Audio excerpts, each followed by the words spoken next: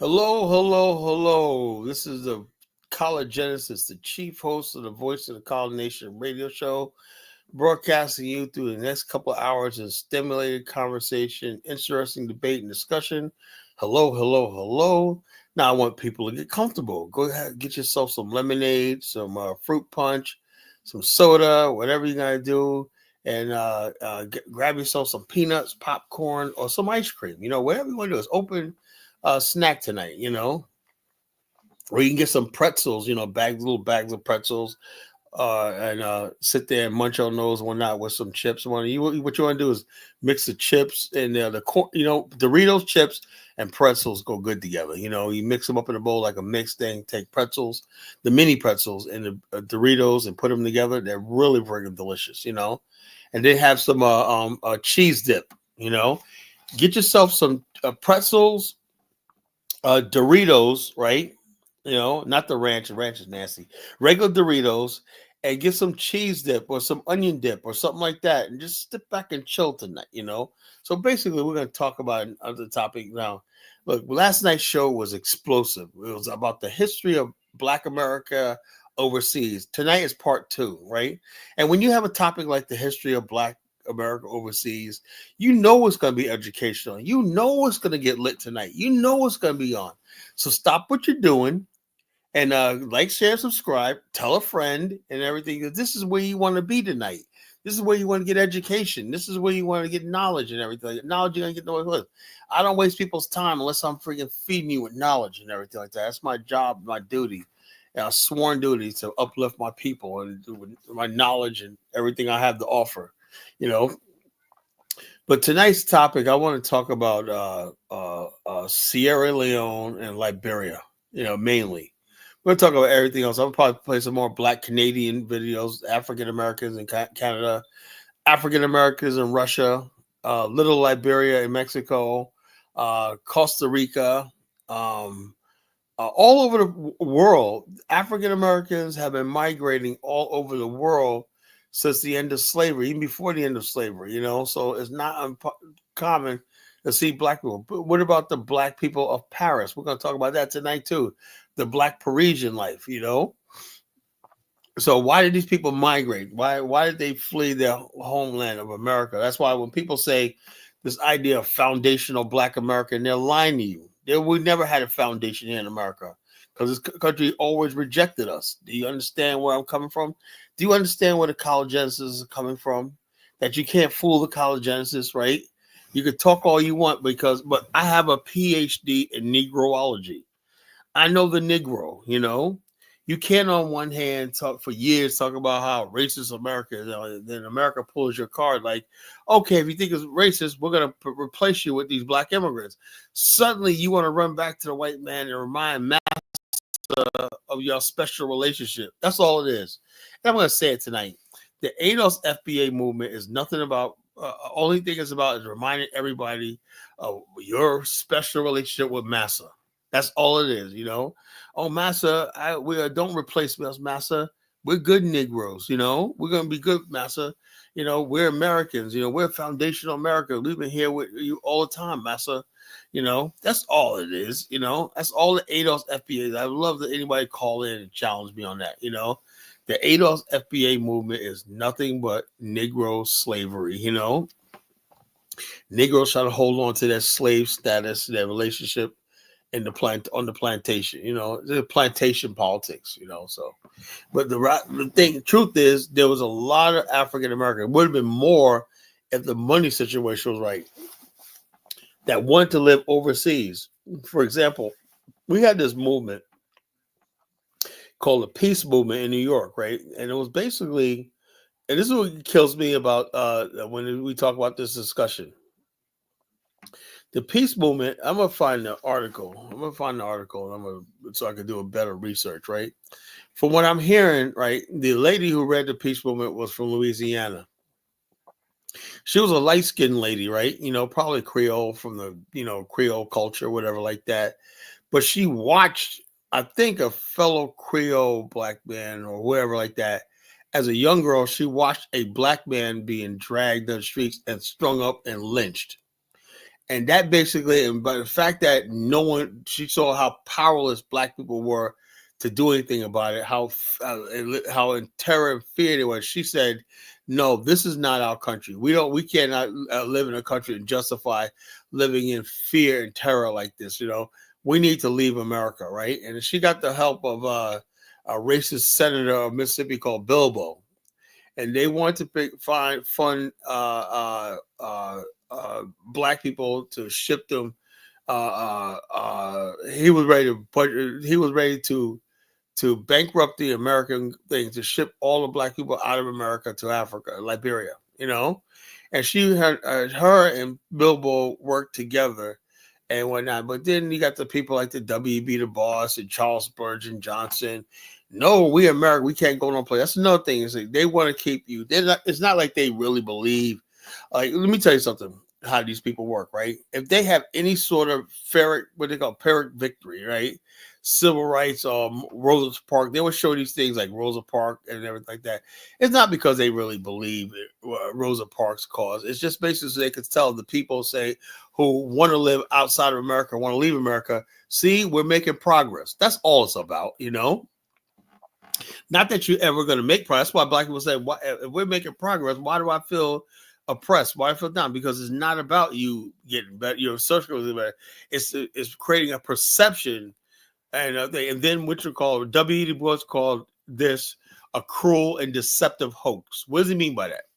A cruel and deceptive hoax. In other words, basically, you have black people, right, living in a racist white country, right, and they see all this whiteness and success, this beautiful country, that they know they're not a part of, and a society that rejects them and oppresses them because of their color and everything. But so it's one thing if you basically understand that, right? It's another thing basically for people to tell you that one day you're going to be share in the blessings of being American and all stuff like that. That's why I look at these stupid black politicians. We Americans. What the fuck do we ever become Americans like that? We're still that marginalized group, Thank you. That's my lovely wife, Isabella. She works on her foam. What's the form? Form. But she says foam. So cute. She goes, "Yeah, man, I work on my foam. Okay, your form. I know you're beautiful, baby. Just keep up the good work. Nice and slender and beautiful one night. I mean, what else can I ask for? Slender, beautiful wife. Beautiful skin, soft skin, beautiful hair, lovely smile. I'm happy. I can't wait to go to Liberia. I can't wait to be with her, man. I can't wait.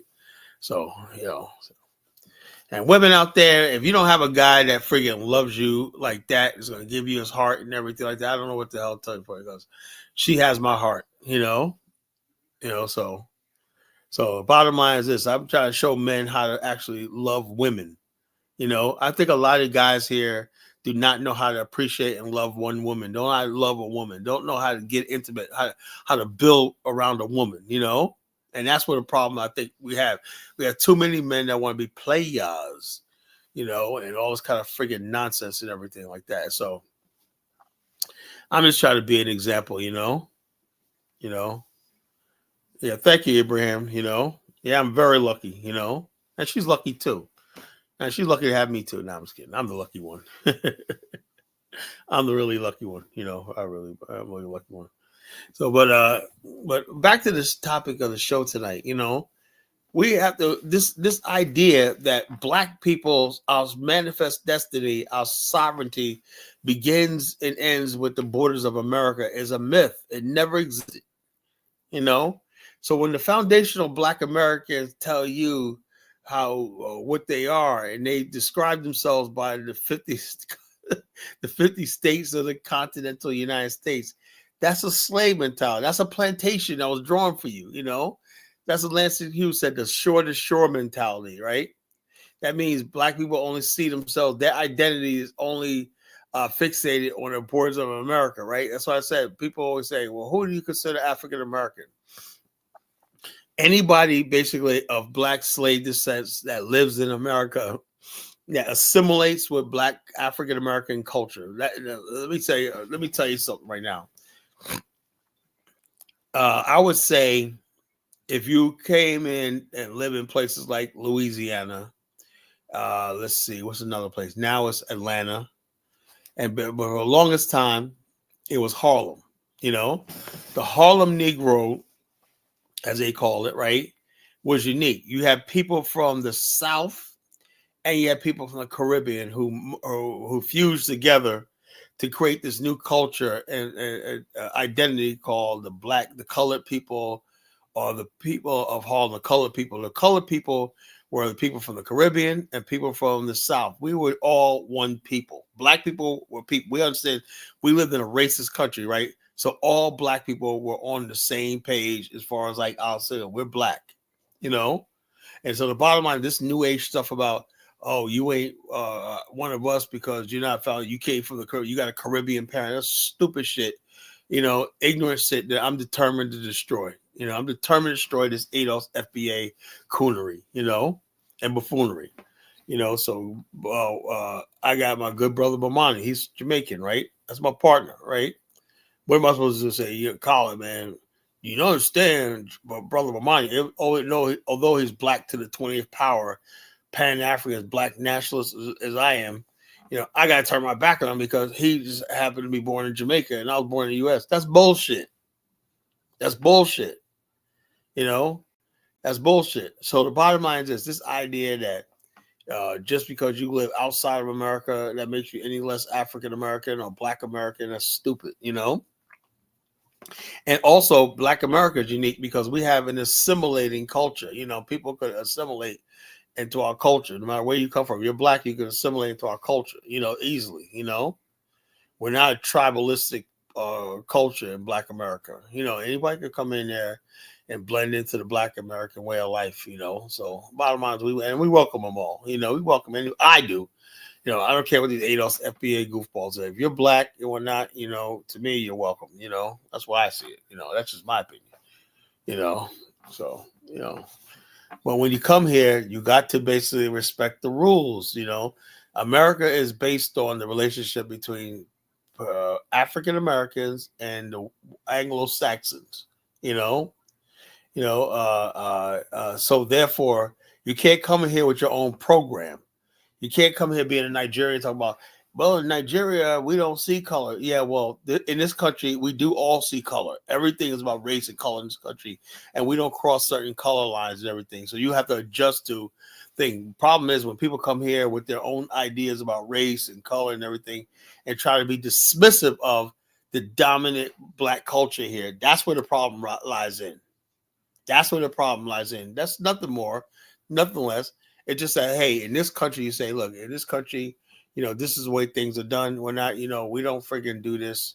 Nothing. I could tell right now, the unwritten code in Black America, right?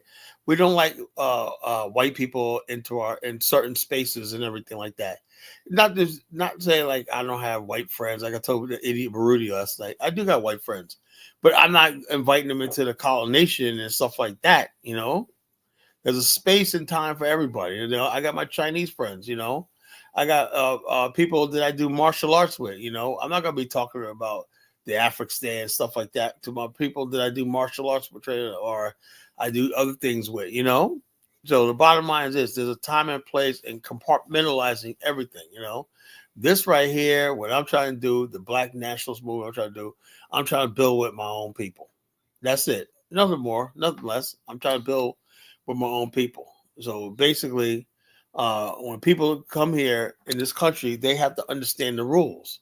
And the problem is a lot of Black immigrants don't want to respect the rules. They want to use white people. They let white people use them to try to disrespect the rules and regulations that Black America has used to protect themselves in this country for 400 years. Black solidarity and Black love and Black consciousness is how we protected ourselves for years. Do anybody understand what I'm talking about? Put a one in the chat room if you understand what I just said. But that's very, very important going forward, right? Black America had a way of survival mechanisms was Black love, Black unity, Black solidarity, and Black consciousness. Those four things, right? And basically, when you come to America, right, you have to be those things if you're going to basically fit into Black society. You have to have Black love, Black consciousness, you know, and all these things that basically kept maintained us. How do you think we were able to build communities in a racist country right here? Was through Black love, Black consciousness, Black sharing and understanding, and Black unity, and all these things like that, and Black consciousness, all these things that basically, and Black identity, And so, therefore, when you identify Black, you're consciously Black, and you marry Black and all stuff like this. You stay in your Black community. You're able to survive in a racist country. That's how you think we were able to build nice communities back in the days, because that's what it was. But what happened when the liberals came in and told us, "Oh, you don't have to worry about race anymore. Things are going to get better. We're going to live in a colorblind society," and we let our guard down. And this is why we have the gender problems we have between Black males and Black females. And this is why we have gangbangers and criminals and all this toxic culture, because we forgot who the hell we were. And that was not our fault. Black people are not inherently bad. It's that we just listen to bad people that misled us. They thought they were doing they had good intentions, but the college genesis always says the road to hell is often paved with good intentions. So people have good intentions, right? But that's the road to hell. But the road to hell is paved with good intentions. People think they're doing good, but they're leading you to hell. So the bottom line is this. We gotta understand this. So the history of Black America was one of the reasons was Black people want to freaking be able to be themselves, right? Be themselves, practice the culture we had learned to come and love, our identity and everything like that, And so basically, we want to practice our own culture and everything like that, be among ourselves and everything like that. We found that there was a pressure in America to not do that, because we didn't have the power and everything. Even when we lived in our own communities, we were not safe.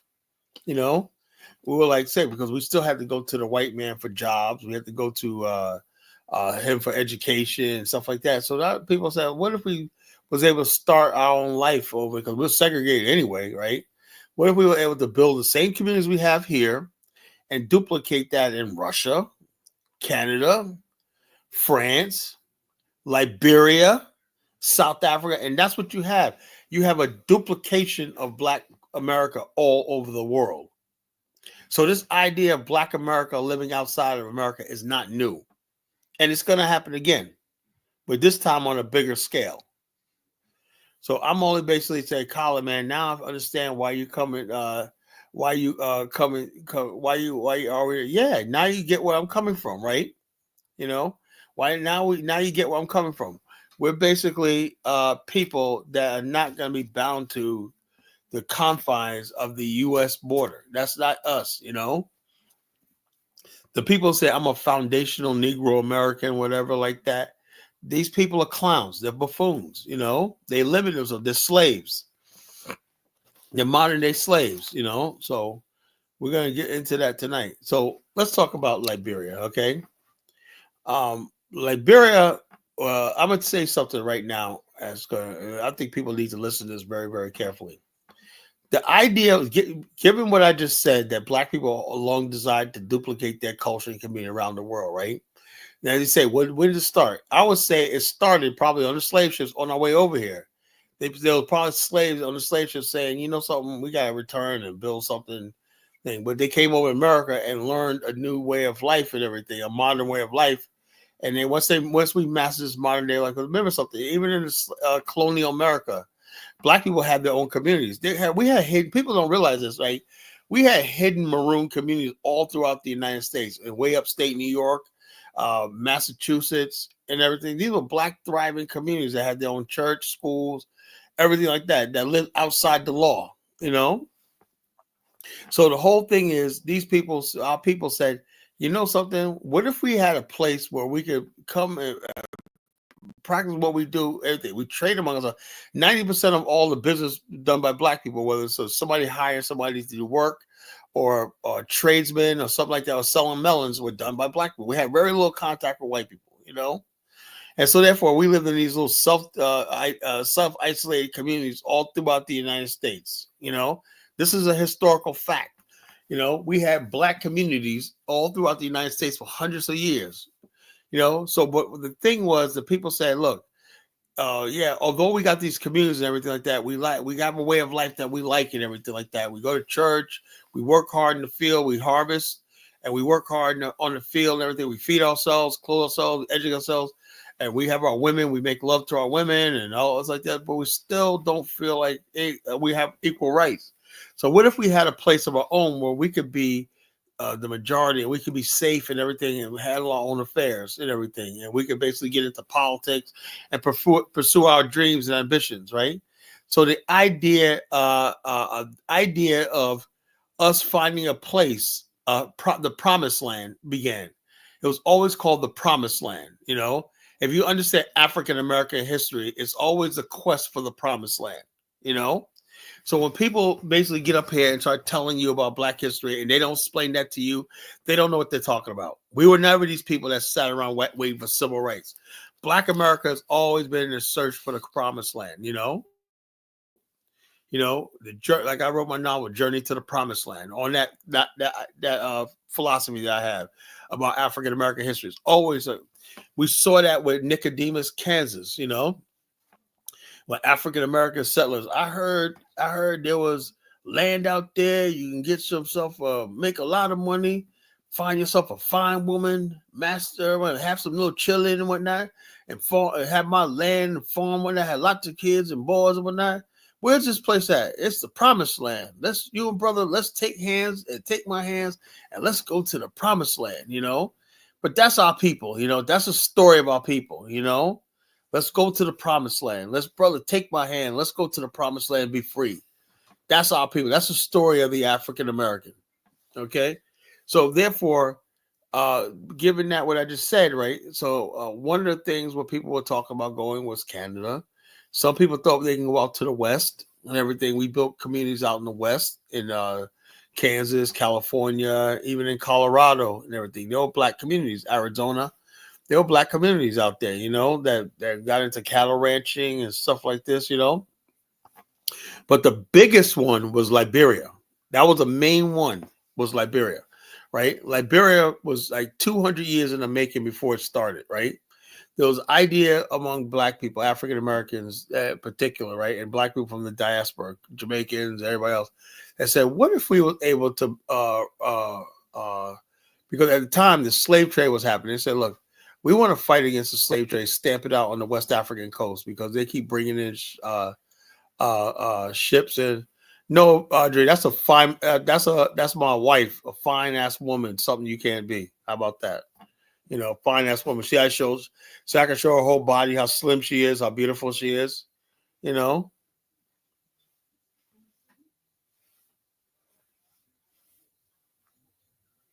Remember that Jewish guy, a Jewish rabbi video saying you've just gained a share in the world to come after other guy takes a few steps to Jerusalem.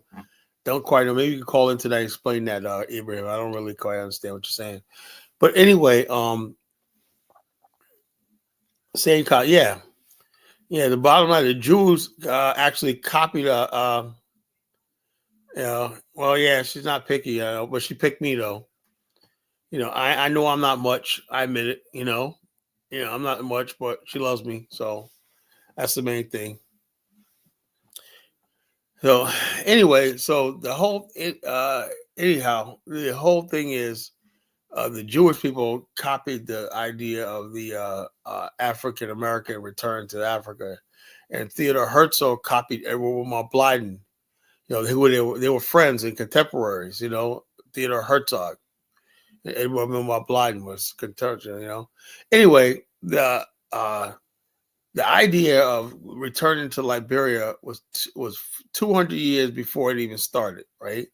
The idea that maybe if we go back to our continent, we learned about how governments work and everything. And then when America became a republic, when the Constitutional Convention, a lot of Black men felt left out. So, well, what are we going to do? So that's when they start putting plans in motion something that was in the Black African American culture for a long time about returning to their motherland, right? Ending slavery and creating, spreading Christianity and civil. As they thought at that time was, they thought they made Christianity and civilization synonymous. That's how people thought back then. To be civilized, you have to be Christian. So they basically thought that they could Christianize the African and make turn them into nice Christians and educate them and stuff like that. They thought Christianity and education was synonymous, you know. So Christianity, education, that's what the white man made us believe, that all education and civilization had something to do with being Christian. So that's the attitude we took to Liberia and West Africa, that we're going to spread Christianity and spread education, you know, education to the thing, you know.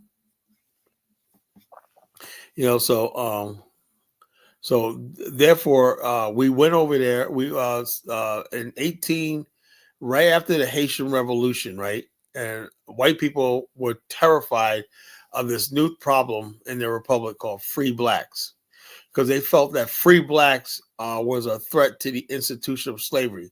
Free blacks in America felt insecure that they might be taken and put back into slavery. So there's two forces going on. You could basically be kidnapped and sold back into slavery and kidnapped, because that happened a lot. Or basically the white slave owners felt uneasy about the large numbers. It was like 10% of the black population was free. So these people roamed the country and everything like that, and they could basically inspire slave insurrections and stuff like that in the country. So there's the idea, say, okay, you had a black nationalist element who said, yeah, we want to return, build a nation. And then you had people who said that we need to get rid of free blacks. So those two forces came together, you know. They had three forces: white people who were like Quakers, who wanted to end, who hated slavery, and wanted who were humanitarians. And then you had black people who wanted to land of their own. And then you had Southern slave owners who wanted to get rid of free blacks, not get rid of slavery, but free blacks out of the country, right, to make slavery. Then you got the forces opposing that. Was the black people said, look, if we leave, then there's no hope for the black people in bondage. And so they justify staying by saying, we can't leave our slave brothers and sisters behind. You understand where I'm coming from? So when you hear me talk about, I'm somebody that really knows history. You know, I'm a real scholar. I know history, right? I'm not Elvis. I'm not gonna give you a bunch of babble where I don't know what I'm talking about, you know. So the bottom line is that's what they thought, you know. So all those forces opposing and for came in. Nevertheless, in 1822, a book after all the debating back and forth, these men met in Philadelphia to denounce they called it colonization, Christian colonization of Africa by black American settlers, whatever. Nevertheless, a few years later, the ship sailed. The Elizabeth sailed from New York City.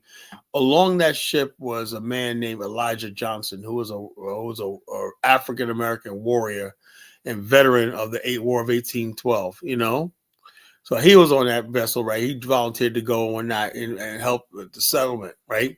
So his thing was he was a black nationalist, right? He wasn't there because of Francis Scott Keys. He wasn't there because of the American Colonization Society, even though they had a role in the initial settlement. Why? Because one, they had the funding. A voyage to Liberia was very, very expensive, you know, and so they had contributors and donors to basically ship people to Liberia, and then basically the U.S. Navy would provide logistics and backup. Why? Because at the time, you know, at the time, slave ships were still. This was 1820. Slave ships were at its height. White supremacy on the North Atlantic was dangerous for anybody to travel. You know, and slave ships would be or armed. They were basically slave ships were armed, and they would capture vessels if black people tried to sail and take them and capture them and put them back into slavery. You know, send them if they tried to escape the New World or not. So in other words, we had a dangerous plague. So what the United States government had to do was basically what had to do was create a operation base where they could basically recapture slave ships and dump them on someplace that they wouldn't be resold. And that's the only reason why they basically supported Liberia. Nothing else. They supported Liberia because the U.S. Navy needed a place that they could take captured slave ships and liberate people too. And these people were called the Congo people by the natives. They were called the Congo people, you know? And so therefore you had that group of people, and then you have African American settlers, mostly from Virginia, Maryland. Maryland was a whole different thing. Let's talk about the Maryland in Africa, right? Maryland was a huge settlement in like what's now Liberia, right? It was like 4 times the size it is right now. And it was spearheaded by the Maryland Colonization Society. And it was probably, to me, Maryland was probably one of the most advanced civilizations the world's ever seen. You know, it was spearheaded by John Brown Western, who was a Jamaican American that became, he was a leader, founder of the Freedmen's Bureau, a free black newspaper. And basically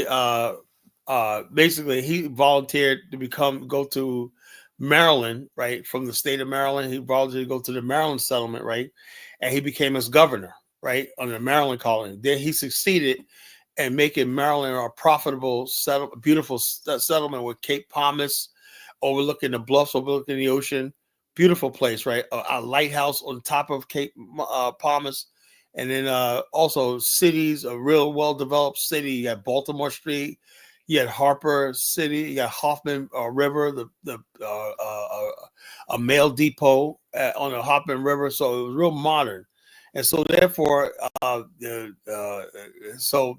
a few skirmishes with the Grebo tribe and everything like that, he freaking negotiated a final peace treaty with them.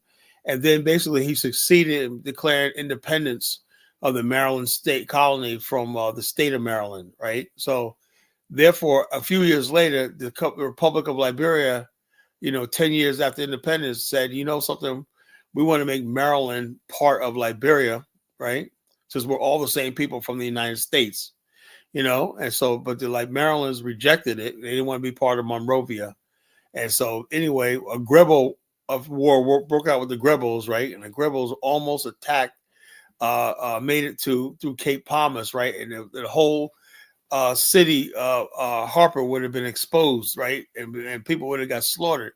So they basically asked for J.J. Roberts for helps to quell the Grebo uprising of the Seaside Grebels. We call it the Seaside Grebels and Hinterland Grebels.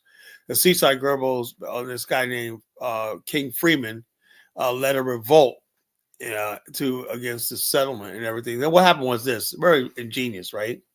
Whatever their grievances was, right? This is what happened. This is why people tell them, oh, they're cruel to the natives. Do you know that almost all the time, anytime, this is what they did. This is what was slick, how smart they were. Anytime they had a skirmish with natives, because natives were always starting skirmishes and stuff like that, saying this, blah, blah, blah. Every time they would go into court, they would rule in favor of the natives. Wow, why was that? Because over time, what it was doing was giving natives a confidence that they could get justice and everything. And they began disarming themselves and seeing the government in Liberia as legitimate, right? Because they always got justice. They always sided with the natives over time. When they came in there with their little grievances and everything like that, the government says for the greater good, and people suffered. Say, okay, these people were grazing on my land. I had a right to do this, but hey, case dismissed. Boom, boom, boom. And natives walking out there feeling like, oh, this government's on their side or whatever. That was basically a ploy to basically placate the natives. Very ingenious. So how do you know this, college? I noticed by doing my homework and studying. So over time, the natives became integrated into society. The Grebos in Maryland became prominent figures and everything. They became educated and prominent figures, and they sent representation to Monrovia, in the legislature. So this myth that our ancestors colonized and oppressed people is a lie. Those natives in the government since day one. So therefore, after they emerged as a country, right, Liberia began to prosper. They had the unlike no, it's not revisionist history. Jay said that's the truth. If you don't believe what I say, there's a book called On African Shores, the history of Maryland and Africa. Right, it's a real good book. I don't know if you can read that much, right? The book is like 5 inches thick. That's how big it is. It's like a Bible, like a big Bible. It's a whole documented history of Maryland, Africa, all the documentation, everything like that of Maryland, the Maryland colony in Africa. Right, I learned a lot in that book. So it's not revisionist. That's just the way history happened. So people who never studied Liberia like I have are gonna tell me about revisionism. That's funny. That's really hilarious, Jay Sanders. You got a sense of humor. But anyway, the country began to flourish. Flourish by the turn of the 20th century. Liberia, the first real progress of Black America outside of America, basically had caught up with the rest of the world. Had literally caught up with the rest of the world as far as their level of civilization, had caught up with the rest of the world. And Liberia was above, Black people in Liberia was above all the Black people in the diaspora in the West. Liberia was a pinnacle of Black civilization. And the reason why I'm so say about Liberia is because it was proof that if Black people were not living under white people, they could rise to different heights that they could never do under a white people. Because we always give Black America too much credit as I think, okay, we did a lot as far as Harlem and blah, blah, blah, blah, blah. But I could imagine if we had the same talents in our own land, instead of having like all these inventors we could have like 20,000 times as many inventors, authors, everything.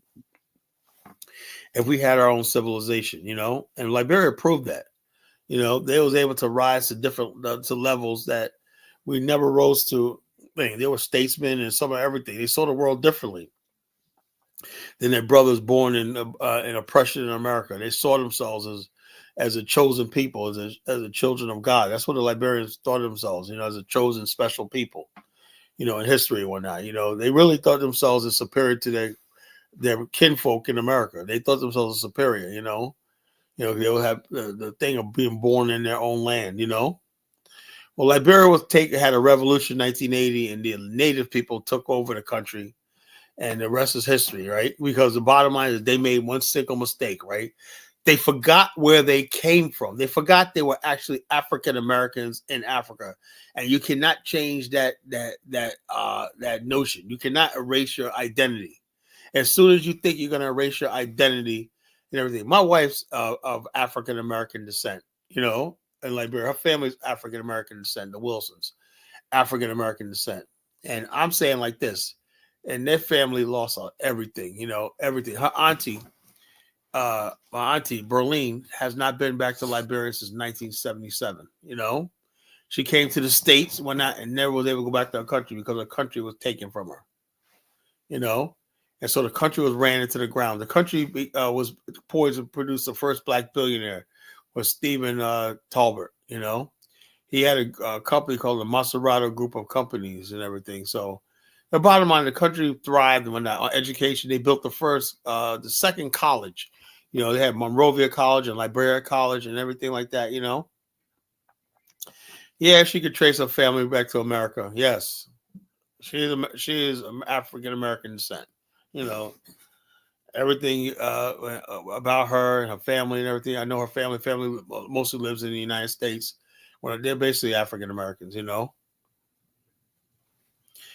So basically, and so that's what we're talking about tonight. Talk about the history of Liberia, So bottom line is this: we have to talk about these histories because Liberia was like the master of all that at Black America overseas. Liberia was the largest, the largest and the most successful and the most accomplished and everything like that. The idea that Black America overseas could create their own republic is remarkable. How the people that came out of oppression and bondage crossed the Atlantic, right? Again, and then create a thriving republic that was recognized by everyone in the world. Do you know that Spain, a country once ruled the world, right, was so honored and so in awe of Liberia, right? There was a holiday, I don't know if it's still there, they're called Liberia Day. because it was basically, they said Liberia, they celebrate Spain, and once ruled the world, once enslaved millions of black people, said this is a black man's Lazarus. This was a black man rising from the dead, you know? And Liberia in the 1940s was the black man's Lazarus. That means the man who rises from the dead, the phoenix who rises from the ashes, you know? And so therefore Spain honored Tubman like he was a king when he went there. And so these men were honored. These Liberian men were honored because they had did what the black man in America didn't do. They had took their chance and took their fate into their own hand and built a nation of their own. You know, that's an honorable thing. They took the land, they took the destiny into their own hands. That's the only way you get respect in this world. That's the only way to get respect in this world. So I'm going to see if I can find a Liberian history book, history video. Liberian.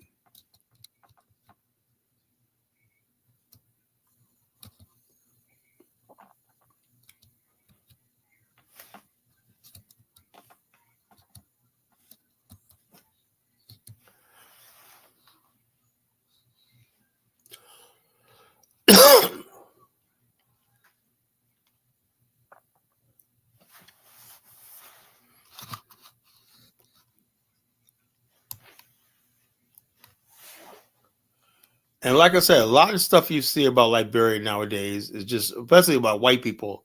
They come and bring their white mentality to Liberia. Black people in America, something. Look, bottom line is this: that's a friggin' lie. And then you got Liberians that go along with that stupid stuff. You know, you got people basically who go around saying that, oh, Liberia is colonized natives and all that. All that was a friggin' lie. Such a friggin' lie when it's unreal. It's nothing could be further from the truth. You know, nothing could be further from the truth about this great country and everything like that in Africa. You know, it's a great country, the motherland. You know, so I'll play this video right here.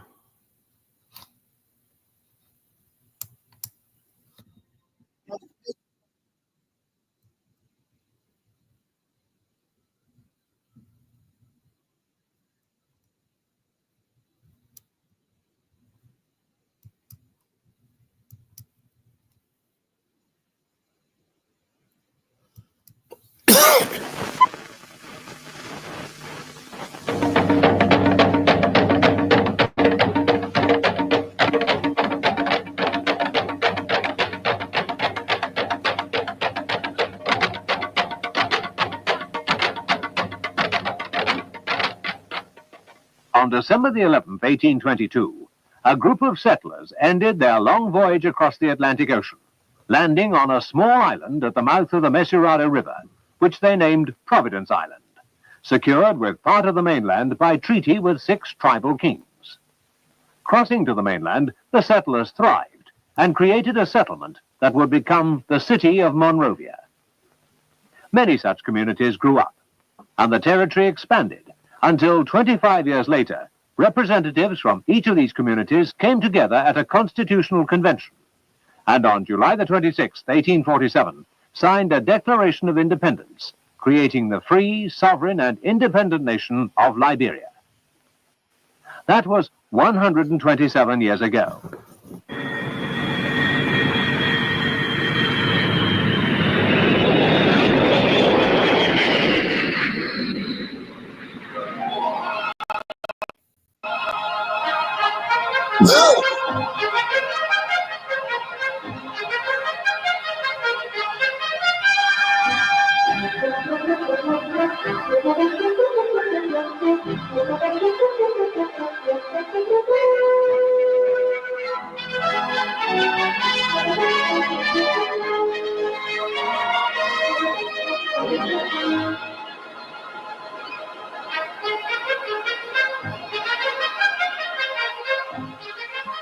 Today, businessmen and investors from all parts of the world have discovered the commercial and industrial potential that is the wealth of Liberia, with a government firmly committed to an open-door policy and the principles and practice of free enterprise.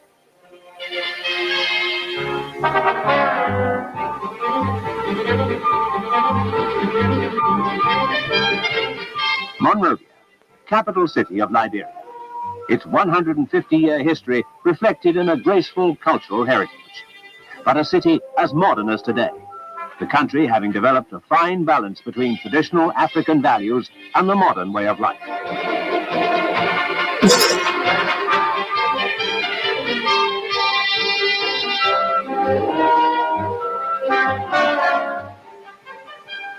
Buildings steeped in the tradition of Liberia's rich history. Buildings reflecting the country's promise of a rich future, as with the imposing Executive Mansion, home of Liberia's President William R. Talbot.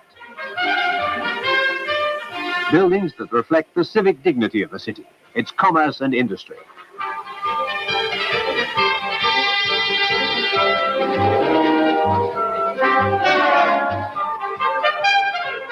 For the well-being of its people, the J.F. Kennedy Memorial Hospital, one of the finest in West Africa. Overlooking the city is the renowned Ducor Intercontinental Hotel, with a welcome for the visitor, one of the many fine hotels in Monrovia. Looking out across the Atlantic Ocean, the Ducor Intercontinental also looks out to one of the islands first sighted by those early settlers 150 years ago, Bushrod Island. Today, Bushrod Island contains one of Liberia's many industrial estates with a diversity of industry catering for much of the country's needs and providing exports, adding to Liberia's healthy balance, as with this soap factory.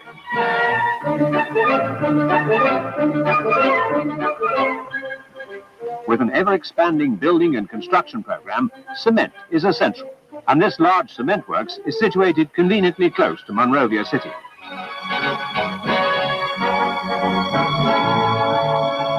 Serving the building industry, too, is a window and sun louver factory established by the Mesurado group of companies, an entirely Liberian-owned enterprise providing employment for many hundreds of Liberians.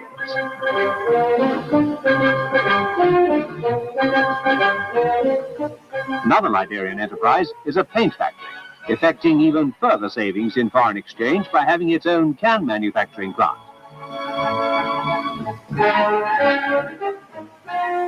Supplying all types of animal and chicken feed, the Liberian Feed Mill Company also advised farmers on the most suitable methods of animal feeding. And a grain and wheat milling plant near Buchanan supplies a domestic demand.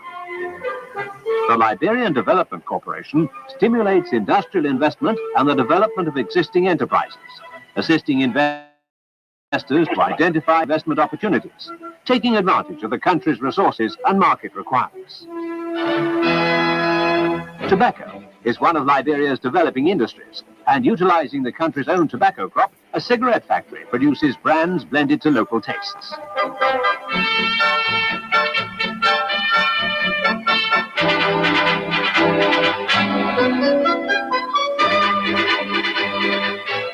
Liberia offers the investor security, a low level of private and corporate taxation, and a balance of trade that has been favorable for 20 years.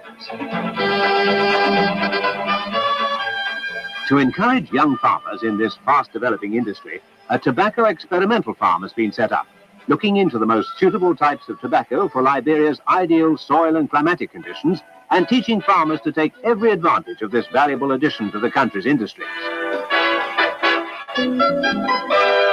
President William R. Talbot is intensely interested in the youth of his country, but young and old alike are completely involved in the future of their country through self-help programs instituted by the President, when he himself created rally projects to undertake the construction of schools and hospitals and roads linking outlying districts, financed with funds raised by the people themselves without seeking outside aid.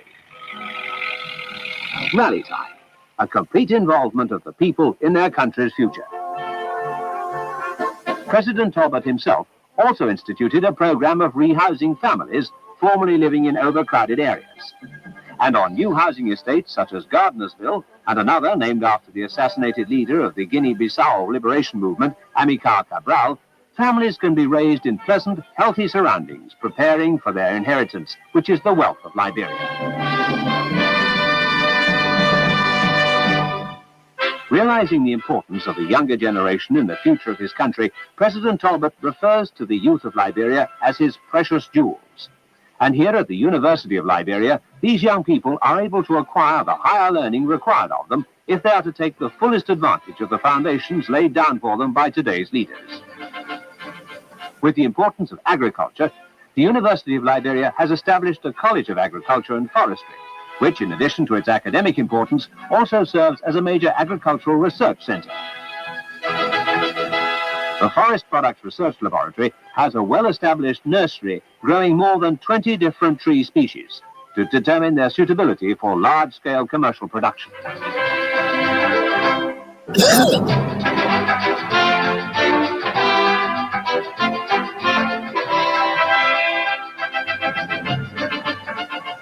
The Agricultural Extension Training Center of the college offers training from simple farming methods and management to crop physiology, and students are taught the importance of meteorology in good crop management. Animal husbandry is also of major importance, many of the country's cattle being supplied to a large meat packing plant to meet the increasing demand for frozen meat products.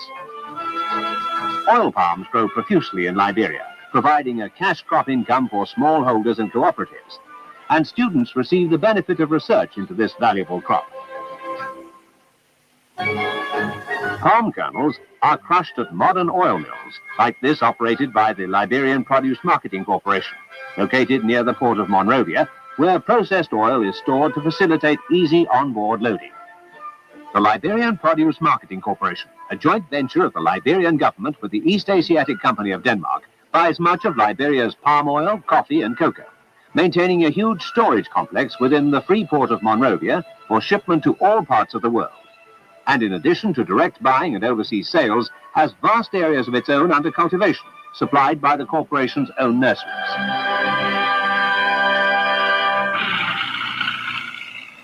President Tolbert and his administration, aware of the great economic potential of the country's agriculture, has classified agriculture as the #1 priority in the National Development Program, which is committed to making the country self-sufficient in rice, the staple food of the population. Under this program, and with the ideal climate of northern Liberia, thousands of acres have been put under cultivation, producing upland and swamp rice for sale to the domestic market. See, I want to stop right there. Remember how Elvis said the rice riots was justified? See, the rice riots happened because when Tolbert was basically trying to Liberia grow their own rice, there were forces from the United States and other countries that didn't want that to happen. So they got the native people to believe that the so-called American Liberians, evil American Liberians, trying to starve them. And that's what started the rice riots, you know? Don't want to say anything. They were trying to basically switch from importing rice to basically growing their own upcountry rice right here and becoming self-sufficient in rice production.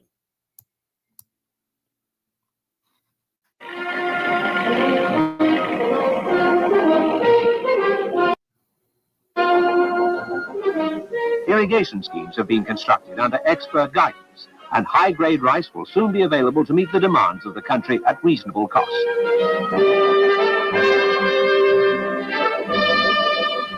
The Foya Agricultural Development Project, testimony to a far-sighted administration.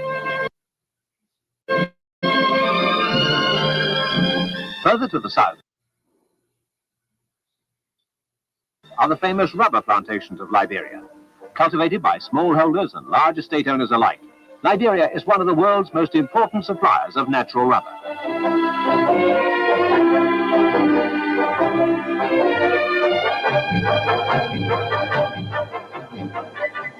From the plantation, rubber is processed into either latex or crepe form and transported for shipment from the ports of Monrovia, Greenville, or Harper. Rubber, the wealth of Liberia.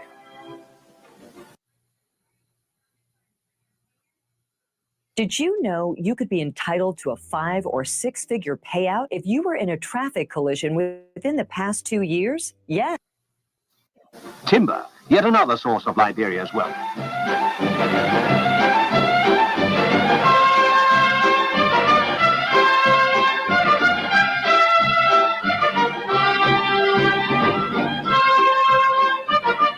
Much of Liberia is covered with high forest containing more than 200 varieties of trees, offering investment possibilities in the wealth of these vast reserves of high-quality timber.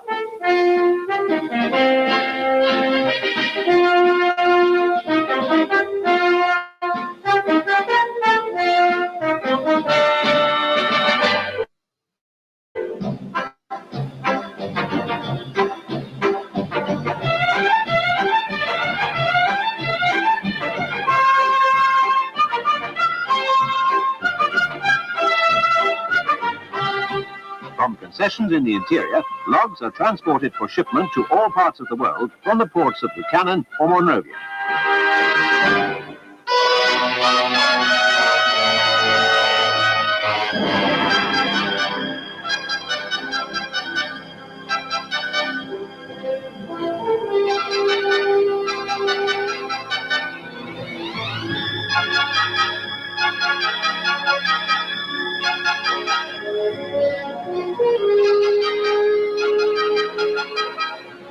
The world-renowned free port of Monrovia, known to ships carrying the flags of many nations, either coming to pick up valuable produce or to offload cargoes in the free port area. The free port of Monrovia, the only duty-free port in the whole of West Africa, where cargoes can be transshipped or held in storage in the free port area, attracting no customs tariffs whatsoever, thereby cutting costs to the shippers of goods in transit. An area where frustrated consignments, while awaiting onward sale, are held pending transshipment to other destinations, all completely duty-free.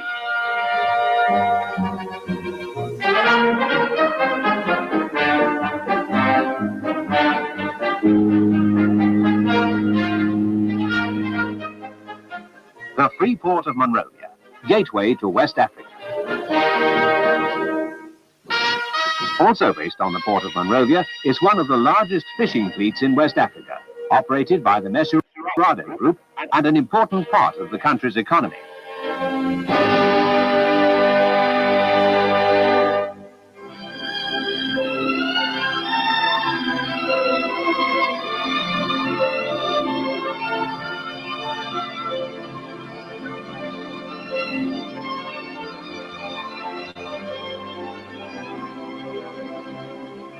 Reaching the fishing grounds, the nets are put out for the haul.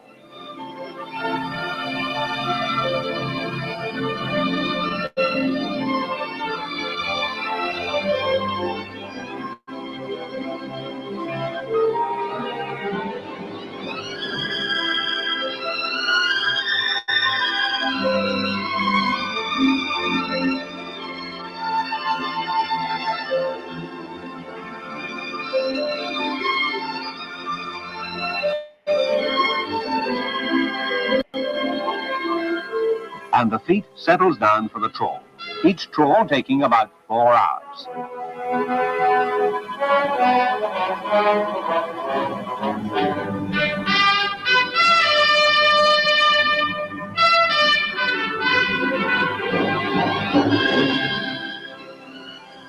Day and night, every 4 hours, the catch is hauled in.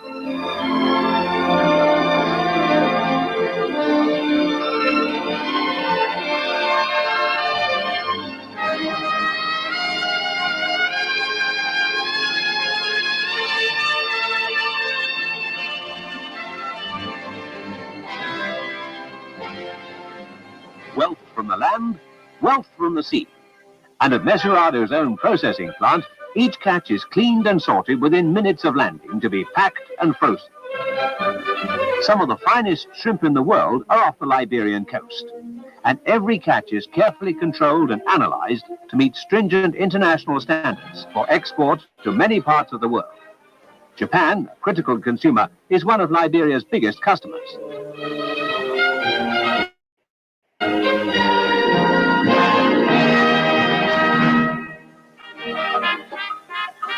Tourists discover that there's more to see in Liberia, with more than 300 miles of some of the finest beaches in the world, fishing second to none, and hotels and restaurants offering a gourmet's delight with an international cuisine.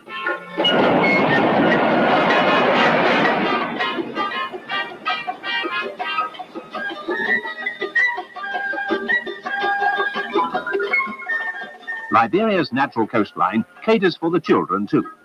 Every beach having a quiet, peaceful lagoon right behind the more boisterous sea, where children can swim and play in perfect safety.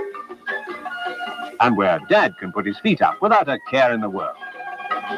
Beaches with romantic names like Caesars, Cooper's, Coles Beach, Sugar Beach offer weekend barbecues and beach chalets for a longer stay.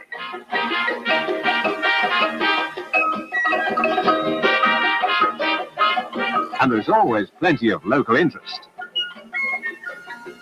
Close by Roberts International Airport is Robertsfield Hotel on the banks of the Farmington River, and ideal for a stopover on arrival or before leaving. Just a short drive from Monrovia is the picturesque town of Robertsport, like Robertsfield, named after Liberia's first president.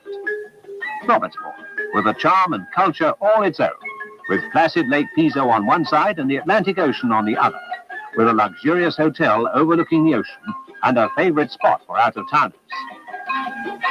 Safe for the children, ideal for water skiers or just lazing in the sun, more than 300 miles of palm-lined golden sands make this a tourist paradise.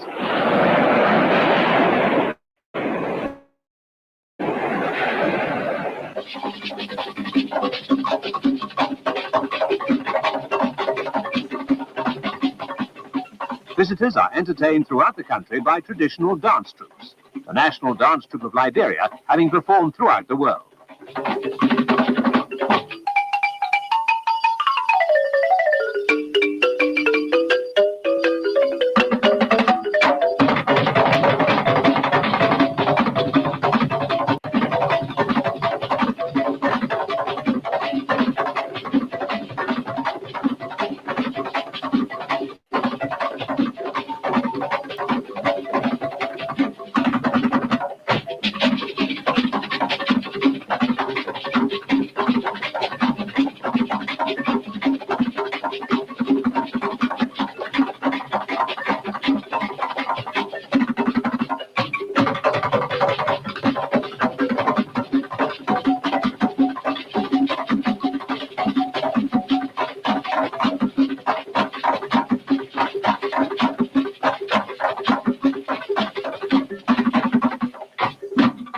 What visitor can resist the art of the Liberian carver?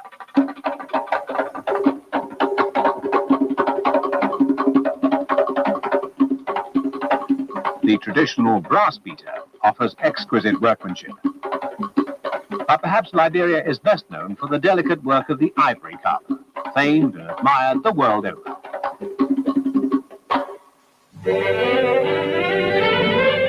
And for those traveling to other parts of West Africa, Air Liberia operates frequent and convenient scheduled and charter services. From Spriggs Plain Airport, located within Monrovia City, Air Liberia flies the Pepperbird route, named after the tiny bird found only in Liberia, to any of the country's many airfields. Convenient for the businessman in a hurry or the visitor wishing to see more of this fascinating country, like the awe-inspiring Nimba Mountain.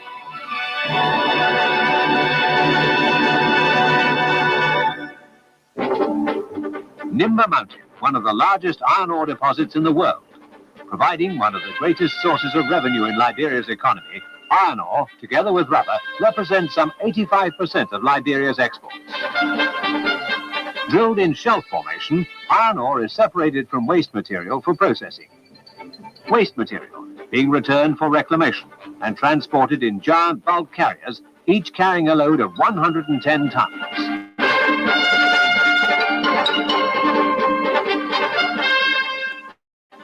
After crushing, the ore is transported to the railhead by overhead conveyor systems or railing south to the processing plants.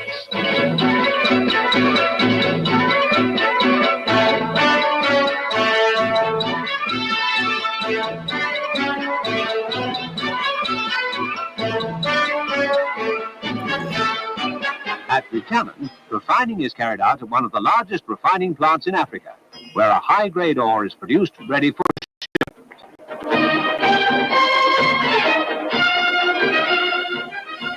This huge complex provides employment for many hundreds of Liberians, and similar to many others throughout the country, maintains a trade center for the training of artisans and technicians.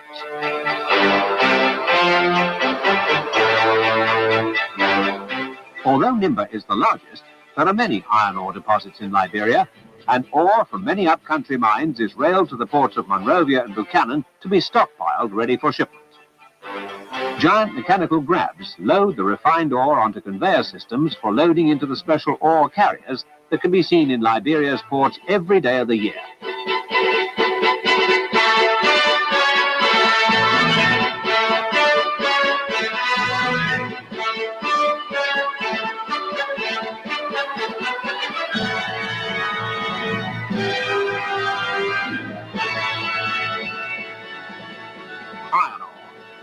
wealth of Liberia.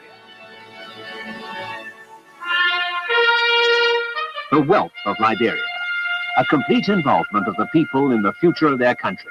A future in the capable hands of President William R. Talbot and his administration. President Talbot has high regard for his country's important international position, fully supporting the aims and principles of the Organization of African Unity. Here he's joined by the Prime Minister of Guinea, en route to the OAU conference in Mogadishu.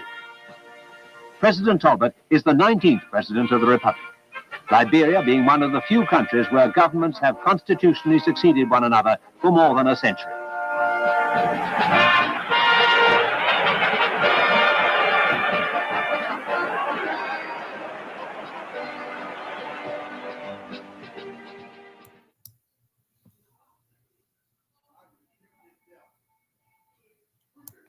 All right, folks. Yeah, so that's about Liberia. I was talking about the history, the aftermath of what happened. And Baruti, he makes a comment like, just more ethnic. I guess he was trying to spam me. Are you patrolling me, Baruti? Ethnic cheerleading via Liberia. That's not ethnic cheerleading, right? How's that ethnic cheerleading? Just because I got something proud to talk about, my heritage and my people, descendants who built Liberia and whatnot, I'm proud of that. That's ethnic cheerleading. You know, that's what I said, Baruti, whatever your name is. You know, just because I don't come from losers and whatnot, and just people just getting their ass kicked all over the place. Why don't you try taking some of that Ubuntu and accomplishing something? Then you could be proud. Whoever you're talking about could be proud too. I'm proud of who the hell I am, you know, and I'm proud of what my ancestors did in Liberia. I'm proud of what they was able to accomplish. So that was 1974.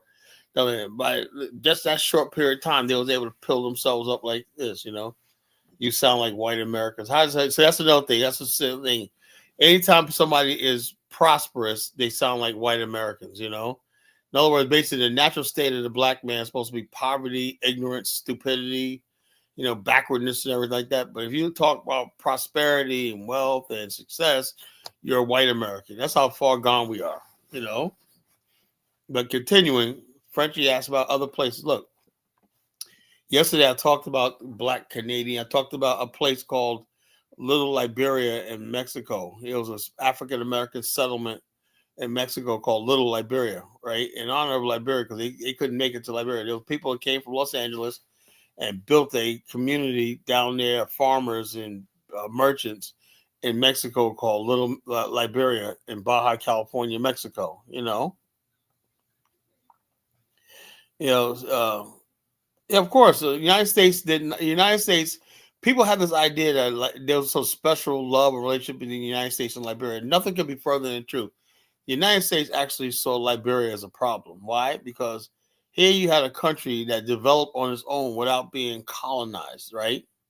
Without being colonized. What does that say to the rest of the continent? Do you really need? If Liberia could do that by itself or not, why did Nigeria need to be colonized? Why did Cameroon need to be colonized? Why was there white people colonizing at the time? There was no country called Namibia. It was called Southwest Africa, and the whites justified it that the people in Namibia, it's now Namibia, are capable and govern themselves. Why at the same time, you know, was there a white minority colonizing Zimbabwe, formerly Rhodesia?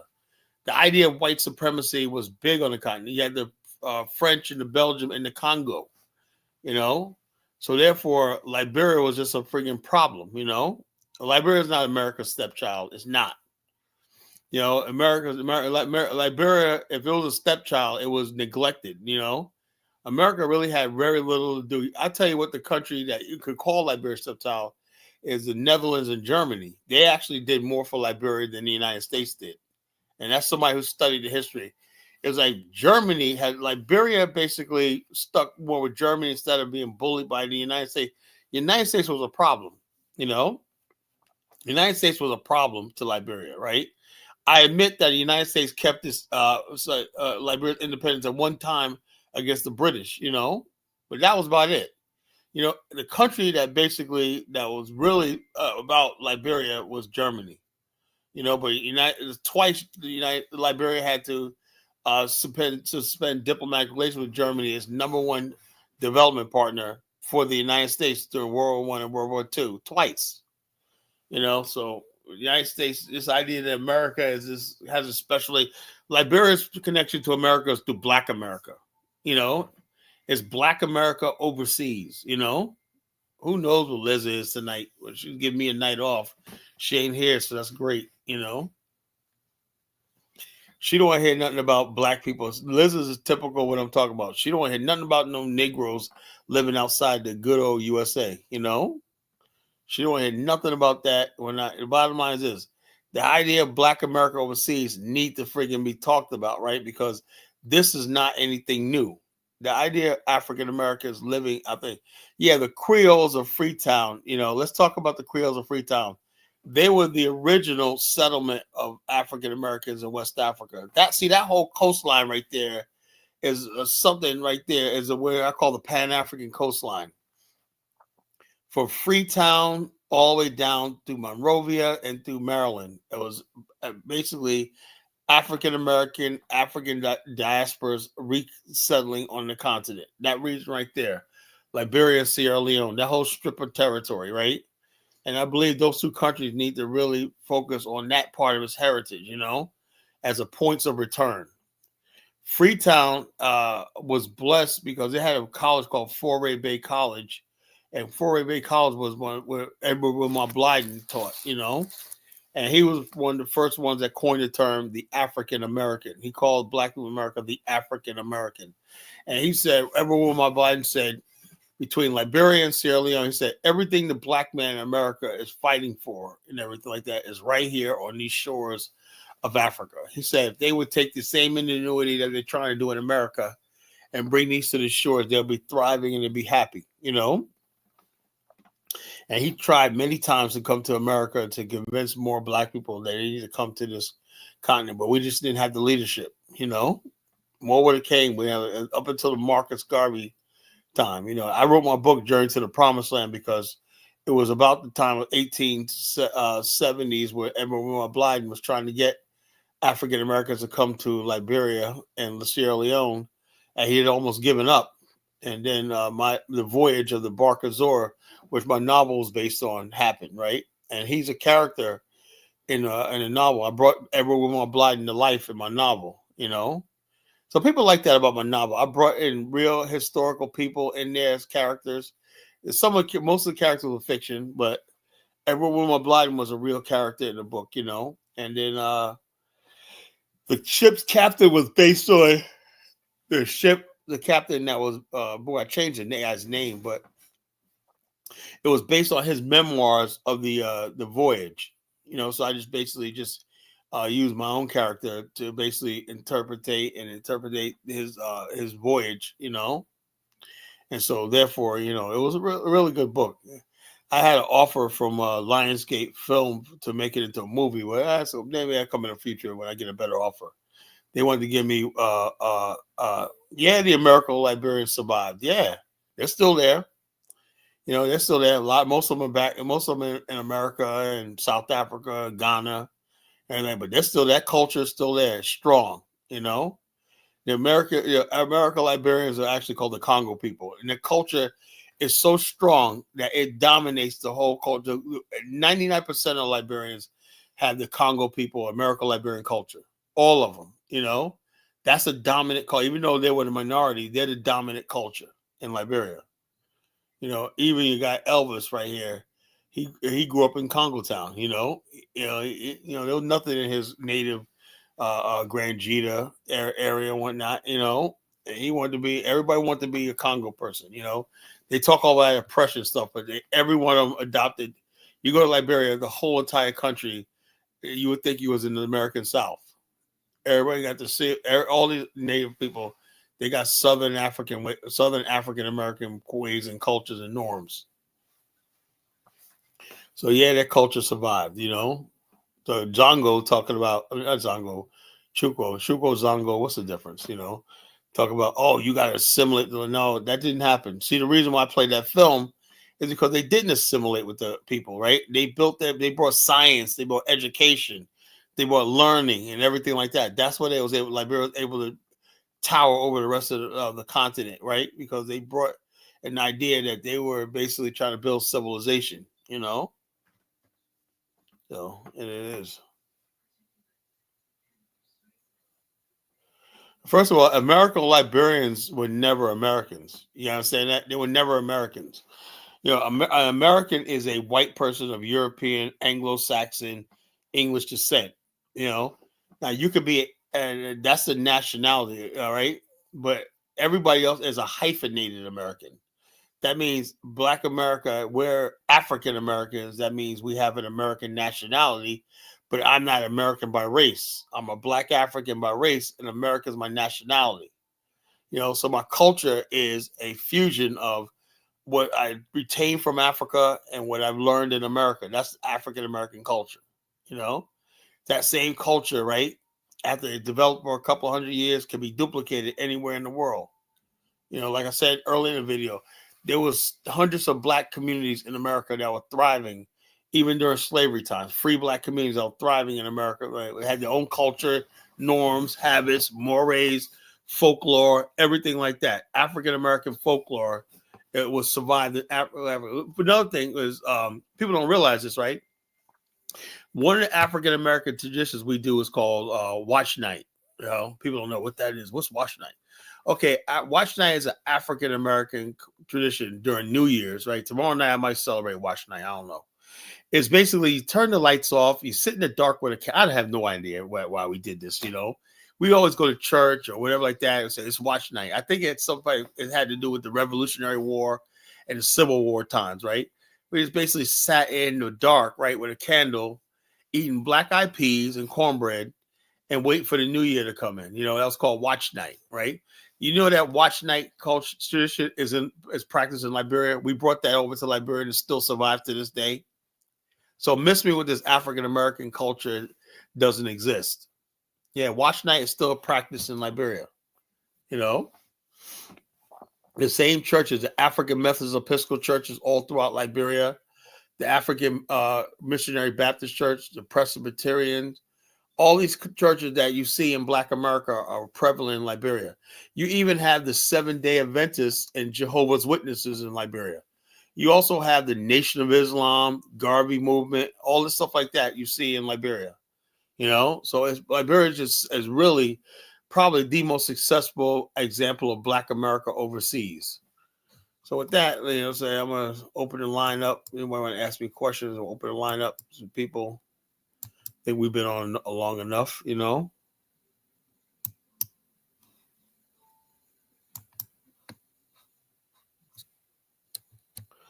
Most Black people in America don't know anything about American Liberians.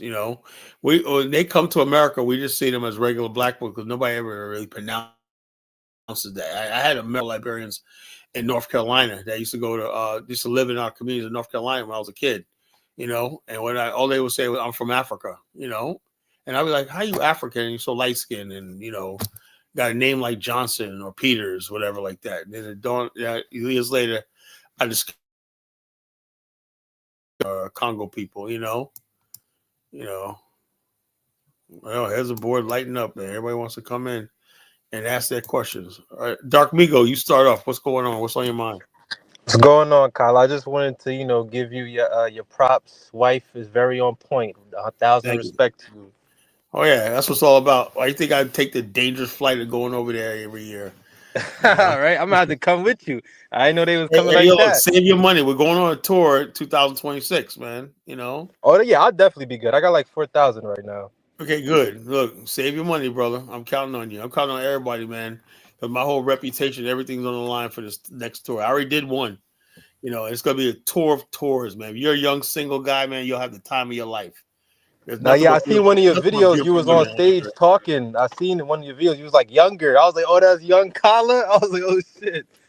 Where? What video? I don't. It was on YouTube. I seen you, but you had you was a little more dark skinner, and you had like the darker hair. You was on stage, and you was talking about about your. I got really dark when I was over there. When I was African, I was like, yo, this guy is black. I got really look. Bottom line is this: since I'm not really light skinned, I'm lighter brown, but that brown turns to black in the sun. Real light skin go in the sun and not get dark. But me, and because I'm technically brown skin, I can get black, in the summertime, And Yeah, then and then the winter now, time you like get now, lighter. I'm back. I look pale right now, but when I'm over in Liberia, I look like a native, man. My boy was telling me, Kyle, you can blend in with the natives. So yeah, I tried to, man, 'cause I don't want to stand out, you know. So over there, man. Like I said, we got a tour set up. Let me talk about this tour. Look, folks, February 2026, we're doing a tour to Liberia. It's going to be the second tour to Liberia. This first one was a blast. This one's going to be better because we got better hotels and a better itinerary. You definitely don't want to miss this. You're going to have party with Kala and Bomani. And the bottom line, you're going to hang out with Kala. You're going to learn the culture, the history. We're going to be doing boating, jet skiing, everything you name it. Whatnot. We want nightlife. We got the club. I got so many clubs and nightclubs lined up and whatnot for every night. If you want to go out every night, we can do that. Whatnot. We got so much activities lined up. Man, it's going to be so fun. I guarantee you got fun. Also, us laughing on the bus, as we travel together. The bonding that's going to take place on this tour is like life change. This is how you start building a nation. We start bonding with people. Start doing stuff. We got to start getting together. And like I said, going over taking these trips and everything is a bonding, because like I said, once you bond with somebody like that, you was overseas in Africa on a tour one night, you're going to be bonding with that person, these people for life. So it's like that. So next up, Abraham, what's on your mind, bro? Yeah, I just wanted to thank you for all you're doing, Kala. This show and even exposing the real history about Liberia. And I would definitely love. As a teen, I actually learned about Liberia first time on Vice News, and they were the ones saying that. Oh yeah, they those a bunch of nerd white guys. They went over there. Yeah, I saw that. yeah. George Soros owns that company now. Yeah. So yeah, they were saying that the African Americans who came to Liberia enslaved the population. I wanted Say you that's a to biggest lie. You yeah, can't. I Let want me say. It doesn't even make any logical. Let me say this. It don't make a lot of sense. You cannot enslave somebody on their own native land. Slavery happens when you take somebody off their land and bring them to your land, when you could have complete control over everything they do, eat, whatever. Like, you can make somebody a slave because they're in captivity. We didn't have the ability to keep people in captivity because we were a minority all times. So bottom line, this one just tarnished Liberia's image and name, because the whole idea of black people in America going anywhere, it's like every place else. When you ask them, what about the African Americans who went to Japan? They'll find everything negative to say about that. Black people that went to France, oh, blah, blah, blah, they did dope, whatever there is to make black America look. Black America is that the biggest thing threatening black America is propaganda war against us, I know. It's a Yeah, propaganda war against black America. And that's why I I said know. the Africans buy into it, Yeah, I know. These whites even say that a lot of the rapes by the Western Army instead of the Soviet were by blacks because they were on the front lines and whatever. Oh yeah, You yeah. know? They always blame black people as Yeah. rapes and everything, or rapists and everything like that. Black soldiers. They even had the Japanese believe in that. That black. There was a thing where blacks, Japanese were put on blackface and pretending they were blacks. So it wasn't even like many black people that fought in the Japanese war. You know what I'm saying? But Yeah. they made it Yeah. seem like the Japanese had bought into white supremacy propaganda. So we have a basically like this. Now, we always knew that everybody the right way says some did take part in slavery because they were not. Look, I got to get rid of this person. You're here a troll, that's not true. So I'm gonna time your freaking stupid ass out. My moderator's sleeping tonight, when somebody says something like they would say, the whole idea of Liberia was liberation, be free. They ended the slavery in Liberia because they went there. The first thing they did, even before they even planted their first crops, was end the slave trade that was going on in the region. That's the first thing you learn about Liberia. They waged absolute all-out war against slavery. Guys like Randolph Cooper, he went up into the Gola area right there, challenged the friggin' Gola chiefs and went out to a war when they didn't end slavery. That's who the hell we were. Elijah Johnson was a bad mother effer. These guys were warriors, African American warriors who were determined. They said as soon as they get the chance, the first thing they did was wage war against the slave trade. For somebody, Is there a way we can learn about all of that? Yeah, like I said, I look. There's a lot of books, man. I would say like this. I got a list of books you can get on Liberia. People get Barnes and Nobles have the best one I know is this book called Liberia, America's Africa Friend. Right, that's on Barnes and Nobles, published in 1953 by R. Earl Anderson. Right, that's the best book on Liberia. It tells the whole truth of Liberia. It also talks about the propaganda, the global propaganda of of the state, and also praised the fact that they built a civilization out of darkness on the dark continent, you know? And basically, I don't know if Orlando said was black or white, I don't know that, but he did a lot of, he was really honest in the assessment. He said how the British were basically using lies and deceptions to basically justify taking over Liberia. And he broke down the Christie report when I said that Liberia was a victim of global propaganda, you know, as against as a lone black state in the world, really, you know? And so, yeah, that's what they're doing right now to the Kurds in northeastern Syria. They have a propaganda campaign against them, and they're the only people fighting ISIS and all the other Western proxies. yeah. So the Kurds will one day. I hope for the Kurds one day get their own land. That's all they want is their own land. You know. Yeah, just like African Americans and so many other people. We Like have a West lot. Look, I Papua as have a well, lot you in know? common. That's why I tell this idiot Baruti. You know, I don't have any enemies no more. Anybody who will support my idea of my own homeland is a friend. You know. You got the Kurds out there who want their own land. You got people even in Mongolia. Everybody around the world wants this idea of nationhood and everything, you know. And all of us landless people have to band together a new landless movement around the world, you know.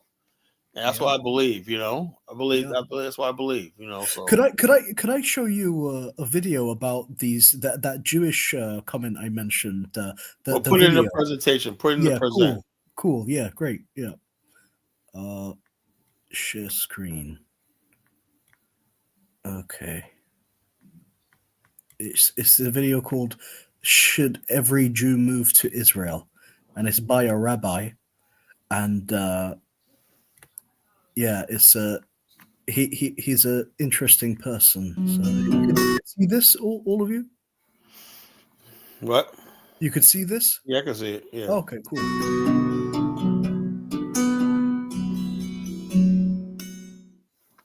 Goodman, do you think it's important that all Jews come and move to Israel? For 2,000 years, the Jewish people have been exiled, a horrible exile. And now we can come home. Jews all over the world every day pray that God should gather in the Jewish people. And now we're allowed to come here. Why would you not want to come here? Even the United Nations says this is a wonderful place to live. And they're just counting the physical aspects of living here, not the spiritual aspects. People are happier in Israel, live long in Israel than they do in America. Of course you should come home. Let me show you something. Take 4 steps. 2, 3, 4. You just acquired a share in the world to come. Come take another 4 steps. You increased your share in the world to come. If you're fortunate enough to buy a home here, it's as if you buy a home in the world to come. The world to come is after this world, the spiritual world. In the spiritual world, you can't do anything to get any benefit. You reap the benefit of what you do in this world. And just by walking here in this land, you gain benefit. This is the Holy Land. When a Jew lives in the Holy Land, he has a holy experience. All the prayers from all the Jewish people from all over the world come here first to the Kotel, the Western Wall, and then go to heaven. And you're allowed to live here now. Of course we should come home if we can. So you're saying that all Jews should move to Israel? Every Jew should come home right now, except for 2 Jews should wait. The Jew who cannot make a living here, he should figure out how to make a living before he comes. And number 2, the Jew who's responsible for the Jewish community should not leave the community, or else, God forbid, the community will fall apart. Now, there's a secret to coming home. This exile was caused because Jews hated Jews without reason. If you want to have a successful coming home, homecoming, start loving every Jew you possibly can without reason, and that'll guarantee you'll be welcome home. Wow. Welcome home. Read the chat. They got questions for you. Yeah, what you call it? Go ahead, Abraham. Do you want to know, are you black? I'm I'm mixed, so but not mixed with black. No, What are you? What do you mean? a bunch of things, you know. So yeah. All right. Well, we'll let you hang. All right. This a new person. Okay. Before I get to Dark Migos, Nujama Kettle. Yeah. How you doing, Kyla? Yeah, I thought I'd come through and support your stream. I've spoken with you before on Kaizo's channel. I don't know if Okay. you remember me, but Probably, but it's been a while, so I can't. yeah. So I thought I'd come through, but yeah, I'm taking everything in. I think all the information that you putting out about Liberia is good. And you're right. What happens is a lot of Westerners unjustifiably condemn Liberia. The Um, very I- idea of it, they hate. You know, yeah, you yeah, and and this and, one, I, and I've seen a lot of like Marxists criticize Liberia too because they basically make the argument. They say that they went to Africa and they recreate the capitalist system that was in America. But the a lie. reality is they had to create a system so they can economically sustain themselves and their future generations and This for is the their whole thing. nation. What you just said. A lot of people, a lot of so-called Marxists, right? They need black people to be oppressed to justify them coming to power. Like I said, Right. so bottom line is, if you think the Marxists is going to ever help let you get out of poverty and you crazy. That's why the Marxists got a hold on the African continent, right?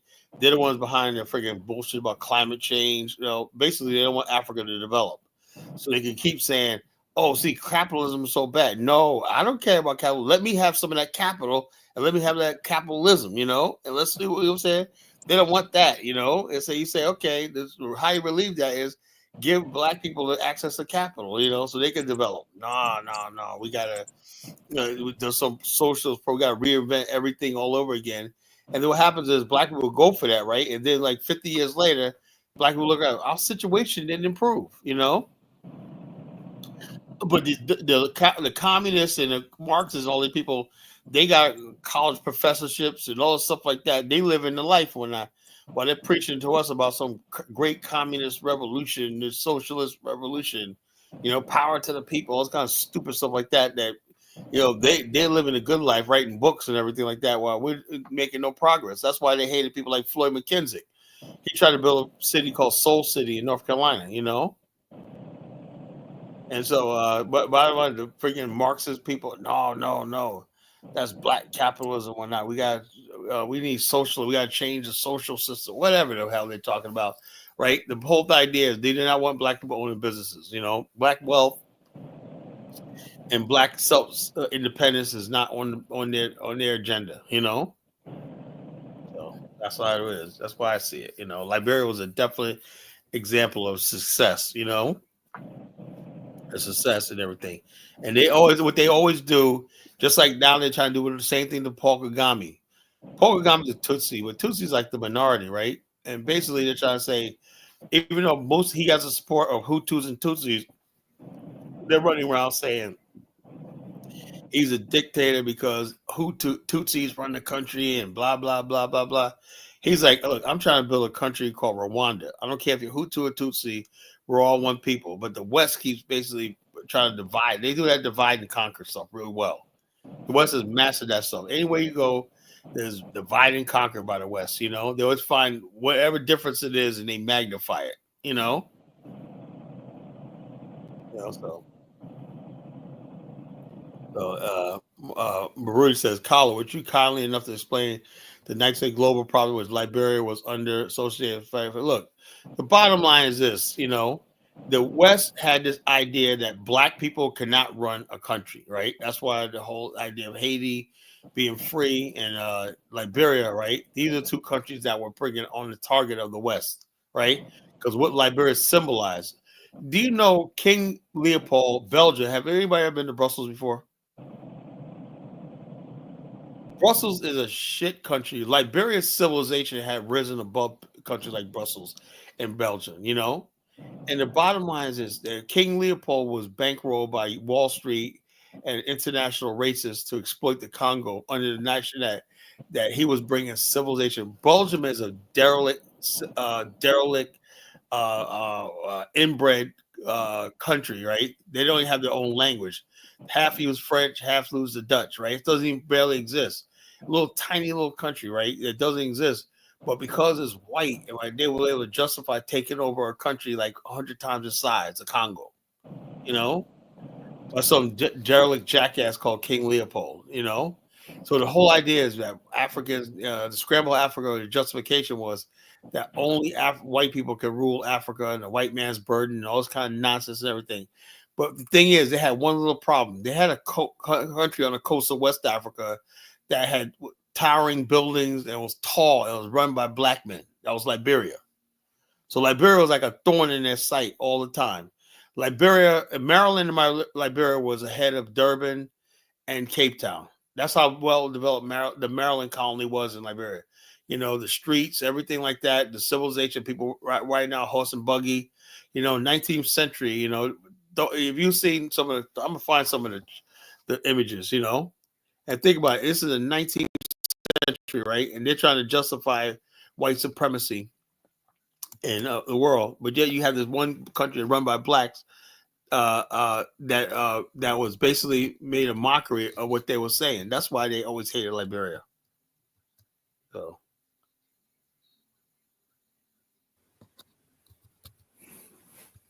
yeah, now China is their thorn in their side.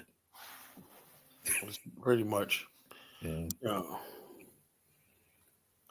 I'm gonna see if I can play some. I'm gonna try to find some more images. Let's see, images. Okay, I'm gonna play some. Since we talk about it, I'm gonna get to Sierra Leone. I might have to do a part 3. Do Sierra Leone.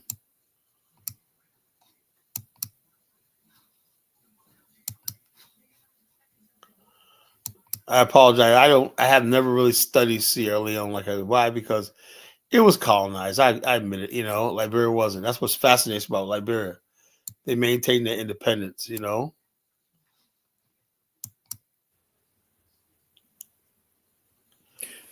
These churches, images right here.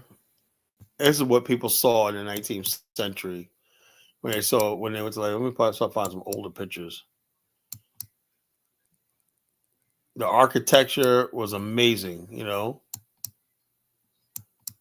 absolutely beautiful country.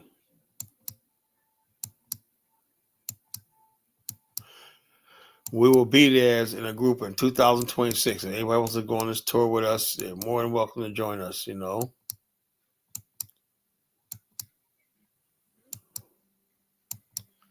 Where the hell? Hold up. Excuse me. Yeah, they need to narrow it down. Okay. Here's a map right here. This was the original map of Liberia. See how big this was? It's like twice as 3,000 size of what it is right now. It went all the way up to here, the Guinea Highlands, you know, mountain range. This was Maryland right here. This was like one whole settlement. That was a separate settlement. Then you had Sino, and then you had Bassa, and then you had Maserado. Those are 4 original territories of Liberia. You know, on the coastline here are dozens of cities and towns. These were our ancestors settled. You know, on the coastline of Liberia. You know, the coastline. That's what we really occupied. This all area right here was not even really occupied.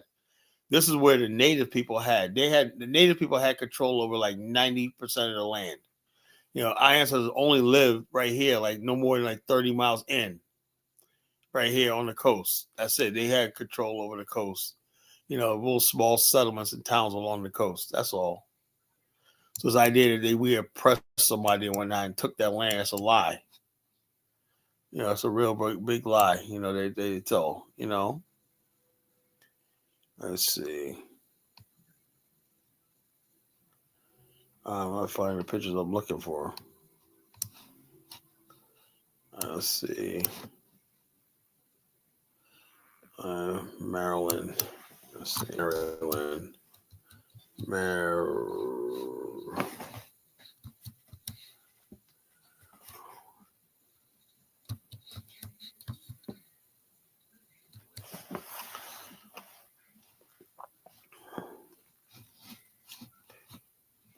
Yeah, this is what I wanted to show. You look at Liberia in the 19th century, right? Think about it. Well, most of the world were basically suffering, black world suffering everything. Here they having a parade. This is as a presidential inauguration. A country basically with its own presidency and inauguration, everything like that, tall buildings, army and everything like that, dignified men right here, you know. This was basically Liberia really knew it had the ability to basically govern the whole entire continent. You know, a lot of people don't like when I say that, but Liberia was basically poised to take over the whole entire continent. If there was enough black people from the west that migrated to the continent, Liberia could have basically governed the whole entire continent and drove the Europeans out. This is an old church in Liberia. It's an old church. That's an old style Liberian architecture. That church is like 200 years old. I'll find something else. Hold on.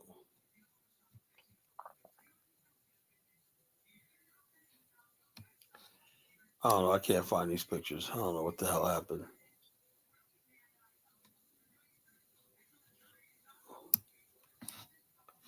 I don't know. Yeah, this is another building. This is an architecture. You know, this building is like 200 years old. Or a stone. That's a Masonic temple in Harper. That building is like 200 years old. They have one in Monrovia, a Masonic temple I went to when I was there in 2021. Really nice, you know. Really nice, you know. Stand on market architecture, you know. Yeah, No, those. somebody said the African Tech Summit. No, I'm sorry, I can't. It's a little short. I don't know about it too. You know, thing. Yeah, you're right. Afro diaspora. Janine Cooper, who I'm friends with, she knows history. We Liberia built their whole city. We're not taking out IMF loans, none of that. It was all made funds by itself. That's the only country in Africa. Not only was it a republic, but it showed Africa and black people that it did not need. It had no foreign debt. You know, all the money that was there. Yeah, the development was kind of slow and everything, but they had no foreign debt. They had no IMF loans or anything like that. Good. Somebody want to say something? Yeah. Those Freemasons are still in Liberia right now. No, no, they're not Freemasons. They're Masonic. You know, African Masonic order. You know, not Freemasons. Okay. Two different things. The African Masonic order. The Masons are simply just people who believe in building. That's all they do. You know, the travelers, they're just builders. You know, all civilizations are built by travelers. You know, people who basically specialize in stone cutting and buildings like that. When people say, "Oh, somebody built this civilization," they didn't never build it. It's usually certain people who travel from civilization to civilization, building for the thing. Freemasonic is more like a cult. You know, Freemasonry is more like a cult, and that's usually tied to white supremacy and satanic worship and shit like that, you know. But Masonic order is nothing but just people who believe in the Masons and their duty is to help people and stuff like that, you know. So I want people to understand the difference between being a Mason and a Freemason, you know.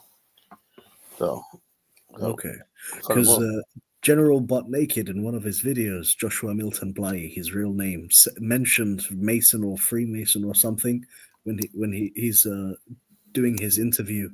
Yeah, a lot of these guys, you can't really look at a lot of people. A lot of people don't know anything.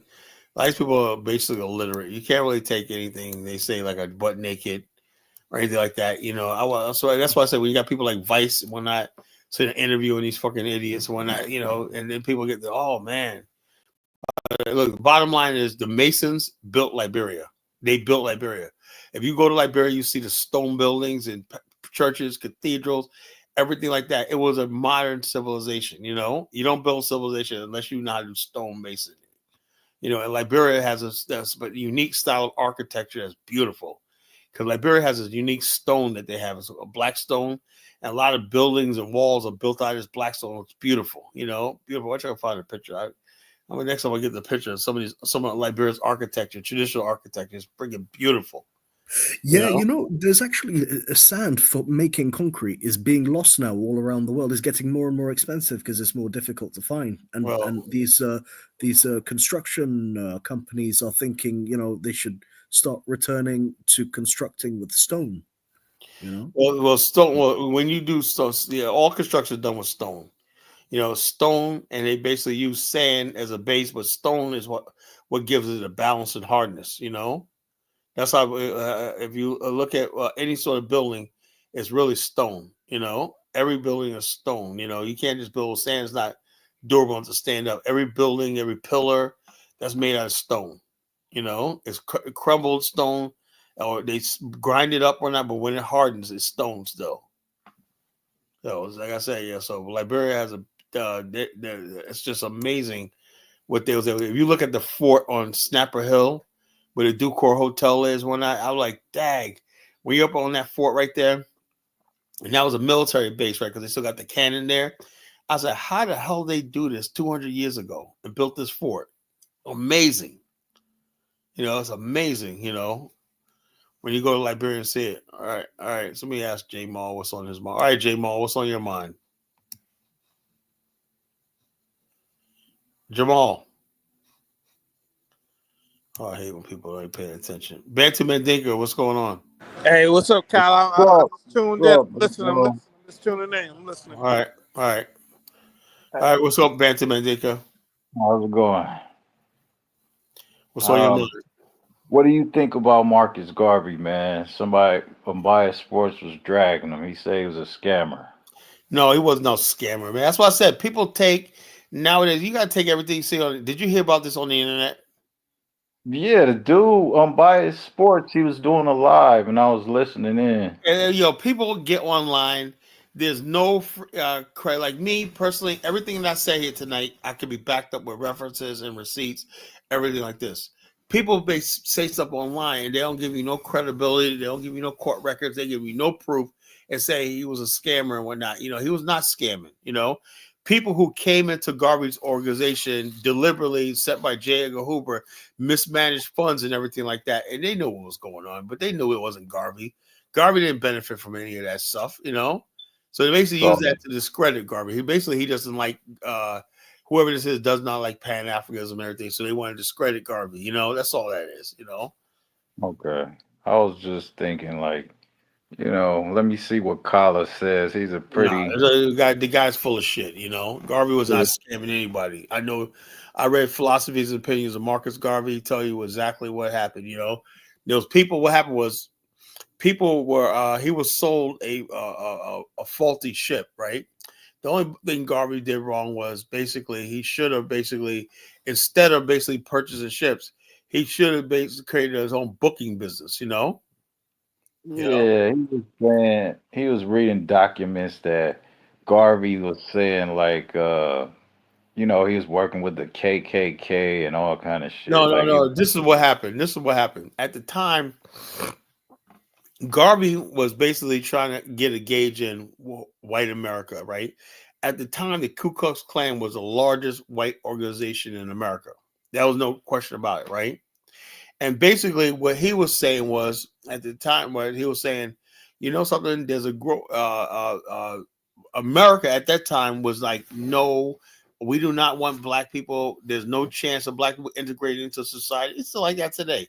But they changed the law, and I guess American culture changed a little bit, and I guess things got better. But at that time, basically, the Ku Klux Klan was ready to put their political power behind Black nationalist movement, right? Because they said, look, the Ku Klux Klan wanted actually European immigrants to come in and replace the jobs that black people doing, because they feared what? Interracial marriage, race mixing, and everything. And Garvey's basically like, he was like, I think the black race ought to have their integrity too. I don't want to see the black race, so they mutually agreed on that. Okay, racial interracial marriage is a death to both of us. So what can we do? Well, if we stay in society, eventually we're going to mix, and so basically they both agreed that black people should have a homeland of their own. That's all they agree. That's all they agree with. But the whole thing is, like I said, that's why me personally, I don't talk to black or white supremacists like that, because they'll talk a good game, but they never come up with no money. You know, if the Ku Klux Klan would have came up with money and would have helped Garvey with things, that would have been one thing, right? But all they did was basically just say, yeah, this and the other thing. Garvey damaged himself, right? If he was stuck with the Ku Klux Klan, he should have made sure, look, I'm about to freaking meet with you, right? Something better come out of this, so they're gonna have my head, you know, because I'm meeting with an organization that's the enemy of Black America, you know, and so therefore they'll say his enemies use that against him, you know. Why would you sit down with the Ku Klux Klan? Because you know. Yeah, go ahead. My only question was like, why did the Jamaicans reject him? That was my only question. Well, the bottom line is Garvey came to America, right? And the whole thing is, people understand something. I wrote my novel, Journey to the Promised Land, right? I wrote my job, Journey to the Promised. It was about the exodus of 1878 from Charleston, South Carolina to Liberia, right? Sierra Leone, Liberia, right? That idea, the success of that voyage, right, spurred this idea of Liberia fever in Black America, right? They were basically sitting around saying, thought about this idea of a promised land, right? So for like 40 years before Garvey came, Black people were preparing for this, you know? So he came around when that wasn't his main thing. His thing was African redemption, right? But the people who wanted to build Liberia was a major part of his constituency, you know? That's why it looked like that was Garvey's plan, but it wasn't his plan. He just something that he incorporated in his grand program, you know? And so therefore, the people in Jamaica had no desire to go to Liberia, Sierra Leone, everything like that. They were comfortable on the island because remember something, there on the island, even though you may say it's racist, they were the majority. You know, it wasn't like America where Black people were constantly the minority and being persecuted, you know. They didn't have that pressure on them of being a minority in Jamaica. So that's why his message didn't reign. So when he came to Harlem and spoke, he said, I found my people, you know, there's people right here in Black America, you know. That's exactly what happened, you know, because it's the same like that to this day. You know, the people leading the Black nationalism are always going to be Black America. It's not going to be these Caribbeans and other people, you know, they just don't have it in them like that, you know. Yeah, it's interesting. I mean, they're down for the cause, but you know, but the people who feel the most need to have a nation is Black America because we're a perpetual minority, you know. Yeah, Frenchie said, "Why you don't like Dick Gregory?" Because, well, I didn't say I didn't like Dick Gregory. I just think he was a freaking clown, you know. He basically said, urine is good for you. Drinking urine is good for you. Another thing. He said that, and then he basically said John Hanson was in and the John Hanson he showed was actually a Liberian John Hanson that came in 1862. At the Constitutional Convention, there wasn't even any photography back then, you know. And so basically, Dick Gregory tried to portray himself that he was, you know, the bottom line is, I love Baba Gregory and whatnot, but some people just had no way to shut up, you know. I actually like Dick Gregory too, though.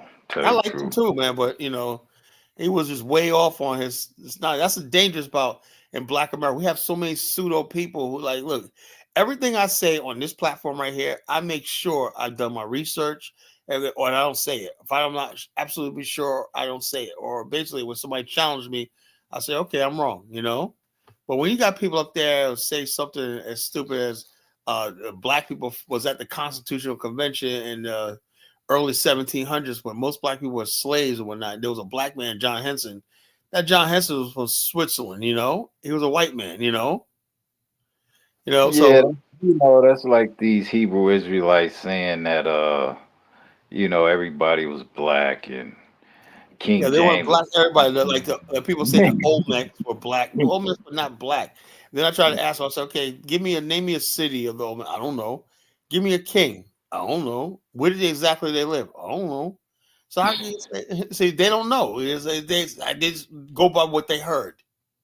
Yeah. Hey, but Colin, what about 1817 in Philadelphia? AME Church when they voted Overwhelmingly. Hold on, Jamal, CT. You let me Jamal, finish. yo, You ain't let Jamal, me finish. You're not letting me I already finish. talked about Jamal. I Hold on. already talked about them. No. What They I were said, you had. they were Hold on. You not. Hold Jamal. on. You not letting me I finish, know bro. you coming for the smoke You got tonight. too much. You No, got too much noise in the no. It's background, not for Jamal. that issue. Hey, No. Jamal, man, you got so much noise in It's the no, background. hold on. It's no smoke. Listen, 1817, AME Church. They voted to stay in America. What you thoughts on that, bro? These are the founders of Black America. Jamal. James Fort and Richard Allen. Come on, bro. Go ahead. Jamal, Talk to me, brother. Talk to me, brother. you gotta mute yourself. Too much All right, noise. I'll mute myself. All right, I'll mute myself. Go ahead. All right. Oh, man. Let me You got respond to going J on, Mall. Jamal. Did I tell you folks it's gonna be heated tonight? I knew J Mall would come in for the smoke.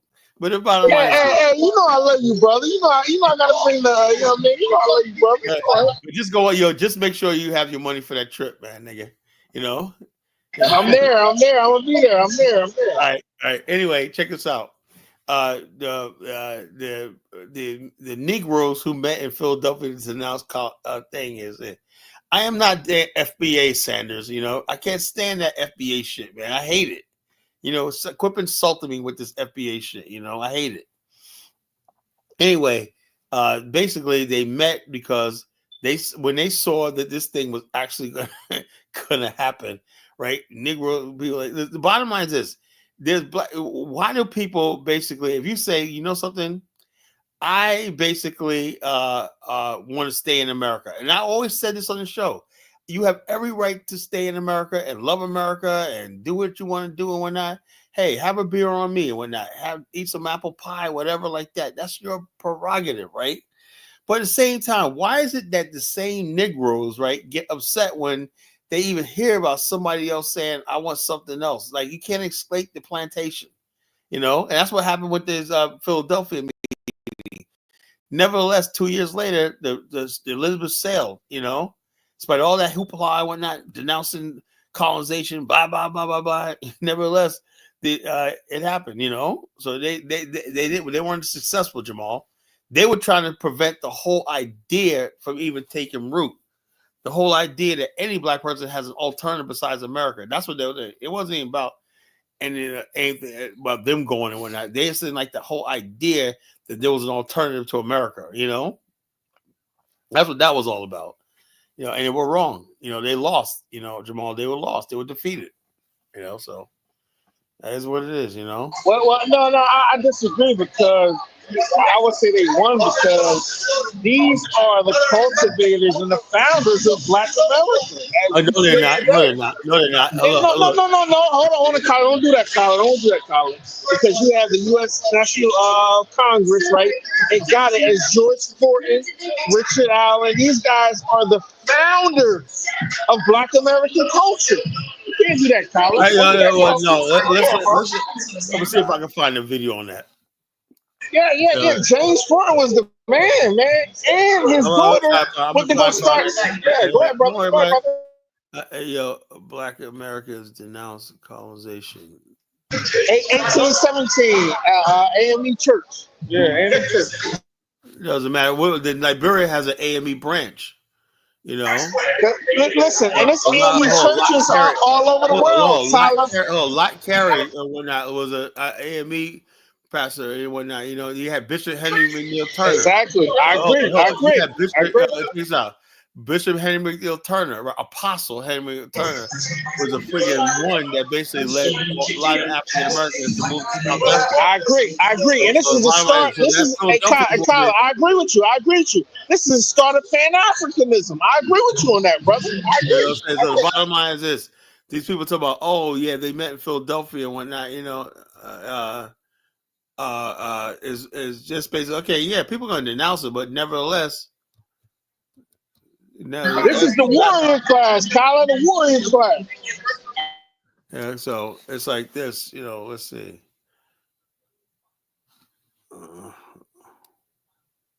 See if I can find this. Come on.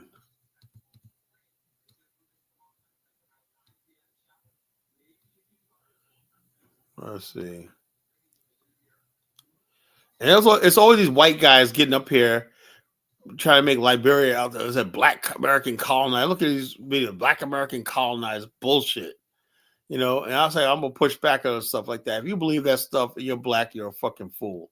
There was no such thing as a black man colonizing anybody. We didn't have a mother country. We were not strong enough. We didn't have the military, or we didn't have the industrial right. We didn't have a mercantile system. All the things that are staples in a colonization era. Well, I can't find that. The hell with it. But anyway, bottom line is this idea of black people in America and being able to colonize somebody is the stupidest thing I ever heard in my life.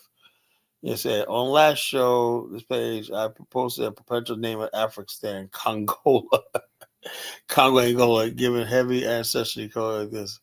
Congo, I can't look. The bottom line is this: when you talk about this, don't think you come on here and give suggestions. I am not the leader of this Afghanistan. I'm just basically one of the architects of vehicles. What it's going to be named and all that stuff like that is going to be made done for people who actually going to carry out the work. I'm just somebody that's I'm just the architect. As an architect, if I'm marketing building a building, right, I hand it over, and then people basically hand it over to somebody else that basically is going to name it and do it how they please to it. So bottom line, I don't know what the names are. That don't sound like a bad name, Congola. The Congola Afghanistan. Afghanistan just simply means, like I said, when I went to go research, I said, what do you call an African American, African diaspora homeland? And nothing came up in the dictionary or Wikipedia or anything. So I decided to create something, right? When some people say, what is an Afghanistan? It's an African American, African homeland, The name of the Afghanistan, who knows? Who knows what that's going to be?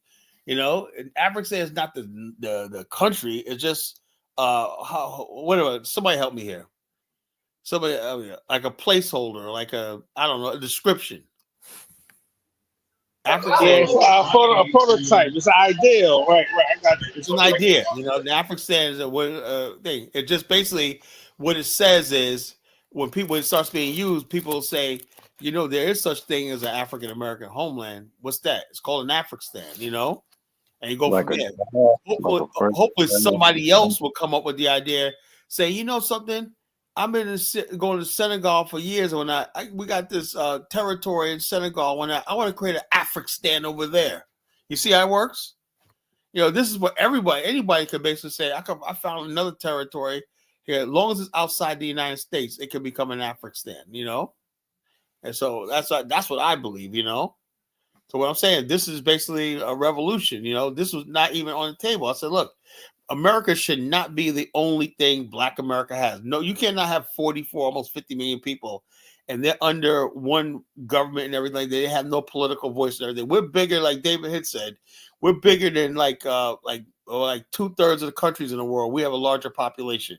We generate more money than the top 15 countries in the world. We're like top 15 countries where Black America, just what we earn.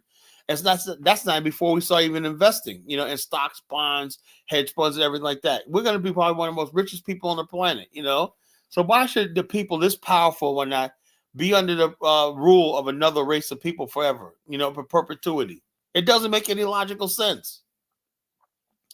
It doesn't make any logical like Jews. Like they say they got all this money, but we need a place to put it. That's why Israel was like, we can't just keep having all this money laying around every place or whatnot. We're generating money around the world, and next thing you know, we could have the same thing. What happened with the Holocaust? The Holocaust made it clear. Yeah, we lost everything in the Holocaust.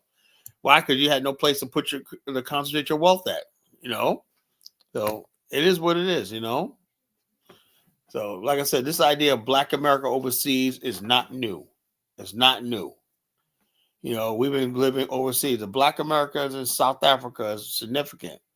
We built thriving communities in South Africa in the 1800s. People don't know that history. We weren't just people sitting there talking about, Oh, Hey, Kyler, tell them about the African American University that's in Liberia. African American AME University that's I in already talked about Liberia. that. I already talked about that. Yeah, Yeah, AME University. That's what Right. my wife graduated from the AME University of Liberia. That's a fact. That's a fact. So the bottom line is That's this. black culture. That's black culture right there. Yeah. So the bottom line is this. So Liberia was the most successful example of Black America overseas. That's without a doubt, hands up. You know, we went to Samana, we went to Little Liberia in Mexico, we went to Canada, we went to Russia, we went to France. You know, Parisians went to South Hey, Africa. did you tell them about Cuttington University in Liberia? One of the oldest universities I know in that. Africa. You know, Yeah. I know that. We built a lot. Every university in Liberia was built by the Ricks University was built by this guy named Ricks in 1860s. He was from Petersburg, Virginia. The Ricks Institute. That's one of the top vocational schools in Liberia. The Ricks Institute. You know, so us going to Liberia, Africa, building and educating and creating civilization is not new. So we gotta say, this is nothing new. What we're trying to do right now with the African project is nothing new. You know, so people try to act like this is some outrageous, like people, oh man, you guys are crazy. No, it's not. When people realize the history, like, oh yeah, okay, I guess they were doing this for a long time. Yeah, we've been migrating outside of America for a long time and having success. It's not anything new. You know, we're not. This is not new. The nation building is not new to us. But this time, it's going to be on such a larger scale. You know, it's going to be on such a larger scale, so we can't mess up. You know. Yeah, you know, color. Liberia has had like a proper sewer system.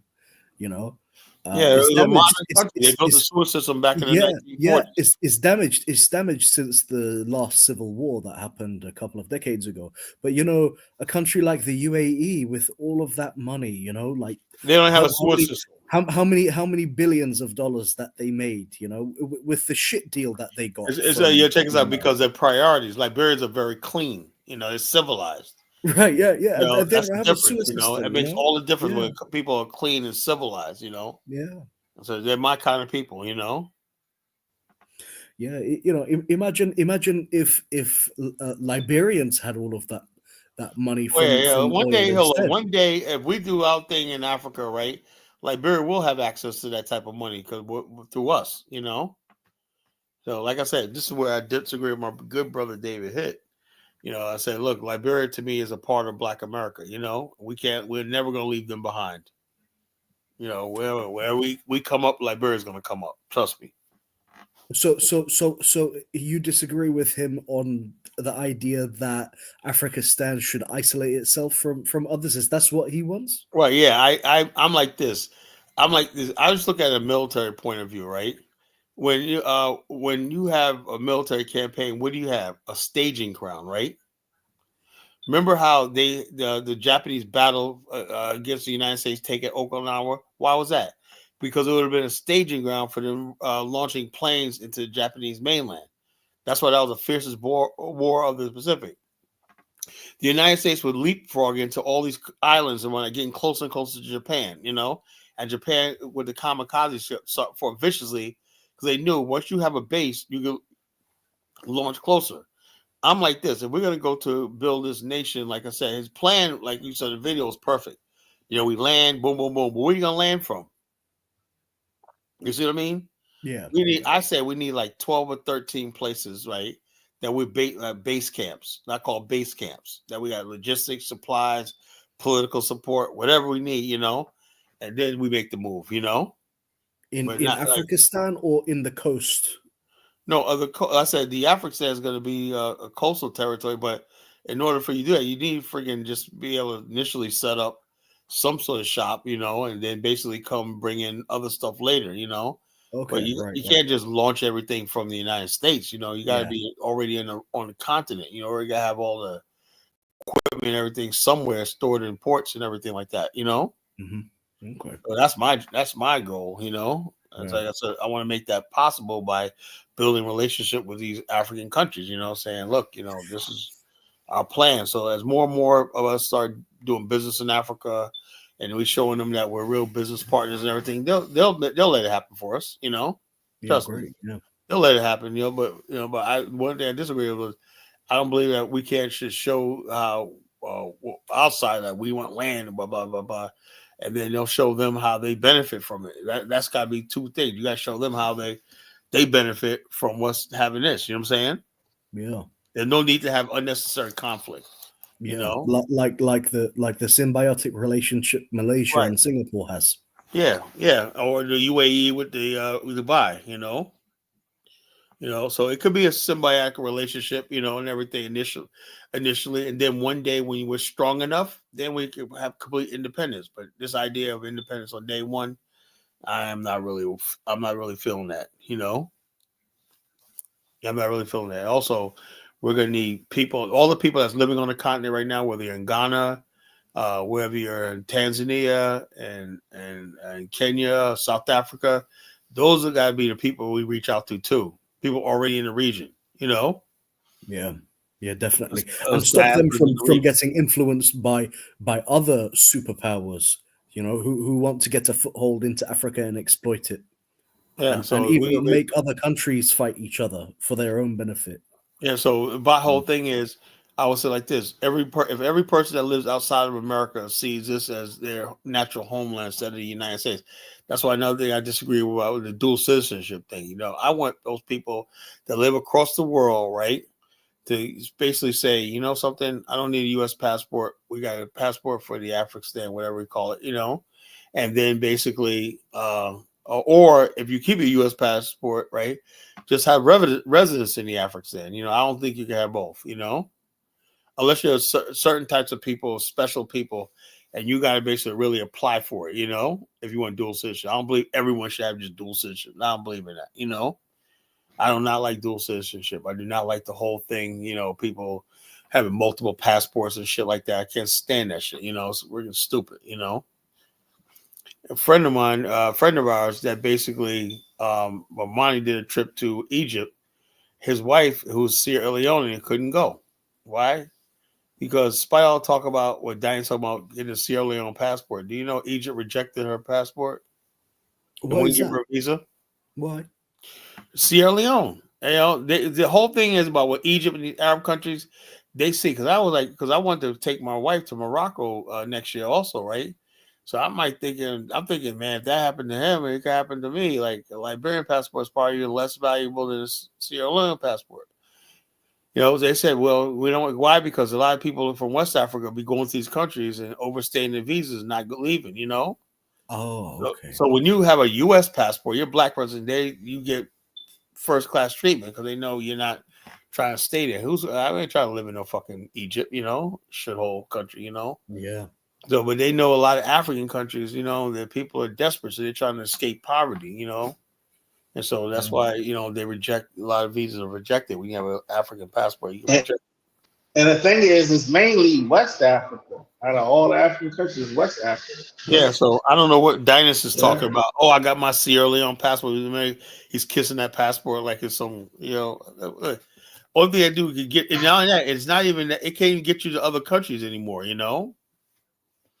They say 60% of the migrants from Africa come from West Africa. Like 60% of them. Yeah. What you call all the people drowning in sea come from West Africa. West Africa is poor. Yeah, they ain't come from Rwanda and Tanzania. They come all from West They come Africa, from West college. Africa. Yeah. Well, however, Ethiopia did have a lot of not migrants that on foot went to Israel, but that wasn't the same thing. It's just like just crossing. But the desperation part comes from West Africa. You never see no migrants coming from Angola because Angola got too much money and everything. When you look at Angola, everybody looks well dressed, well fed, and entertained, got nice buildings, everything like that. So Angola and Botswana are two success countries in my view. Yeah, they're both mining countries. Yeah. Yeah, bottom line, whatever they're doing, they got the money and everything like that. They're doing good, Angola's really doing good. I just look at images of the kids in Angola. They got backpacks and cell phones and shit like that. They're wearing shorts and going away. I'm like, damn. But other countries in Africa, when you look at the pictures, they're freaking look like they're starving. You know, they look kids on the street begging and blah blah blah. Angola kids look all well dressed and whatnot. You know, like damn, that's so fucking modern. You know, yeah, it is what it is. You know, Western Sahara is all desert. You know. However, David Hitt doesn't like it. He wants lush green. But I tell you the truth, I wouldn't care if. I think I don't care if a country's desert, whatever like that, because I've seen what Saudi Arabia did with their desert. I see what Libya did. I see what Egypt did with their desert. So desert is sometimes underrated as far as a place to go. Hey, how about Las Vegas? What they did with their desert? Well, That's Las what they Vegas is did. desert. That's what I'm saying. I don't know. See why people think they gotta have tropical, lush green and whatnot. I mean, that looks good and everything, but shit, I'll take desert. You know, Wasn't Dubai desert? yeah, Dubai is desert. You know, yeah. You know, so bottom line, Yeah. it is what it is. You know, all depends on how you do and what you build. You know. Yeah, everywhere there are Arabs, there's desert. They're from there. Yeah. Yeah, well, Eddie thought that Dulce is good because it was easier to come back to the U.S. Yeah, but the whole thing is this though. Why don't basically, if you got family members and everything like that, you know, why don't you just basically take a residency in the Afghanistan, permanent residency, and keep your U.S. passport, you know, so you can go back and forth anytime you want to, you know. But I don't know why people think they gotta have dual passports. You know, it's like it's like dual loyalties. You know, and also when you have a U.S. passport, you know that you still are subject to U.S. tax code. You know, so long as you're a U.S. citizen. Basically, as long as you got a U.S. citizen, no matter where you go, so you be sitting there like, oh, I'm chilling overseas. When after 5 years, you come back, you're hit with a tax bill. This is what we estimate you make. You know. You're still taxed, you know, even though you don't live in the United States, you're still being taxed, you know. Is it the IRS that taxes you, color? It's the IRS, yeah, you know. Okay. And whatever state you come from, you know, it's as long as you have the U.S. citizenship and everything like that, you're going to be taxed. You know, simple as that. That's a tax for just having a U.S. passport. You know, you're taxed. Right. You know, so like I said, I would think long and hard about talking about dual citizenship. And it's the decision of these governments that says that we will tax our citizens even if they are working and living abroad, right? Yeah, they don't care. You know, say that's tax revenue. They don't care. And it's only specific governments, right? Because I know the that United France, States government basically is like, you know, they have business overseas and whatnot. You got America tries all. It's like a few years ago that thing. America recouped like billions of dollars for companies trying to offshore their businesses and whatnot, and find out they're U.S. companies and everything. And you know, people try to hide their money in the shade shells. And IRS will find you. You know, and so like that. You know. They will find you. You know what I'm saying? Yeah. The bottom line is this, yeah. So I don't want that conflict, you know? I don't want that conflict. I want very little conflict or relation with the United States would be better. You know, that's what I see. You know, I see what we have to decide on. I want to eventually, most likely, work in the US. And I'm guessing if this UK government would still try and tax me, or will it be the American tax system? Oh, you'll get taxed both. Okay. If you are you talking about getting U.S. citizenship? No, just having a company. You'll get regular tax as a business. You know, your business will get taxed, right? Okay. And then you might have to pay income tax to your home country. Even if it's registered, the company would be registered. They're taxing your business. They're taxing the income that comes to you. Okay, so even if the company is registered on an island country, doesn't matter. If you receive any sort of money, right? Now, what you can do, brother, is you open a company, give your money to me, you know, and then I can give you some back, you know, and you won't be taxed because the money, like I'm making the money. Give me the money when that. But as soon as you take that money for yourself or wire it to your bank account, you're gonna get taxed. As simple as that. All right. Yeah.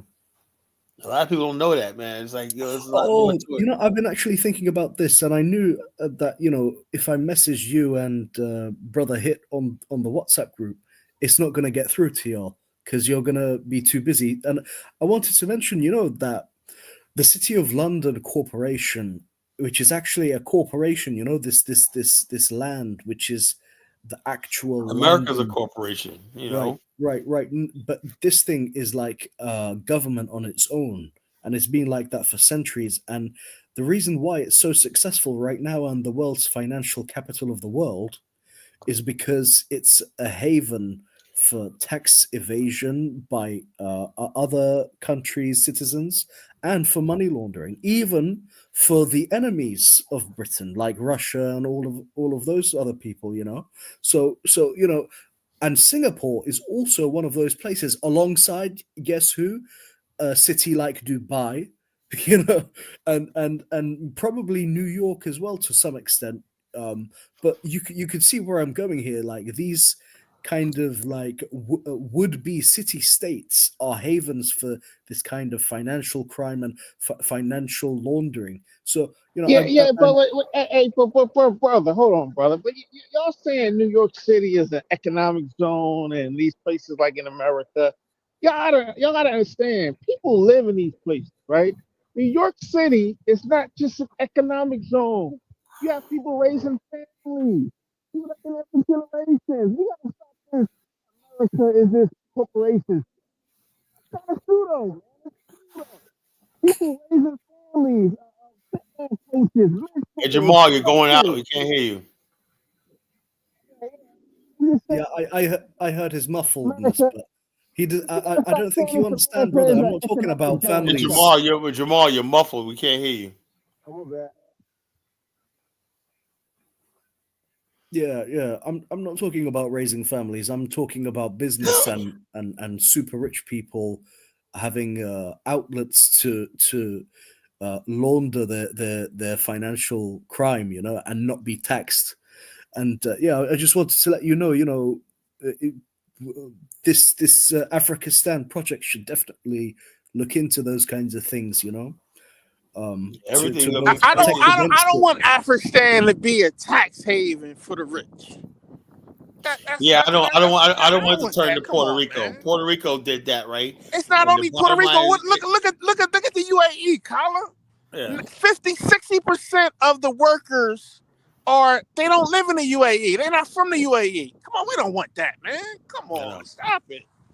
Yeah, well, I don't want that tax thing like that because the bottom line, all people do is like Puerto Rico. They destroyed Puerto Rico. They really did.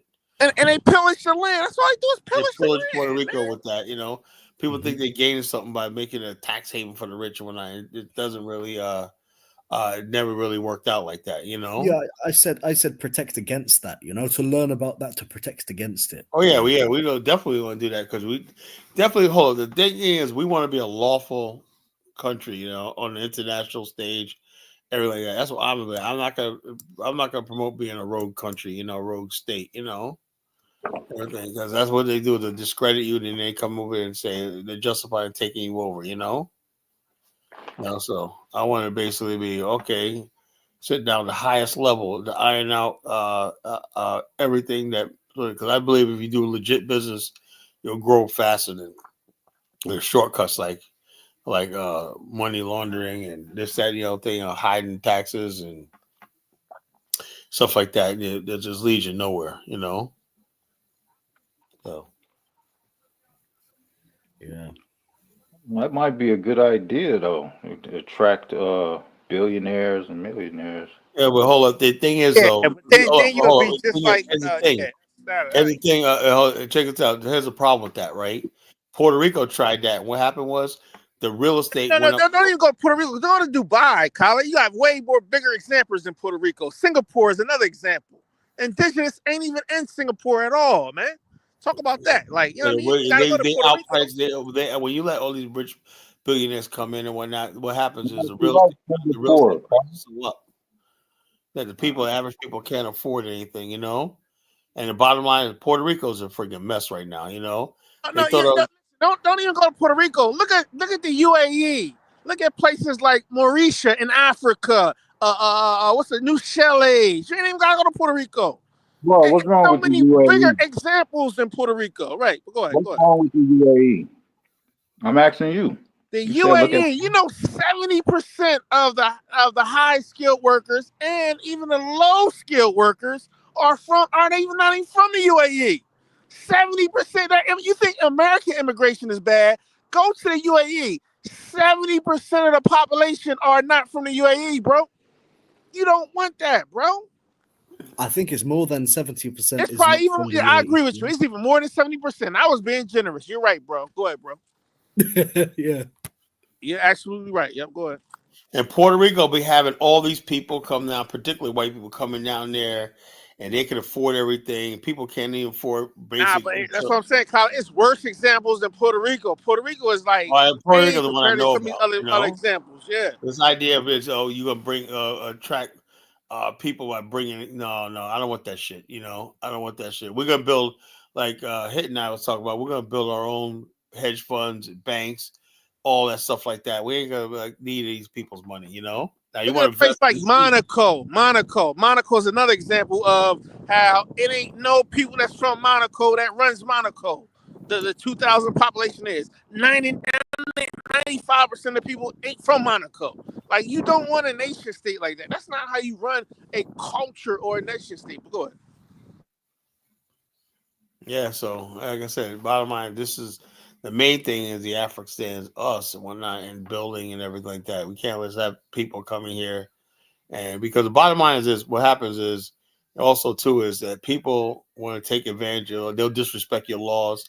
They want citizenship. They want to influence our politics and everything. America is Pay strong for enough play. to Yeah, deal it's with pay that for shit. play. It's pay for play. Yeah, Yeah, America's strong enough to deal with that shit. That's why they can have a foreigner like Elon Musk in the White House, because it's a superpower. But you're a developing country, shit, you let enough millionaires, billionaires come in your country, whatnot, they'll wreak havoc. Trust me, you know. They could buy up media, they could buy all stuff like that. Next thing you know, you're paralyzing your own land. That's basically America. Yeah. Yeah, well, America is like this. The rich, it is what it is, Yeah. Because people don't say nothing here in America is because we still got a middle class and nobody's starving. Right now, it's going to even get better for black people in America. Why? Because not only there's jobs here, right?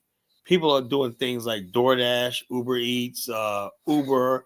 And you know how much money's being made on as second hustles and whatnot in America? America's a country, I don't know how it's in Britain, but everybody got a job and a side hustle, America is, I hate to use that America because some people only look at America as Miami, New York, and Los Angeles. It's way much more to America than just those three places. So when people say, yo, it's kind of this international kind of place, I got to give a little pushback on that. No, it's not. Most People America is think not like that. Yeah, I agree. Most America is not like that. I agree. as Americans, man, shop at Walmart. You got people that look like they're gray hair white guys that got freaking nice houses in suburbs. They're out there doing DoorDash part time, driving Uber, whatever like that, to make extra money and everything. That's America right there for you, But so therefore, since there's people are able to pay their bills and at least eat and have some recreation and go to the movies, enjoy life and everything like that. They don't really care about what the rich are doing in this country, But soon let all that shit dry up, then you'll have something, Let the jobs go away. Let the extra stuff like Uber and Lyft and also like how people are making extra money, like a small business on the side. Let that go away. Yeah, you have a revolution in this country, But right now, as long as people can make money, they're fine. The rich people can still have this country because the average person could make money. Yeah, that's something very important to think about for Africanistan. The economics of how it's going to run and how you're going to protect against financial crises and Oh yeah, what things what actions that you have will make risks, which would probably maybe cause I crises. have my ideas. I have my ideas. Stuff like that. I use a Japanese model. And a Singaporean model. And whatnot. Basically, the finances is going to be held in a culturally centered financial clans and family groups. And so the bottom line, when that happens and whatnot, every industry and everything, you have to have 50.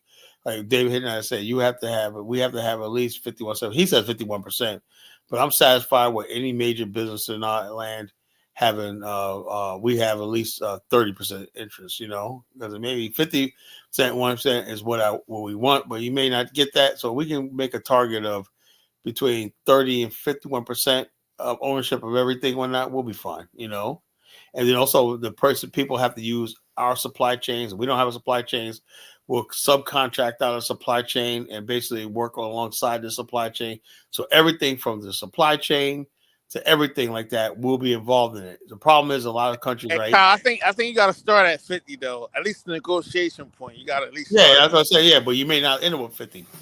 You know, he just like 50%. When I'm like, well, I know we say that, but you know, when it really comes down to it, you probably have to sell for 35. You know, depends. You know, Look at Israel. How much Israel? Israel ain't budging. Them motherfuckers got probably 80%, 90%. You see what I'm saying? yeah. So it's all They depends on not what the budging. industry is and whatever like that. It's all every like the vital strategic stuff. Him and brother, we definitely got at 51% in things like power, electricity, the grid, you know, stuff like that. That's national security, you know. Yeah, Color, did you say that only a few families will control a lot of? Well, I will say like this: I had the idea because I have to make it African centered, right? And basically, my culture, the colonization, is based on the idea, or we call the West Africa is called the Nyama Kala. That means the craft group system. What I wanted. That's basically the West African craft and trade system. You know, like you're born into a craft. Whether you're a blacksmith, your father's a blacksmith, you're a blacksmith. You know, you're a goldsmith. The goldsmith and the gold traders are called Wangara. You know. And so basically, what I wanted to do was take that model and modernize it, right? And basically have companies like, so say, instead of just basically somebody being a leather maker or whatnot, maybe the person now the modern Nyamakala owns factories, you know, and they have their own diula, means distributors and merchants, you know, of their product, you know, and your own supply chains, you know, to have a culture based on West African traditional culture, but doing a modern technology, using modern apps and everything like that to order and, you know, process, you know what I'm saying? Yeah. So therefore you have a cultural relevance. So people say, are you guys building a European country now? No, it's actually African, you know? And then, you know, Nyamakala have their celebrations, ceremonies and everything like that. You have an inductee. Let's say you have a new person who's a pledge. He wants to become a Nyamakala member or whatnot. He's a small person who makes part of it, but he gets a job where you also, like Mitsubishi does. They'll basically take a new craftsman Apprentice. on, and they'll say, "Look, we want you to make these parts right here, right? Apprentice, yeah. Yeah, part right here." Then after a while, you get your own shop, where like that, and you integrate it into the economy, you know, the industrial system. You know, there's things we could do. All the things I knew for years that could liberate Black people. Years ago, I tried to do them in America. I said we could build a Nyamakala in America. Then, like 10 years ago, it dawned on me: if I don't ever want to do all this stuff like that, which I know it works, you know, I know it works. We're gonna have to have our own place to do it because it'll never happen in America. You know? Yeah, I mean, you know, the prisoners in America are trained to be welders and all of that. So yeah, it's basically the same thing as a apprentice. You know, they even have their own little shops, workshops, Yeah. and So the then go bottom off line is, to if we have factories. our own land, our own nation building and stuff like that, you know, you have opportunity for people. You know, and so yeah, so that's how it is. Somebody asked last night, "How you guys gonna make money?" Well, the building. You know, people are gonna be. This is like construction. You know, construction. Everything we do is work. Everybody works. You know, I ain't Okay, talk. where's the money for that building gonna come? For, you know, Well, money from the building has come. Like I said, we're basically going to have a hedge fund, you know, and when you have a hedge fund, right, and you can basically build a real estate portfolio based on back, like I say, you have a gold backed hedge fund and everything like that. You could take that, you could borrow against that and create a whole portfolio of buildings and infrastructure and everything. That's how it's done, you know. Insurance companies and everything like that. That's what they do to fund pension funds. That's how they do it. They build everything. As long as you can back it up, you can get pension loans, insurance company loans, all the stuff like that to build your initial infrastructure. You know. okay. So the main thing is, you know, is basically organizing to the point where, like you said, we have 4 million people, right? And 4 million people pledge $2,400 a year in 10 years. That's like he said, like $80 billion. You know, So so it's the bottom line. The money thing, but the good thing about it is potentially now how we could sell this to Black America and they get on board. That's another thing, right? The thing about this movement is it all depends. It's all up to Black people. Every other movement it relies on if you can convince white people, reparations, white people, other people like Africans and whatnot, whatever. Like they're just gonna go back and get citizenship. Africans can reject it or not. This movement we're trying to talk about is basically solely based on us because once we're organized and we do raise that money and everything, there's gonna be countries coming to us saying, "Yeah, build the Afghanistan here, build it here, build it here." Trust me, that's exactly what happened. Money talks, you know. No country in Africa is where they can refuse something like that. They can't. You Yeah, know, you're talking about infrastructure kind of bank, investment bank. well, Yeah, it's a development bank. You know, bottom line, the bank also will fund development, infrastructure projects, everything like that. Everything like that. Where you build infrastructure, you're making money. You know, the transportation, logistics. That's how wealth is created. You know, when people are able yeah, to do goods and services and logistics. yeah. For the long term, you know, I was reminded when I was thinking about Afghanistan. I think yesterday or something about how I think it was Saudi Arabia or the UAE or something.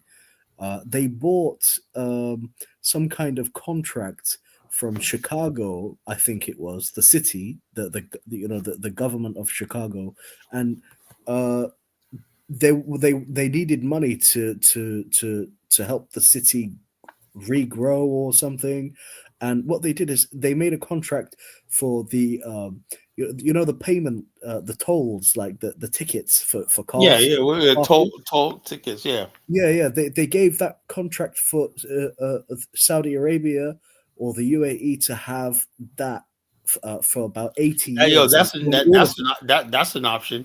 You know, if Yeah, you want to and basically, and let's say and what China wants and to what build a highway, what kind of how do you pay it off? They basically let them have the tolls for 20 years. You know, Yeah, toll and roads what for they 20 did is years. these Arabs spiked the price so high that nobody really drives anymore or parks their cars at least anymore in the city, and they've now made a return of about 10 or 30 times of the original amount that they invested into the city, and they still have like 50 more years to go or something.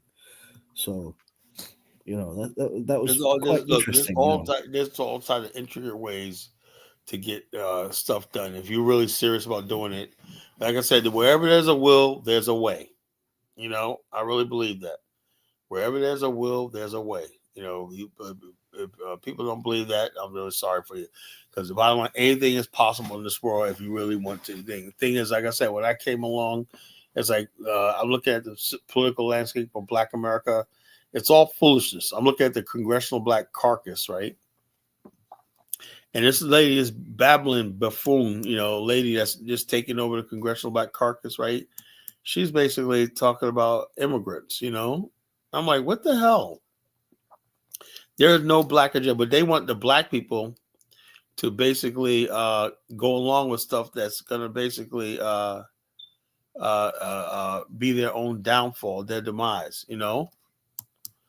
So I'm like, so Black America politically, Black America is freaking finished, you know, really. I mean, it really is finished, you know. Let's see if I can play this, find this video.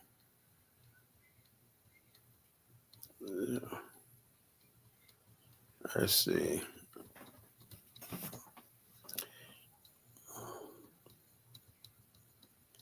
Yeah, they want to have a collection of non-white second class citizens.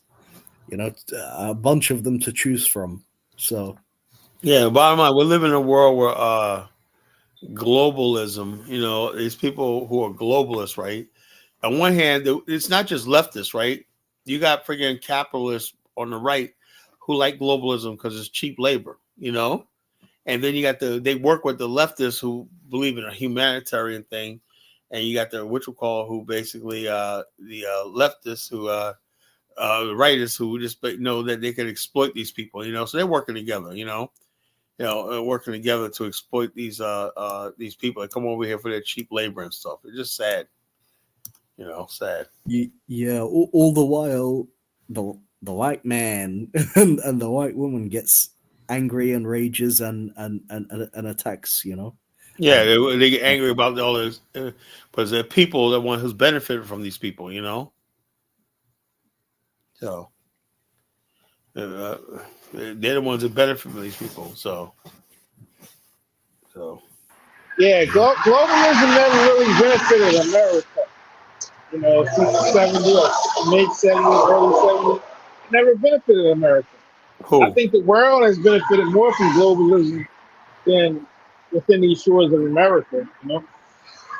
America only. Let me play this video. This stupid chick.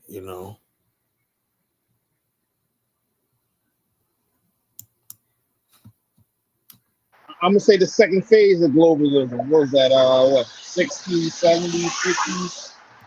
The bottom line, the reason why we have globalism is because half the globe never developed. Long as you got countries that are undeveloped, you're gonna have globalism. They're not fooling me. Yeah, and the reason why they're underdeveloped is because they're intentionally kept that way so that the resources. Hello, I'm Patrick Stewart.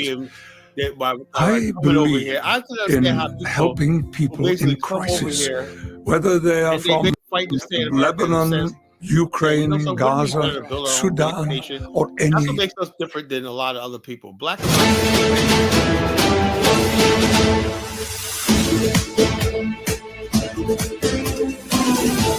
So the Congressional Black Caucus has just, put Representative Yvette Clarke as, the chairperson for the Congressional Black Caucus. Now, she is of Jamaican descent, and she's extremely pro-immigration, pro-foreign national. I want you to hear what she says here, and this is why the Congressional Black Caucus needs to be cleaned out from the top down. I'm Congresswoman Yvette D. Clarke, and I proudly represent New York's 9th District in the United States Congress. I'm also honored to share this moment with you and announce that my colleagues have just recently elected me by acclamation to take the reins of the prestigious caucus as its chair in the 119th session of Congress. I'm grateful to my colleagues, and I know we have a long road ahead, but I'm ready to lead the caucus toward a pathway forward. Well, we've already begun circulating letters concerning mass deportations and whatever this administration can do in its waning days to undergird their temporary protected status, deferred departure policies. We understand that particularly across this nation, you have blended families. Someone in that family may be a citizen, the other person may be a resident, the other person may be in between status, without status. The breaking up of families on its face is anti-American. We've seen this administration, however, not turn its back away from separating families. And so we have to get out front and center to say that we won't tolerate it and to build common cause across this nation. Because indeed, I think that this nation is in for a rude awakening should this mass deportation plan go into effect. Not only does it affect our humanity, it affects just about everything that impacts our way of life. And we will see that in short order.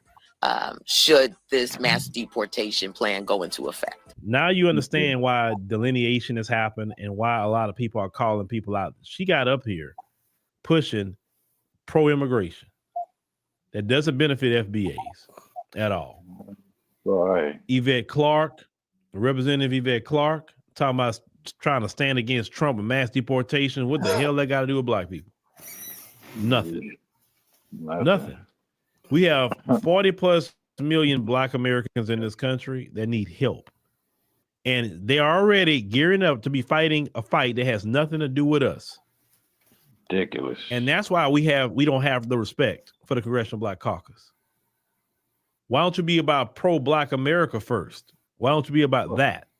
But no, that's not what they're about. That's why some people call them the Congressional Black Immigrant Caucus, because that's a lot of them standing up there are immigrants. They're not. They don't come from the. A lot of them don't come from the soil. I'm not saying all of them, but Yvette Clarke, she's an immigrant. The gentleman behind, I forgot that gentleman's name.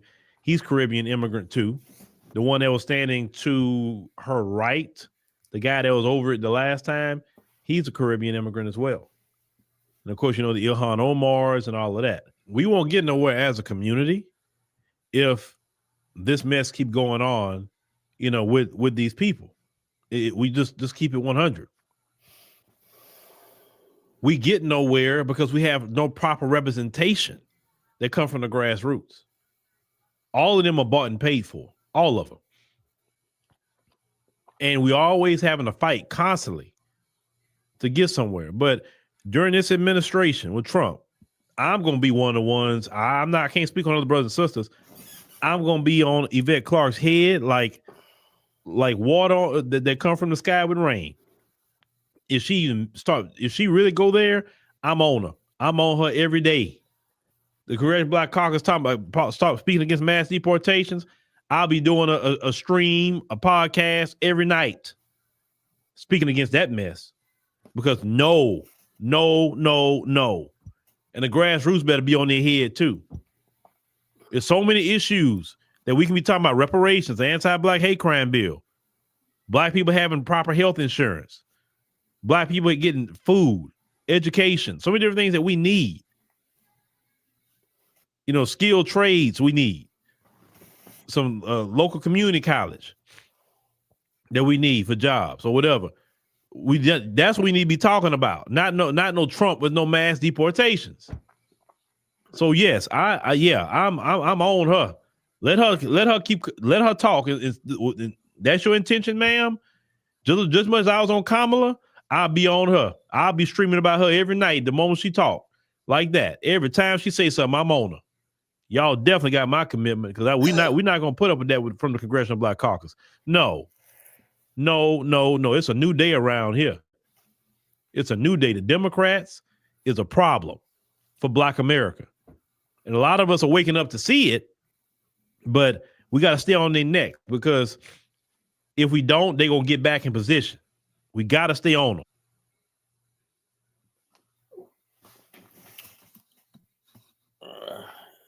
So it's so decreed. Hi, It's so decreed. It's so decreed. It was absolutely right, 100% right about that, you know?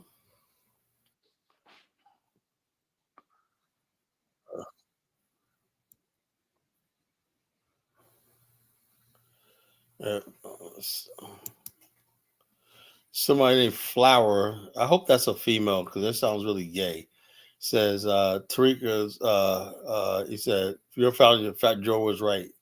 Fat Joke was right about what, you know? My foundation, please.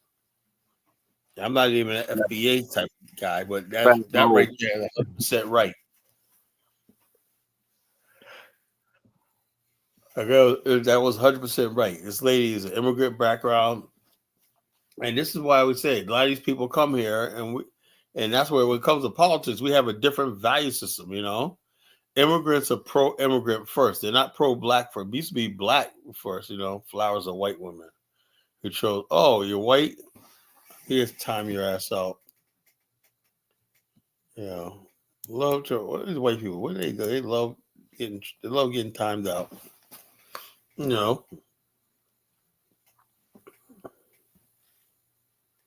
So the bottom line is this: these people that with this immigrant stuff, right? Look, I get it. Okay, you're an immigrant, but don't get up here and say you're a Congressional Black Caucus. Just say, why don't you guys? What gets me is, how come the Black immigrants don't create their own caucuses? Why is it that we say Congressional Black Caucus? Who represents Black America? We have no political body that represents us. 44 million people have no political back. Then you want to know why some of us want to leave America and start something on our own? Do you understand why College Genesis is making sense right now? More and more in the last few days, people started to say, well, Colin, man, I see where you're going with this. I see what it is. When I started talking about the Afghanistan like 3 weeks ago, people thought I was nuts. They thought I was crazy they're not laughing no more because I've been making my point. Every time I do a show, I make my point, right? You know, I totally explain to you that this what we're doing is not anything new. That's the point of tonight's show. This is not anything new. And the proper response to racism and being neglected is nationalism. That's the proper response. Not stomping your feet, not crying and rioting. The proper response is a nationalist movement, you know? Yeah, can you imagine our black immigrants? Yeah. The black immigrants, I saw it. I heard people like Mike Oliver saying he was treated better by Latinos than black Americans. You know, Jay Sanders said that. You know, these other people say that stuff because they see themselves as part of the immigrants. Right? So basically, they want to be like outliers. They want to come here. This is what the immigrant is, right? They want to come and benefit from America, but they don't want to embrace America. Like I said earlier in the show, I said when you come to America, you're black, right?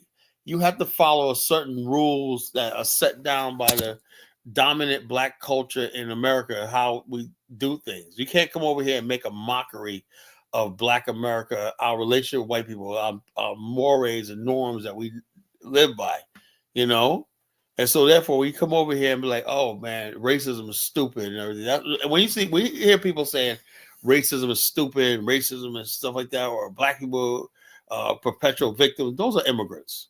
You know, and what they're doing is making a mockery of our culture and everything like that. Our culture is not victim; it's about survival.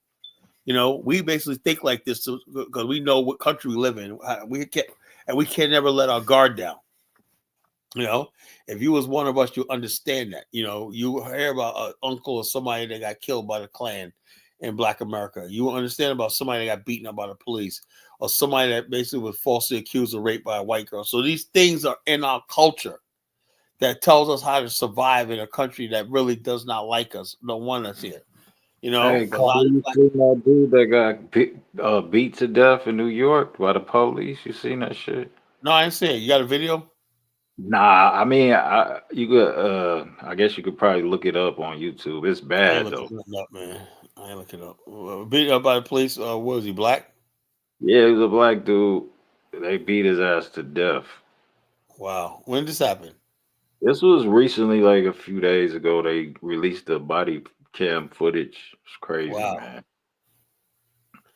Well, that's what you have with people running around. Do you understand how all these police and white Americans on alert? Black people, black people, they walk around all carefree, like nothing's wrong, blah blah blah. Do you really think that white people forgot about those riots of burning down the country 4 years ago? You think they forgot about that shit? You know, they're just waiting for their freaking revenge.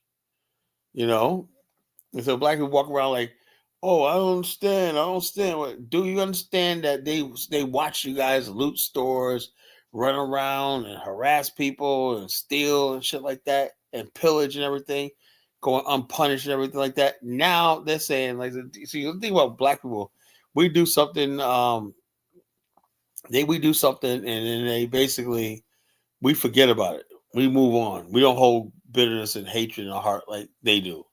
They'll sit there and not say nothing, right? And you think, oh, white people, they let us get away with this. They ain't let you get away. They let you get by, but not away. It's different until you get by. Yeah, but Colin, this guy was locked up in prison. And guess what he was locked up for? Stabbing a black woman damn near to death. I mean, so I don't know if this is the you know what I mean? Well, that's another thing. We always talk on these causes. I don't know if this is one that you know to fall on far as you know the social justice thing. You know what I mean? That's just my opinion. I'll be honest with you, right? I don't think George Floyd was either. I didn't know that. Yeah, but that's on another subject. But this case here, the man was doing 12 years for fucking stabbing a black woman, his girlfriend. Man, I don't even want to mention. I think I did hear about that. I don't even want to mention this nigga. Yeah, I don't even want to mention. Did he kill his girlfriend? I didn't hear about that. I didn't know about that. He was doing 12 years for attempted homicide on his girl. He stabbed her like fucking 6 times. Oh shit! I didn't know that part, bro. I just seen the Yeah. This ain't that social justice thing going on. I just seen the video. I was like, damn, it was crazy because he was locked up and shit like that. Yeah, he was also some kind of addict. But you see, they will prop up and like popularize a person like him, you know, like a addict, instead of someone who's like innocent and not high when they're arrested. Hey, Jonathan, hold up, Jonathan. This guy is not my brother. You know, I don't have to like this. That's another thing I don't like. If somebody think because somebody's black than my brother, no, I don't believe in that shit. You know, you have to know I don't give a flying fuck what color people are. You know, if you're fucking acting like an animal, you ain't with me. You know, you ain't my brother. My brotherhood, I take brotherhood seriously. You know, if somebody's my brother, I'll fight with you. I'll go to the death with you. You know, but somebody's a fucking knucklehead and when I'm doing all the shit I'm against and everything, you're out there, you put your hands on a woman, you deserve anything you get, you know? You touch a woman or you touch a child, right? Jonathan, what if this guy was a child molester and he raped a little 4-year-old girl? Would you still say that's my brother? Yeah, they said George Floyd was wild too. So Yeah, George Floyd was a freaking addict when I put heroin up his butt and everything. He didn't deserve to die, but well, I think he Yeah, but deserved that to was different. That was a little different, though. That was a little different. Yeah. They didn't know that. The man holding this thing, he didn't know that at the time. You know what I mean? die. He didn't know the guy But that's was a whole other conversation. drugs. Yeah, that's a whole other conversation. But I'm sure them CEOs know what this dude was locked up for, what he's serving time for. And y'all know how that shit is. I've never been in prison. But y'all know how that shit is in prison, man. Yeah, but if you're a child molester and you abuse women, they'll fuck you up in jail, you know? Especially if you're a child molester. Yeah. And then you go up there, he probably one day got in their faces and whatnot, and they're like, yo, fuck this nigga, man. They fucking gave it to him, you know? Yeah, he was handcuffed. And he probably, and I'm honest with you, he probably was a motherfucker that was rebelling the whole time, Kyle. You know, niggas like that, they rebel against the system and, you know, authority and shit, you know what I mean? Yeah, bottom line, women in authority, you know what I mean? at some point in time, people are like, yo, look, man, look, let me tell you something. I'm telling you right now how police and CEOs think right now. They sat back powerlessly at 4 years ago and watched niggas just come and loot and kill and rob and everything like that. And they couldn't do nothing because it was politics or not. And I think black people got a little emboldened by that, you know. I think they did, you know. And black people just said in this last election, like, yo, look, if we're gonna have a race war, let's just do it. Because what they were trying to do is like intimidate white people into voting for Kamala and whatnot, because hey, you don't want us to start rioting again. And white people are like, you know, something, let's do this shit. We're ready for you, you know. So basically, black people, it's on you, you know. You know, so like this. I'm not carrying up, Jonathan, right? I'm just like, I don't fucking feel, if you want to basically talk about this, brother, hey, look, I'm not going to condemn you for that, but don't tell me how I need to feel. I hate when people say this shit. You got to feel a certain way. I don't feel it, man. You know, when I heard about the guy, Jamal said the guy was beating this woman, I don't feel the same way. You know, I don't give a shit about him, you know? No, Kyle, he stabbed his women damn near to death, bro. Damn. Damn near to death, bro. Well, me, I kill him myself, you know? Listen, a black woman at that. A black woman, a black queen. Yeah, bottom line is nobody cares about the black woman, you know? Nobody cares about the black woman, you know? It ain't siding with white people, Jonathan. You got to stop acting ignorant and childish. It's siding with justice. Do you understand what justice means? Justice is justice, not white or black. It's justice.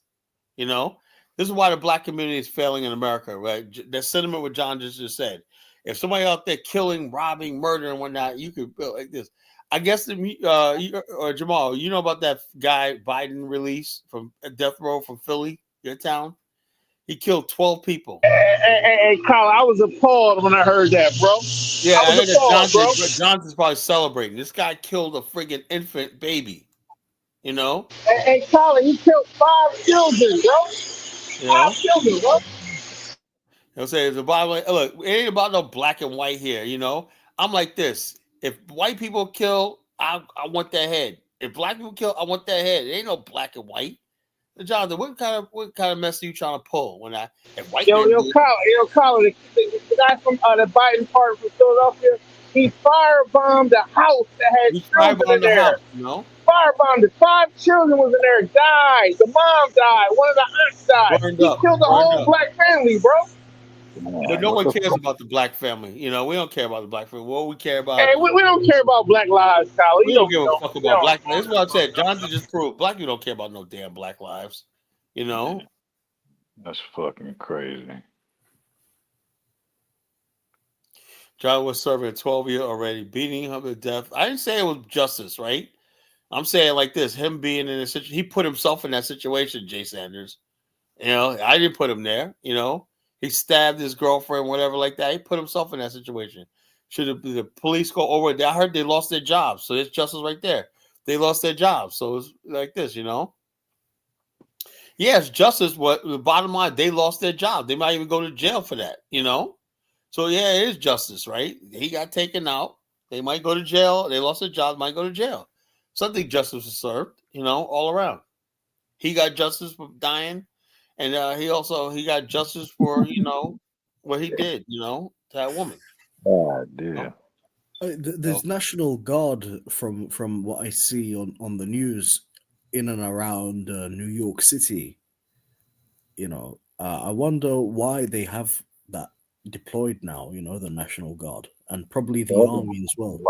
There's a lot of crime going on in New York City. That's why, especially in the subways and shit. The immigrants are fucking going crazy in New York.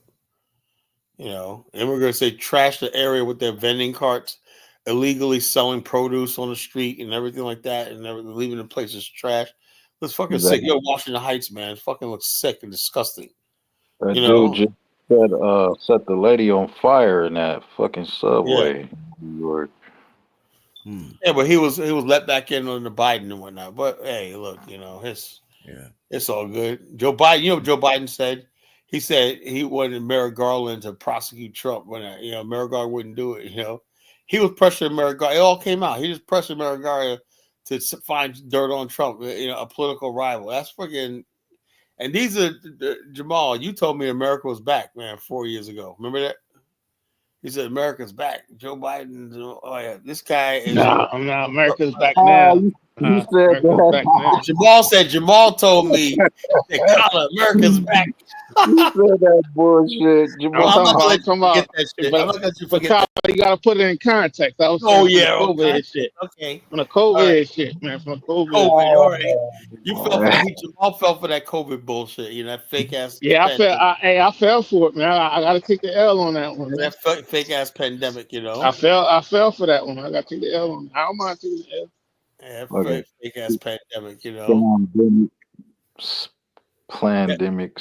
Yeah, that was it was a pandemic. That's basically telling you that if they use an obscure agency like the CDC to create mandates that are forced by gunpoint.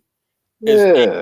The CDC ain't supposed to have that power. Talking about bringing out the military and shit to force you to take a shot, wear a mask and shit like that, and take a shot. What the fuck was going on? Like I said, the last 4 years, you wonder why Kamala and Biden lost by a landslide? I'll tell you, people were sitting back watching all this. I don't think people think that Biden and Democrats, that people had amnesia. They remember COVID. They remember all the riots. They remember the open borders, all this shit like that. And then when that November 5th, people say, something, we've had enough, and that's what happened.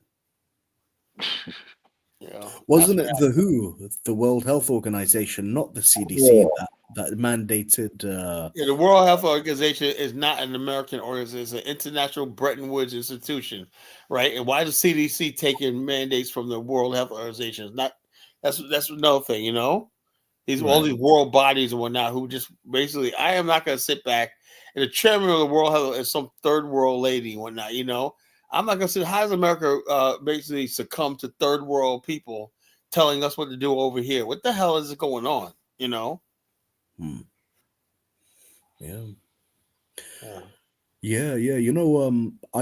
I went to the Royal Society. Yeah. Hold on. Yeah, Jonathan, we got to be more like you. Can you teach us how to be deprogrammed, Jonathan? The floor is yours, Jonathan, man. Teach us how to be deprogrammed. Go ahead, Jimmy. Pearl of wisdom. Make your case. Make your case, Jonathan. You can't make a case after you heard he just stabbed a woman about damn near to death. Come on You now. can't do that, bro. I'm sorry, Jonathan. I know you got affinity for your fellow prisoners and everything. I get that, man, but you can't justify the shit, bro. You know. It was wrong what happened to him, but right and shit. wrong is wrong. You know, I don't give a shit about black, white, or whatever shit. White is wrong, they're wrong. Black is wrong, they're wrong. Black is right, they're right. White is right, whatever. Well, you got that's what justice is all about. You know, I'm sitting there waiting for white people. That's what criminals do. But white people do that. I don't give a shit what white people say. You know. So it is what it is. Are y'all saying Elijah Muhammad? Where's Elijah Muhammad got to do with this? No, because he's saying that because they say Elijah Muhammad had those young girls for wives and shit. I don't know. I have no idea about that. I don't know nothing about that. Yeah, that's why Malcolm X denied Elijah Malcolm X. Yeah, he was talking about it. Yeah, but it was much more than that. You know, what Malcolm X was going to expose was the fact that a large faction of the Nation of Islam in Philly, right, and Newark were heavily involved in heroin and prostitution. That's what he was going to bring out. That's why they killed him. You know. Yeah, Elijah Muhammad, what he was doing was not illegal in that time and age anyway. And everybody knew about it, right? That wasn't why the media tried to make it sound he was killed because Malcolm X said the Nation of Islam turned into a criminal organization. We let criminals in, they're unreformed, unrepentant, they were selling dope and stuff like that, and doing like because you got to ask how do people actually make money in Nation of Islam? If you don't want to work for the white man, the white man's the devil, how do you get money? Of course you're gonna be tempted to do fucking illegal shit, you know? But Malcolm X said in an interview that he spoke with some people which Elijah Muhammad and Louis Farrakhan sent after him to assassinate him, and he convinced them that Elijah Muhammad is into like a bunch of bad things along with Farrakhan, and that's why they should not kill him. And he said that if he was in their position, he would have also went after to kill, the order of someone who would betray, the leader.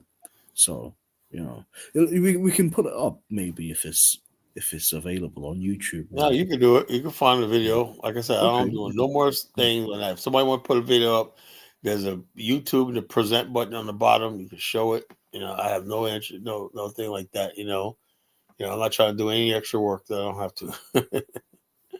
All right, I'll find it. Yeah. Yeah, find it out. We can play it. So it is what it is. So. But yeah, Kyle, I agree with you on that. I think as black people, we got to be more mature. We can't just jump out. We're never going to get any thing. place. We're never going to get any place. This is what the problem is. Like I said, not understanding psychology, right? We live in a white world, right? So basically, this is a danger about living in a white world. This is what it produces. Anything basically to survive in the white world is just survive. If you want to murder, fine. You want to steal, fine. You want to sell drugs.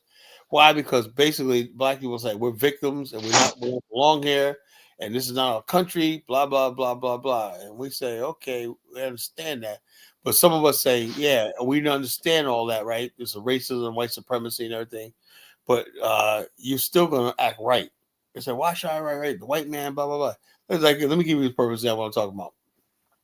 When I was in 6th grade, right? My father, right? I had brought a bad grade home.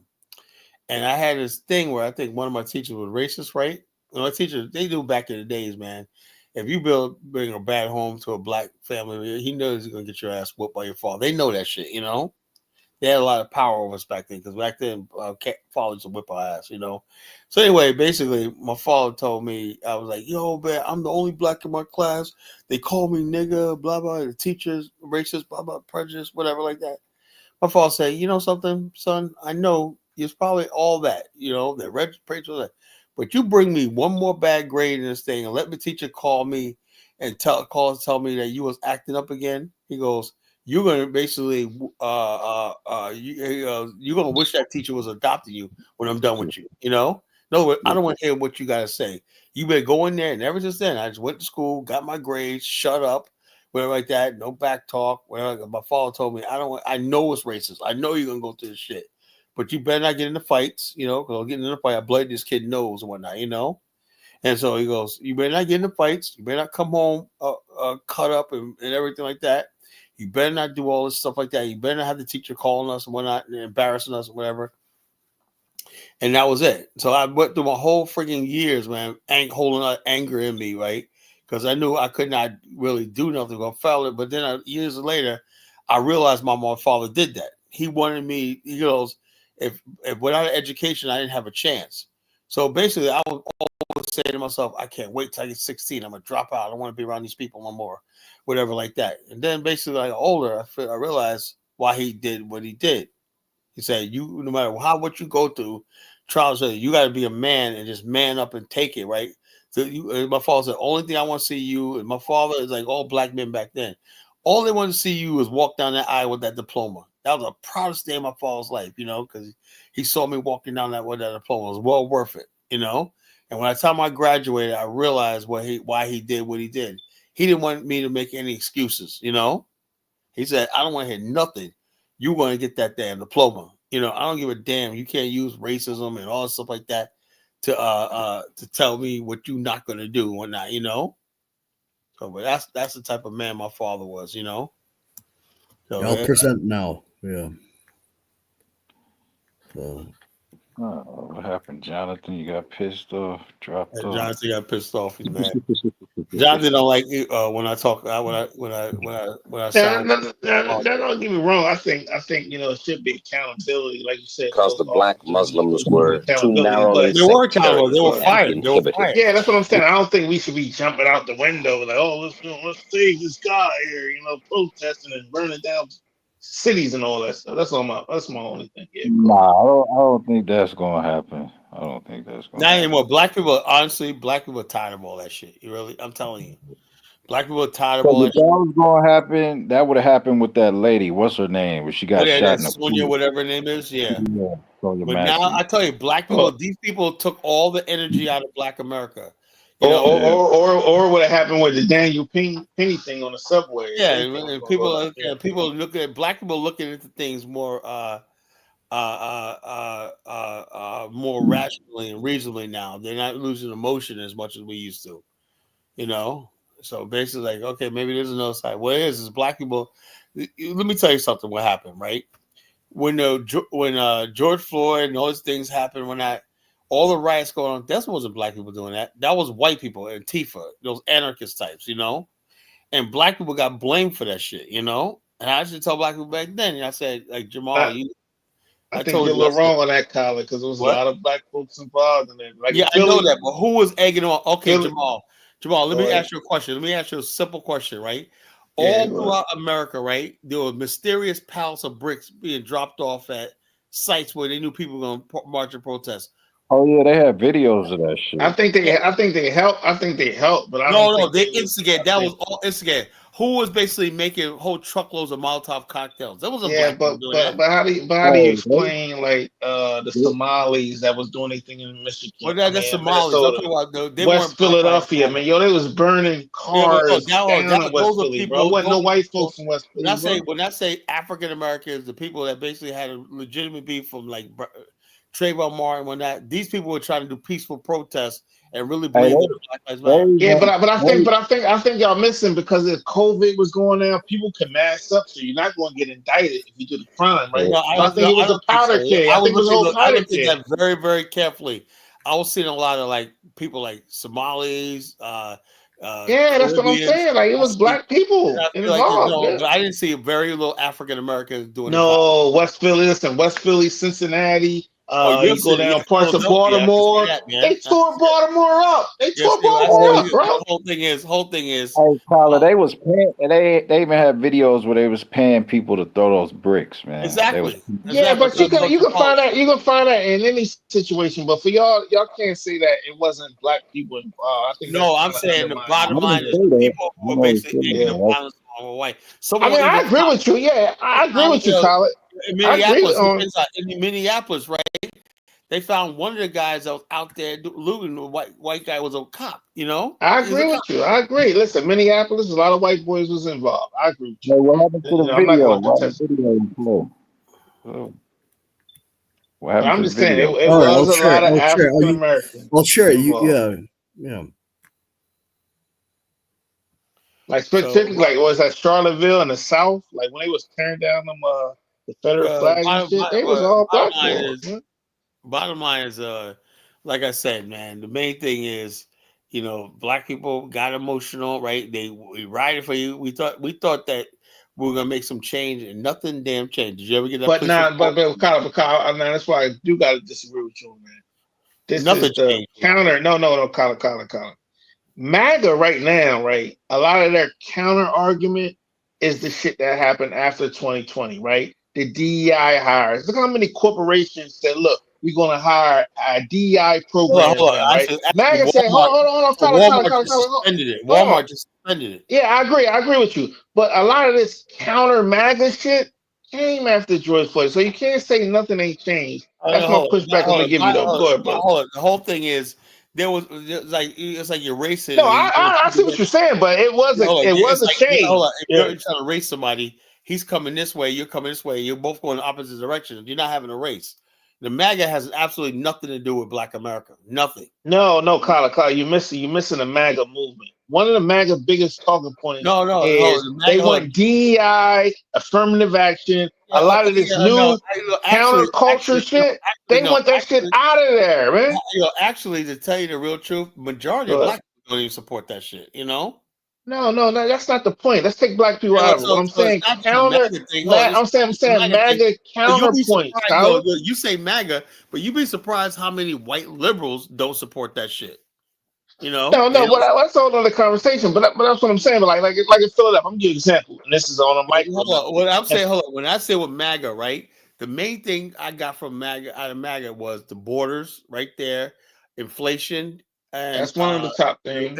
And the wars, unnecessary wars in the Middle East. Yeah, but DEI is a big thing. You know? DEI was that was like Candace Owens and Charlie Kirk and all. No. DEI is one of the huge talking points. But the bottom line is when you listen to most people in MAGA and whatnot, they're saying white male. They're saying a white male don't have a chance of getting hired. Everybody knows that was despunked and whatnot. You know.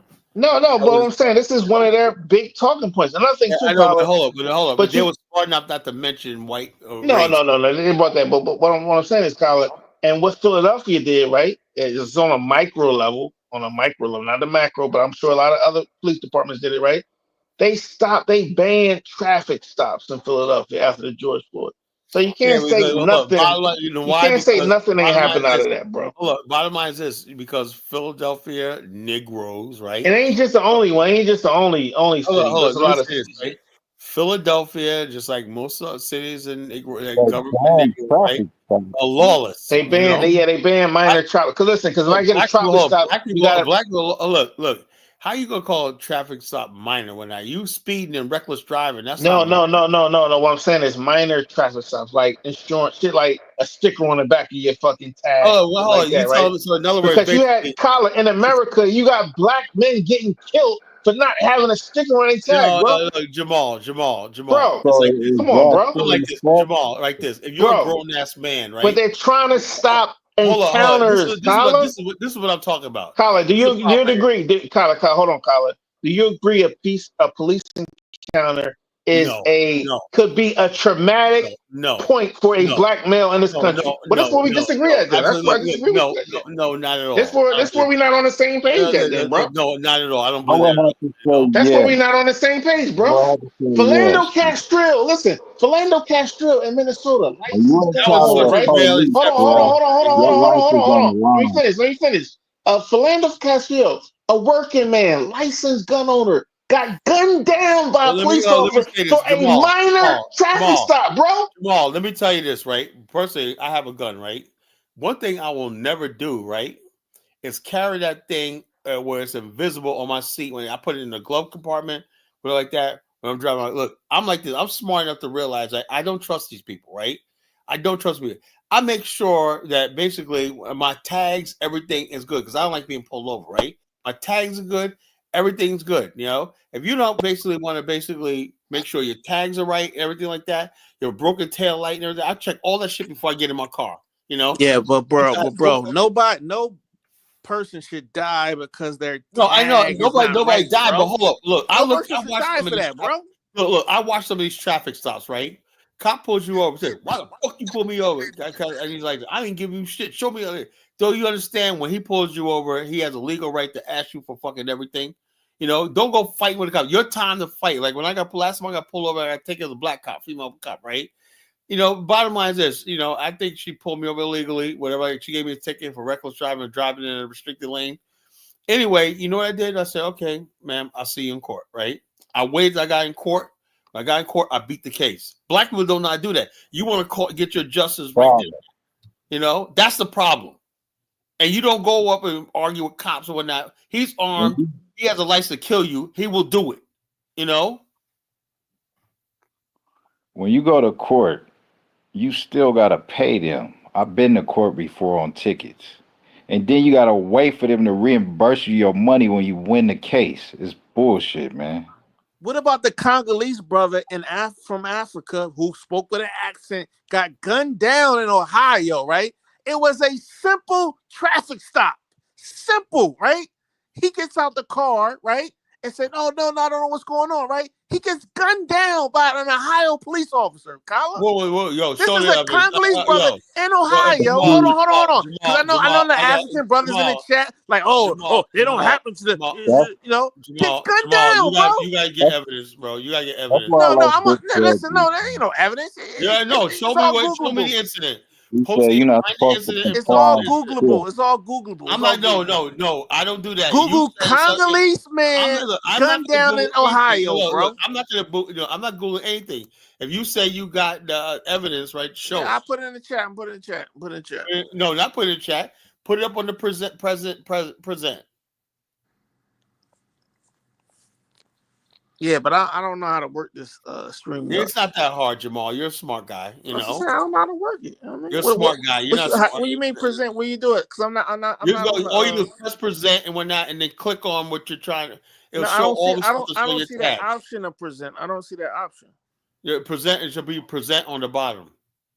I see comments. I see recordings. I see. Yo, you got to be on a desktop. You on your phone, probably. Yeah, I'm not on a desktop. I'm not on. Yeah, Kyla, I just wanted to come in and say something real quick.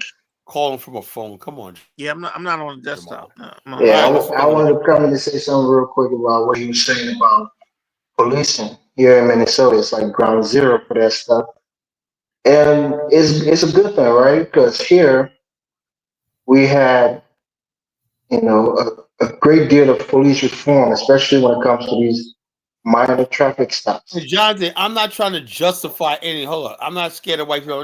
I'm just saying, if you're trying to get home alive and whatnot, you're living in this world, and that's all I said. We need our own nation because I know at some point in time this could happen to me. You know, but in the meantime, I make sure that these motherfuckers don't get no excuse because I know they will. You know. They will shoot me and kill me and whatnot, and I'm trying to live, you know?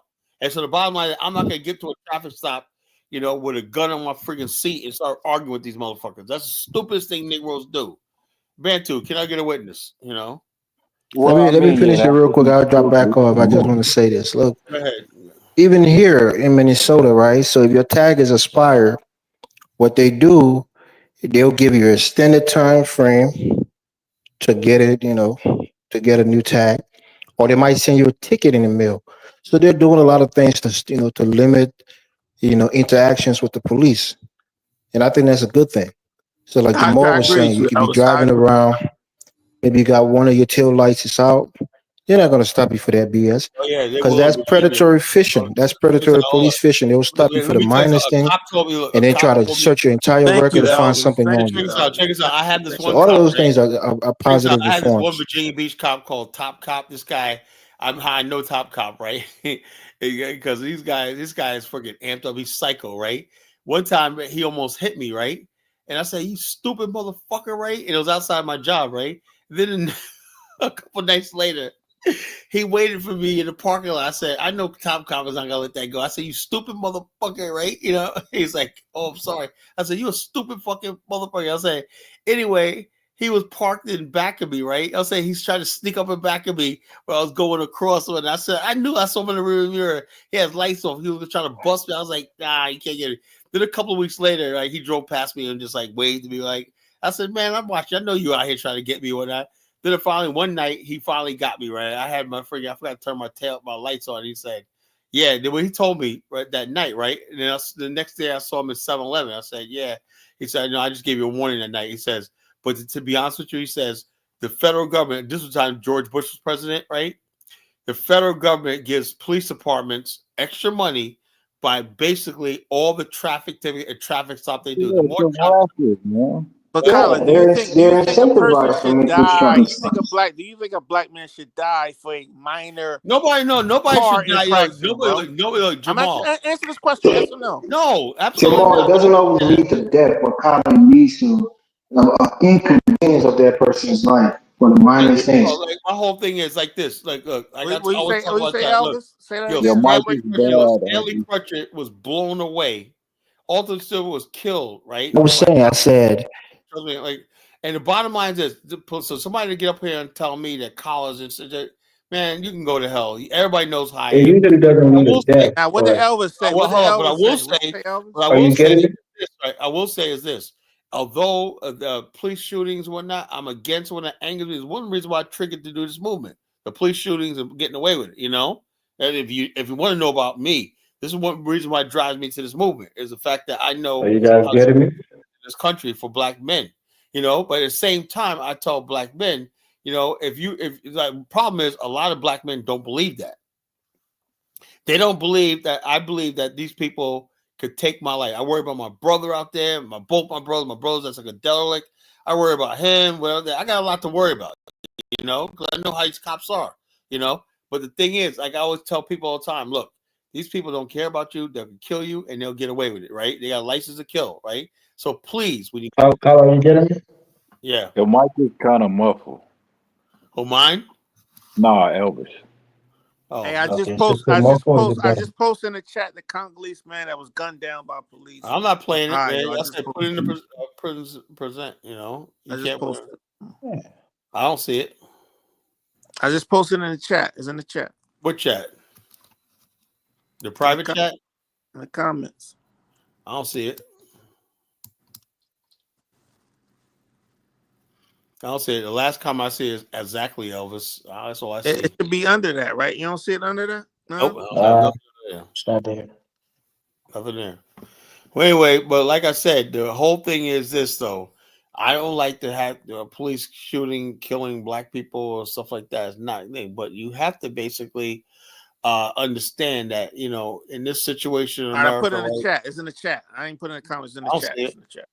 It's in the back chat. Jamal Omar. Yeah, this was a Congolese brother, had an accent and everything, straight from Africa. Gunned down. That was in Michigan. No, he was actually robbing cars. He was carjacking. He wasn't. Yes, he was. I remember this case. You say this was a grand master. Yeah, he was robbing cars. He was carjacking cars. You know. But that doesn't mean it. Let's say if you. I don't think. The bottom line is this. Hold up. The bottom line is this. He was carjacking cars and whatnot, and robbing cars and whatnot, stealing cars. He was in a stolen car when they got him. You know, he tried to wrestle with the police, right? What happened was they tried to tase him. He grabbed the taser, and all of a sudden that's when the cop shot him. I remember this case. You know, I remember this case. You know, so you know, unfortunate, as simple as that. But the bottom line is, like, if somebody would have warned him in this country, right, and that happened right around the time when everybody was acting wild and crazy, and people got the notion that they could challenge police and stuff like that in public, and it's not like that. You got black people out there bowling, man. We could do whatever we want to do, you know. So this guy basically actually thought that he could do this stuff like that because he sees it happen on TV. That's how people give the false impression that they can keep doing what they want to do and nothing's going to happen. That's how people get killed. Here in Minnesota, Colin, there was a lady called Kim Porter. She was a cop. and she shot a teenager called Dante Wright. And that lady was one of the ladies that would do onboarding for new immigrants, especially from Liberia. She even, did the onboarding for my father here in Minnesota.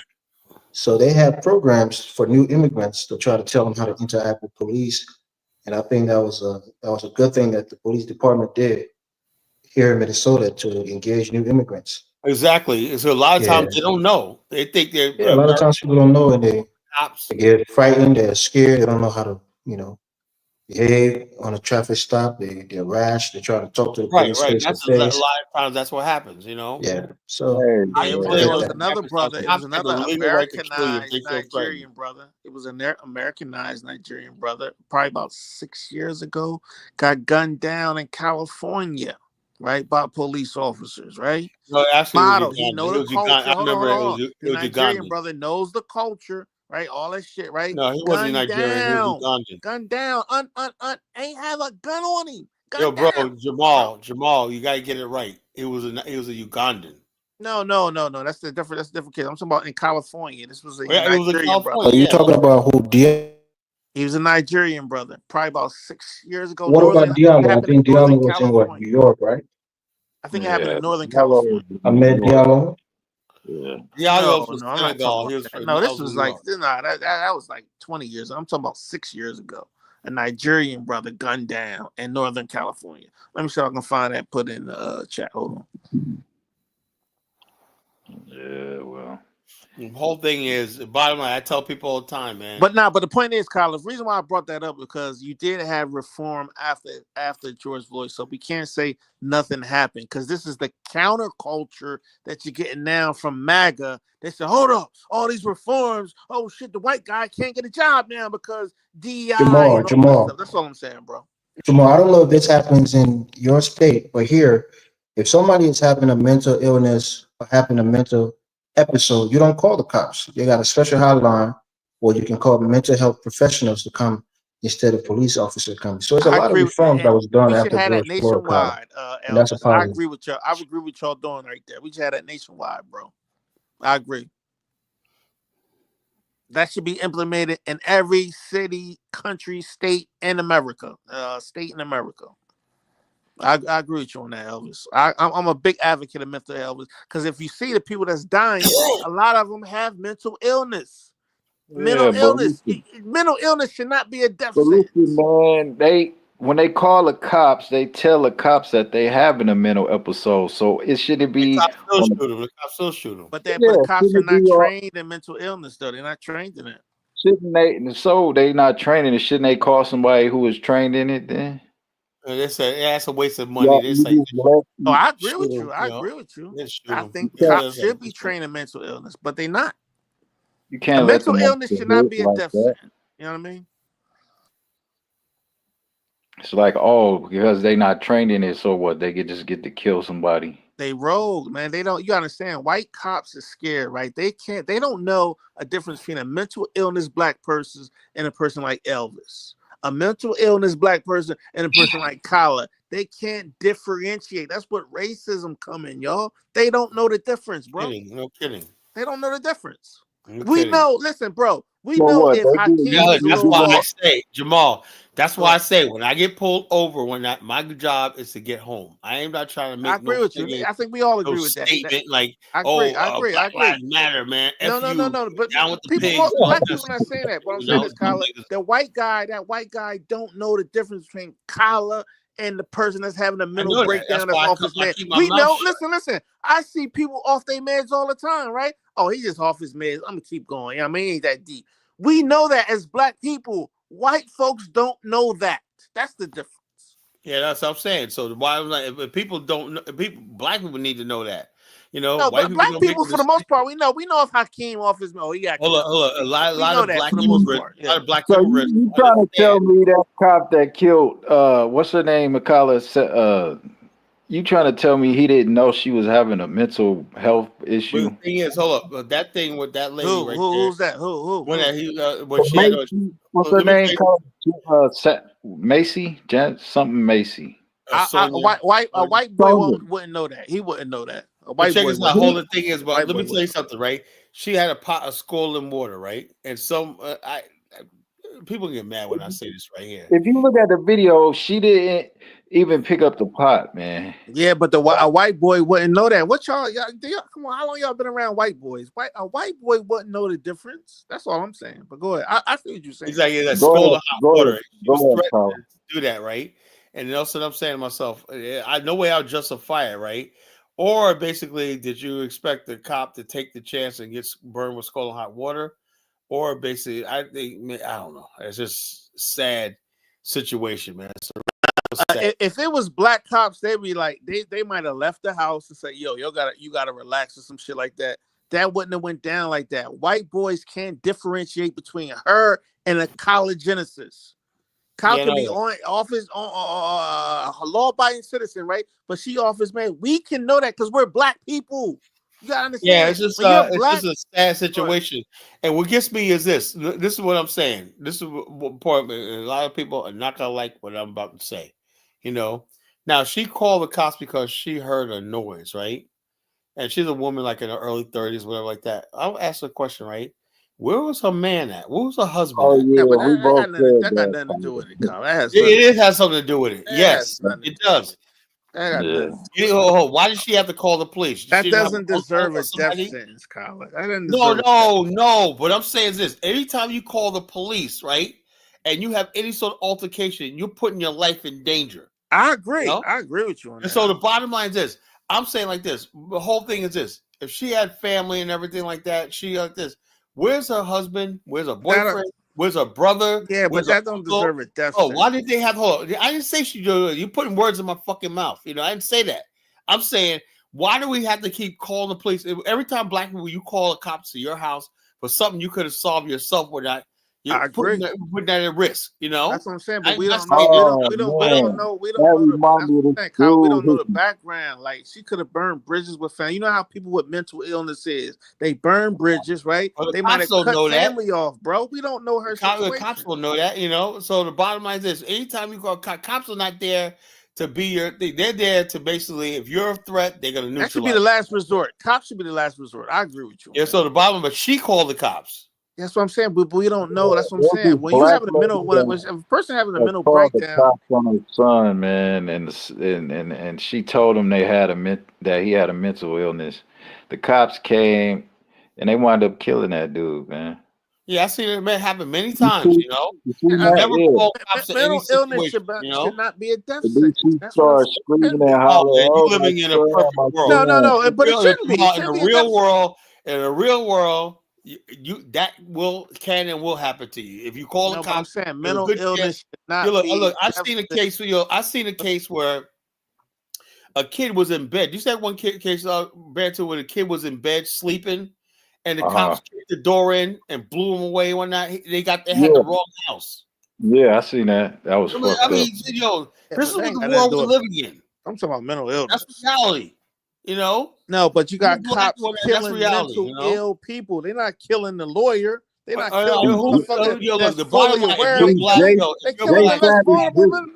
said it in the chat. He said that police, they already knew she had a mental illness the whole time. So there was no justification in what happened in that scene. Other than that motherfucker was just a racist bastard that he wanted to kill a black woman. That's what I'm trying to say. You dealing with racist cops. Call the police, they don't know the difference, bro. You would call police. There's many of them like that. They have no feelings whatsoever for you. You know, I know that. Calling the police should be the very last resort. I agree with that. Yes. Hey, Jonathan, I'm an anti-cop man. I don't even like cops. Delete Jonathan right now, man. I'm about to freaking permanently ban this motherfucker, you know? No, man, don't mind Jonathan. You just talk.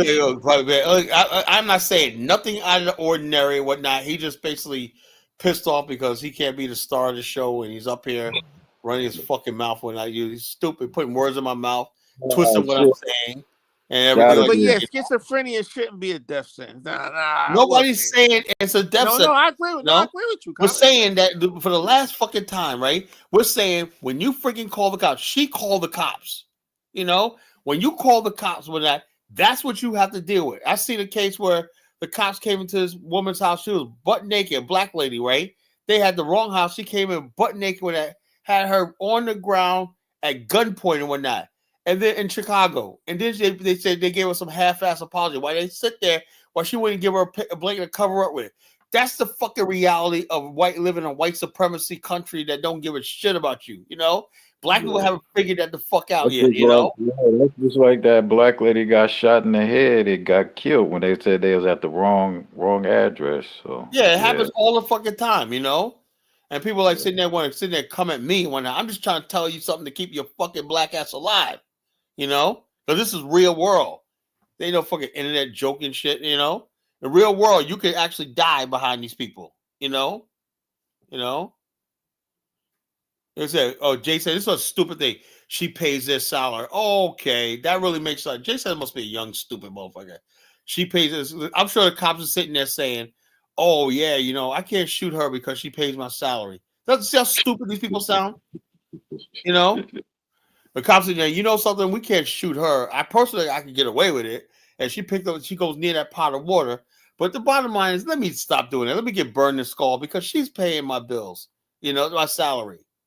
You know, like I said, people act like they're trying to be funny and when they end up sound stupid all the freaking time, you know? Cop is not thinking about no fucking who pays their salary. They know that you get out of line and whatnot. You say the wrong thing to them or make a threatening gesture, they'll blow your freaking brains out, you know?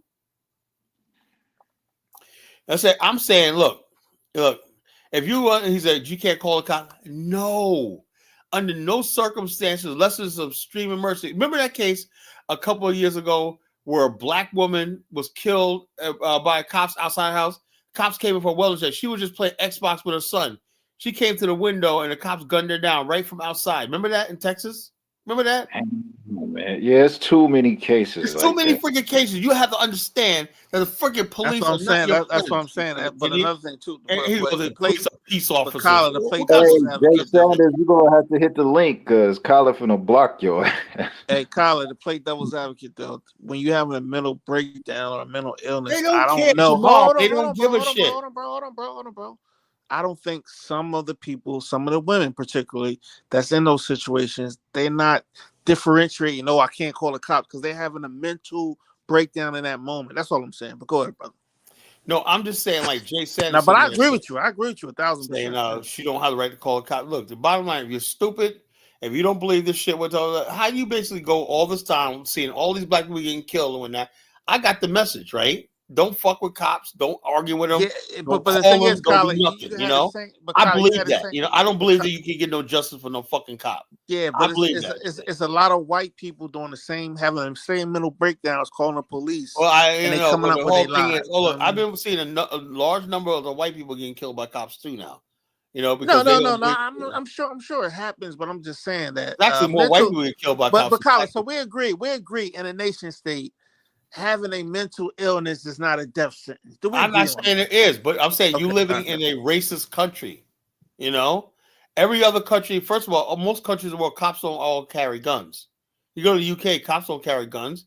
In Asia, cops don't carry guns because they don't need to.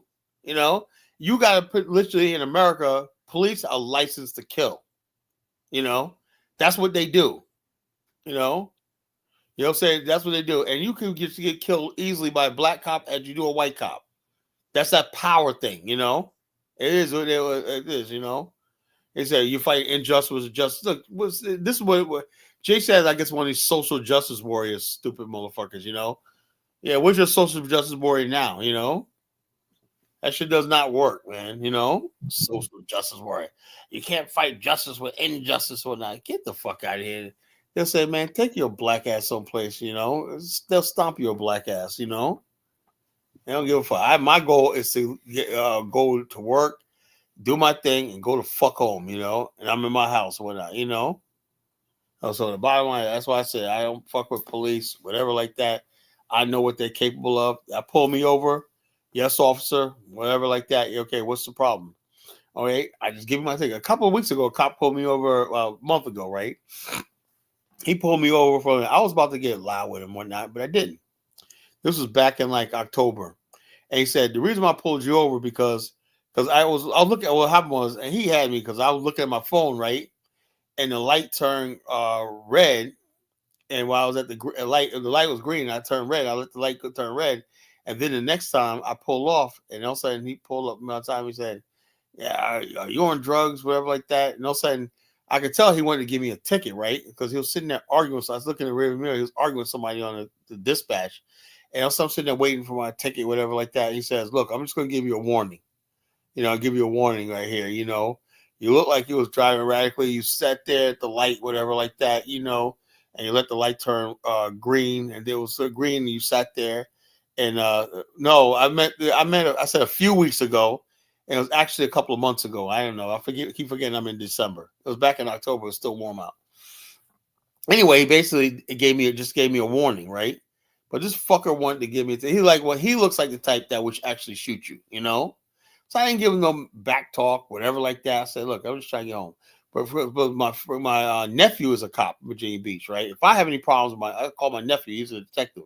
He can basically go to any of these cops and say, hey, what's going on? That's the connection I got here. My nephew's a cop, And so basically, hey, what's going on? Can you take care of this, whatever like that? And he knows all the cops, in the city, So bottom line, I ain't worried about it. But the bottom line, he always tells me, whatever you do, just so shut Kyler, you pro cop, huh? You pro cop. I'm not pro cop. I'm saying the bottom line is this, though. Like my nephew, he'll tell me your cops are fucking assholes. He'll say that, he lets people slide on a lot of shit, Jay Sanders, who you talking about, y'all? Nigga, I don't give a fuck about the police. You got the wrong. Yo, I'm so anti-cop. Y'all don't know. I'm not a criminal, but bottom line is cops to me are like criminal, but I just don't fuck with the cops. Cops are like toilets, right? They're necessary, but they're necessary. Nobody likes toilets either, but they're necessary. You gotta have them. You gotta have police. I know that. But the bottom line is this. I agree with you on that. But hold it. The bottom line is this: if you don't have law and order, you have nothing. Because the bottom line is, if you have freaking chaos out there, what happens is this: that puts black people in more danger. Why? Because let me tell you, if the police ever lose control of society right now, then I know these people down here in Virginia. I don't know how in other states. These white people out here are armed to the fucking teeth, and they will pull out guns and shoot. They will do it, and there will be a bloodbath in this country. You think in a million years, all that rioting you see in Minneapolis, you think that could happen in Virginia? No. These Virginians, white boys, rednecks down here there'll be a bloodbath. And I do not want to see that happen, so principally says you're from Philly when people do whatever. But down here, man, it's like, man, it was hold on. It was riots in 70, 80 different cities when George Floyd. Not in Virginia. I never seen that in the history of my time on this earth. Generation X never rioted for anything, any cause, right? Well, but them young niggas is different. They different, bro. But go ahead. It had nothing to do with no real cause. It was just anarchy. It's not. That's why I disagree with Kyle. Yeah, hold on. Bottom line is, I'll listen to the. This shit gonna be written down in like 60 years. I will listen to some of the arguments. Right, a lot of them were rioting because they said they were slaves because they were still working at Taco Bell. I was talking to some of these kids. Right, I was still working at Taco. I said, "Where's a little white girl talking about?" She's talking about tacos, so she's putting the black hair on to go riot with Antifa. But you said Virginia didn't riot, college. That was on TikTok. It wasn't fucking in my city, bro. But I'm saying you said it wasn't anybody I know. No, we didn't have that shit here. Okay, people so I'm saying you said it was people are too scared of the courts and everything right here. But you had over 80 something cities had different riots. Not in Virginia Beach. It was a worldwide thing. Actually, you had people in South America knocking down it was just an uprising against the rule of law and the freaking like this that people are basically like this and they lost. But bro, let me ask you a question, Colin. Do you think that the George Floyd protest, do you think it was justified? No. Okay, that's cool. No, I don't think it was justified.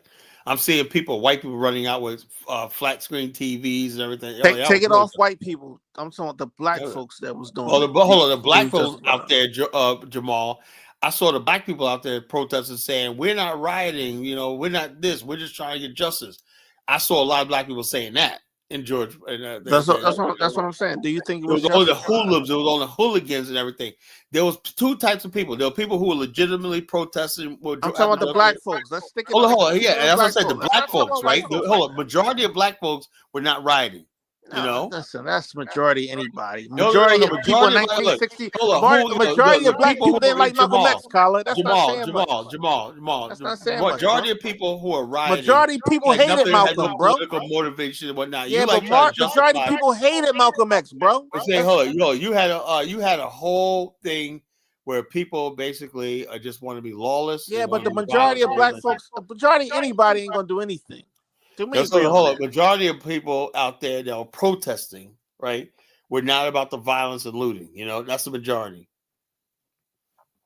It was only a certain amount, and I believe the police and were behind a lot of the violence and looting, because they found in Minneapolis there was a lot of people that were doing the looting were actually cops themselves, trying to egg the shit on.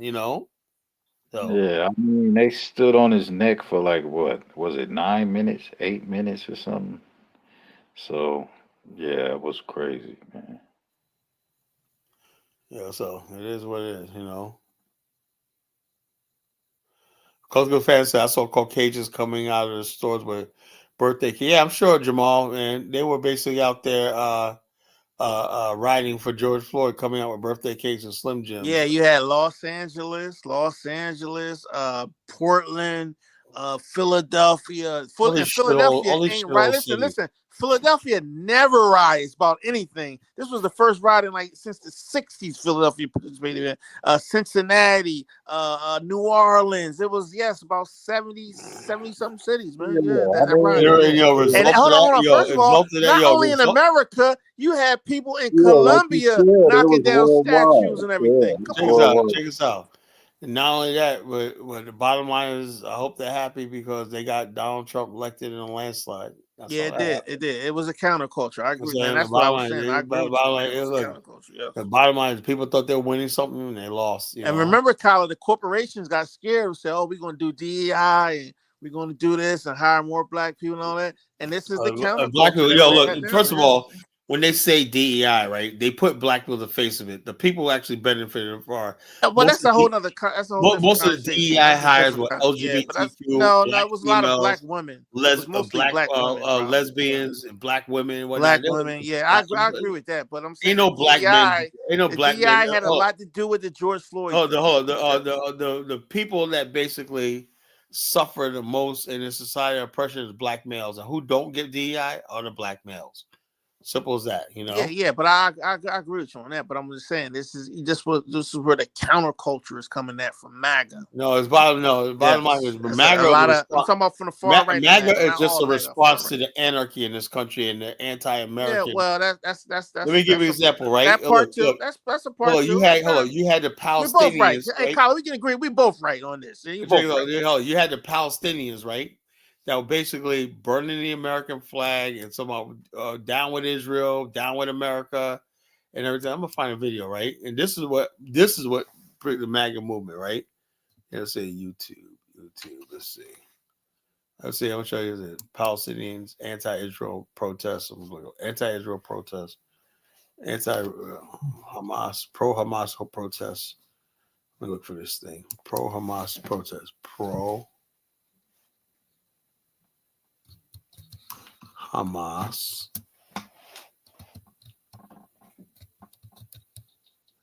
Oh wow! Hey, we got a bunch of them. Wow, we're gonna have some fun tonight. So they're basically celebrating October 7th anniversary. What that tells me, when that goes out there, that you got people living in the comforts of America, but yet they're basically protesting. Celebrating the demise of America. That's what supposed MAGA. Nothing else. That is this right here.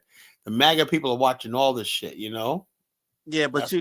but MAGA is not you got to keep it in the shores of America, though, Colin. That's No, where I'm I saying think like you're this. I wrong on that. don't give a Yeah, shit like about the. MAGA is more I within the don't shores give of a shit about America. Look, New this is what I'm York, talking about. This is what I'm talking about. Atlanta, Yeah, it's not an anti-nationalist movement. Los Like, Angeles. This Campus right protests here. erupting This across level the of country violence, last spring, a pro response to Hamas in Israel's America. war against Hamas in Gaza And then after they the basically brutal celebrate terrorist attacks on October 7th 7th. anniversary. Hundreds taken This is hostage insane. and over 1,000 dead, then tens of thousands killed in Gaza and mass destruction. Closer to home, new questions about free speech, extremism, and foreign influence. Not to mention hundreds of arrests and questions from Congress about some of the groups involved. One drawing scrutiny? There is nothing wrong with being a member of Hamas. Samadoun, a pro-Palestinian, anti-Israel advocacy group. These are the people that are on the front lines defending Palestine and fighting for its liberation. That's Samadoun co-founder and international coordinator Charlotte Cates, taking part in Resistance 101, a webinar held in March by a student group at Columbia University. Samadoun, which means steadfast in Arabic, is banned in Germany and Israel for its vocal support of designated terror groups. Most of what we do is kind of the activism that you see people do every day in their communities. So that's organizing demonstrations. That's organizing political education events and seminars. Kate spoke to us remotely from Vancouver, where she was arrested on hate speech charges for defending Hamas's actions on October 7th at a rally. Long live October 7th! Samadoun has co-sponsored several protests in the U.S. over the last year, both on campuses and at major events like the DNC. We wanted to get a better sense of what Cates is saying to college students and protesters. Do you think the Israeli state has a right to exist?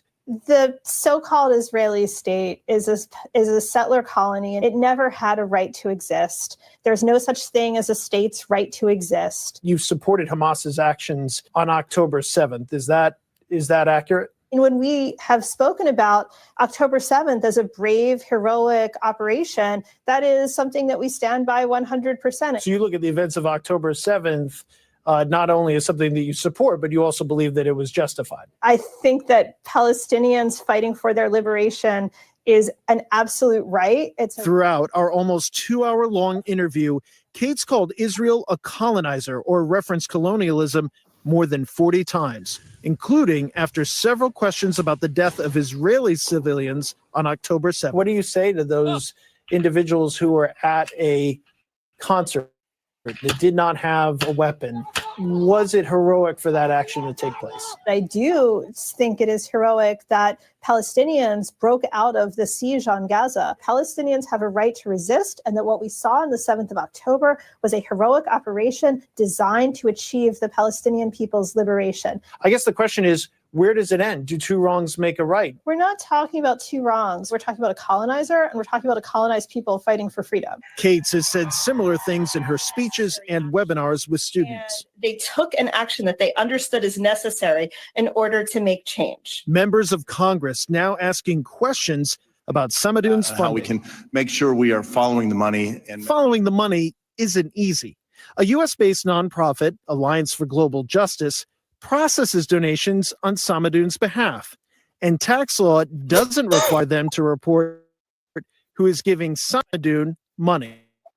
The Alliance for Global Justice didn't respond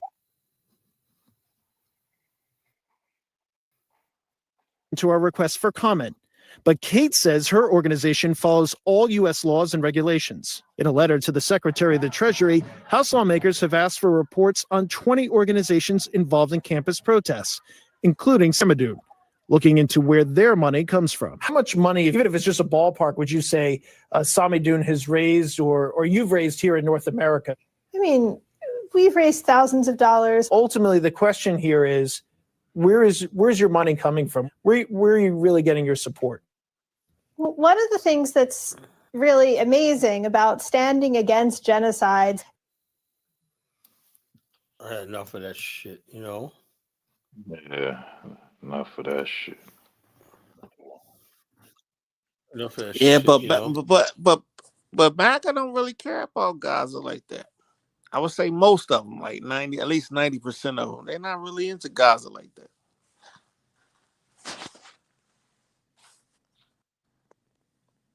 You They're not really on that international shit like that. Like you say, Colin, they're not globalists.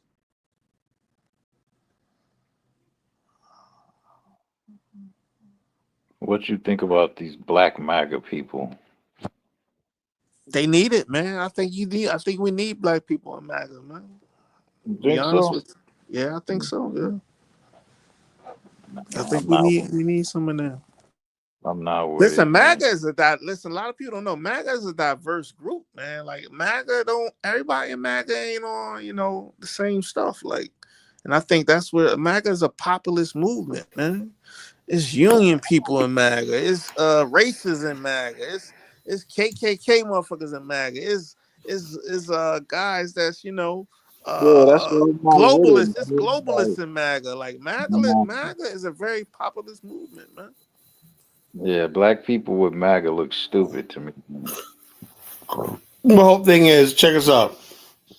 Now, when you hear people like this lady right here, notice something she kept saying, Israel's a settler colony. That's why I'm really particular about when somebody says, when we talk about Afghanistan, the same idea that these same people use to undermine Liberia. It was white people like her that basically put in the native Liberians' head that they were being colonized by a settler colony, whatever the fuck that means, whatever the fuck that is. What the hell is a settler colony, Israel is not a freaking colony of the United States. What is a freaking settler? I mean, the bottom line, these people, what it is there's some people that don't want other people to be happy,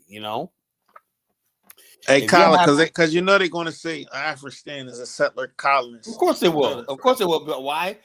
Envy and jealousy. That's all it is. Envy and jealousy, You can have nobody in the land, unoccupy everything like that, build it from ground up. They'll say, oh, it's a settler because, why? Because it belongs to the indigenous people. Who are indigenous people? And these people, I'm sick and tired of that term indigenous. I'm fucking tired of it, It's like, well, we're the indigenous people on Earth. Well, where the fuck is everybody else? Where do we come from? Mars?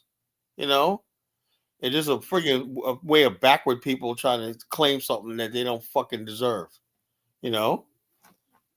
That's why basically, if I have to choose between Palestinians and Israel, I'll choose Israel. Because at least they built something. The rest of these fucking Palestinians are fucking dirtbags. They don't build shit. Anyway, but that's what I'm trying to say was that lady right there talking all that stuff. This is going on all across America, right? These pro-Palestinian groups talk about basically mocking American citizens that were killed there and justifying it, right? These people, like one time when the 9/11 World Trade Center happened, there were Palestinian that were jumping and cheering, Palestinian ladies with the scarves on, jumping up and down, cheering as the towers went down and whatnot. These are people you let into the country. And a lot of MAGA people saying they're freaking fed up with this. This whole idea of America is going to change, of a land of immigrants and all kind of shit like that has failed. That idea of America being a land of immigrants has failed, And that's what the MAGA movement is all about. The MAGA movement is just like the freaking FBA movement, which I don't support. It's basically saying, something like I said, the Hold FBA. on, Colin. So you support MAGA, but you don't support FBA. I didn't say I support MAGA. Okay, I'm saying it doesn't have nothing to do with me. Okay. What do I care about that? Look, all I know is the MAGA took out. But you're American though. No. Look. I'm like this. A nationality for you. I'm a U.S. citizen, not an American. I'm a U.S. citizen, not. Your nationality. Yeah. You're American. You can say I'm American. You're on this soil. You're okay. Let me make. You're a Virginian. I don't believe in what America stands for. Do you feel like you're loyal to Virginia, to your community? No, I'm not loyal. I'm loyal to no. my family, I'm saying. Do you feel like a loyalty, like for your community where you grew up at and stuff like that? Well, actually, I'm from New York. The land. I'm gonna say the land, not the government. The land. No. So I grew up in New York. I got a feeling for New York when that. Okay. All right. That's cool. I spent most of my adult life here in Virginia. So you're American. Well, no, I don't like that term America because that's many implications. Yeah, but I know that's just you're doing semantics now. No. When somebody says I'm an American, that means I'm embracing everything America stands for. I don't believe that. No. I don't believe that. I don't believe that. I don't believe that the war and the bombing of Pearl Harbor, the bombing of Hiroshima and Nagasaki. Yeah, but a lot of Americans don't believe in that, though, Colin.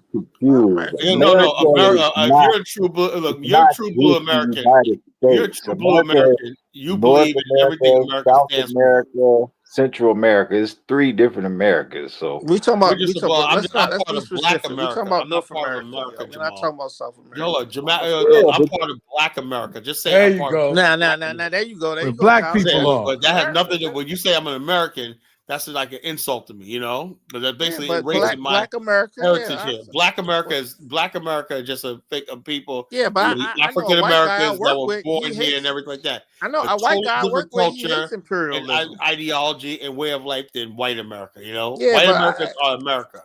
yeah, White America is America. I'm Black America. You know, yeah, I a agree. minority. I agree. But you gotta understand, we kind of pushed, like, Black America pushed America into democracy. You And know, I don't believe that. You know, I believe that. Oh Lord. well, I mean, we got the Jamal documents. again. Yeah. Good I mean, morning, guys. the What's history. on That's your what I'm mind, saying. brother? That's what I'm saying. We Man, don't know. That's what I'm what's saying. up? A lot of us don't know Black American What happened? I history. started out Yeah. listening to you guys, and I was in my comfortable seat, man. I slipped back and fell asleep like an old man. Yeah, did you see the first part when I was doing Liberia, Dollar Bill? Yeah, I saw a little bit of it, and then I Yo, slipped man. into the darkness, bro. Yo, bottom line, a lot of people didn't know a lot of stuff I was breaking down, man. I said Liberia is, as far as here's their Black America overseas. Liberia is probably the most successful model, There you go. to date. Now we got to outdo Liberia, with the Africans. But Colin, some people would say, well, Liberia, it's kind of janky over there. You know what I mean? No, I'm saying when I say Liberia, I'm saying Africans. No, Africans would say that. Our ancestors did. Yeah, what if you go to Liberia and whatnot, what they was able to build was remarkable. Yeah, but I'm saying Africans would say it's kind of janky over there. How is it janky? I don't care what they say. Look, one of the worst countries. What part of I don't give a shit what Africans think. No. I'm just saying. I look at the rest of the fucking continent. The last thing I'm thinking about is what fucking Africans think. No. I'm saying that, but what I'm saying is they're saying Liberia is bad, and that's one of Africa's not in a good place. I don't really think so. I really don't think so. When you really look at it, right? Some people will tell you, right? When you look at Monrovia, you drive around Monrovia, it's a well-developed city. I've seen parts of Monrovia look way better than Lagos. The hotels we got and everything like that. It looks way better. But does it look better than Accra though? Accra Accra's only at one part, right? And then outside of Accra, you got people living in mud huts. You don't see mud huts in Liberia. I've yet to see a mud hut in Liberia. And you see in Accra, what do they have? Thousands of African Americans. Okay, building up the only thing in Accra is the Black Westerners. The local people, Jamal, don't live like shit. And Monty will tell you, I just on the phone with mine. He said local people ain't got shit. It's the expats and African Americans and the foreigners that got everything in Ghana. That's the truth. Liberia, but ain't that the story of at least in Liberia, you do see people with their own properties and nice houses and stuff like that. Even the poor people, got nice houses and everything. So that's what you see. So you're telling me there's no Ghanaian millionaires and wealthy? Salute to the panel. Well, you got some Ghanaians, but I'm talking about the proletariat Ghanaians. They're really masses of people living bad, man. And Rosmo says mud huts. Yo, you haven't been to Liberia. There are no mud huts in Liberia. Trust me. Like I seen a lot of Ghanaian communities. They're like organized and very structural. Just because they're in mud huts. Some of them got nice houses and whatnot and everything, but there's not Ghanaians living in them. Or it's Ghanaians that have come that have come back. Yeah, Ghanaians that came back from the West. Yeah, that's they got their money and they got their business. And they're smart and they're attracting African Americans along with it. There you go. There's local Ghanaians there. Yeah, check us out. There are mud huts in Liberia. That's Elvis's town, Gandita. I see my man Elvis. I missed Elvis, bro. I took it personally. I've been on and he didn't show up. Lizzie goes proud. Y'all tried to shit on Elvis last time, man. We did. What happened? Yeah, with Sim Police hopped up. I like Sim Police, but when he hopped up, they tried to shit on Elvis. None of y'all defend him as the importance of his presence on the panel. I ain't like that. You know what I mean? But I'm happy to see Elvis here. I don't recall. I recall that, bro. I'm sure when he hopped up. Yeah, man, I ain't like that. They always talk about defend the African Americans. I ain't defend Elvis, but I hopped up for the main reason. is basically I was talking about law and order. Carlo always talking about the Afghanistan. So I salute him for standing his ground because the panel was acting like, oh, we don't need law and order, we need advocacy and advocacy. To a certain degree, when you like me, that's Jonathan, right? Oh, I see Lisa Nicole is on here. Is she on the back chat? Or rob somebody, whatever like that, we should look the other way because prosecuting them or like that. Let's see what she got in here.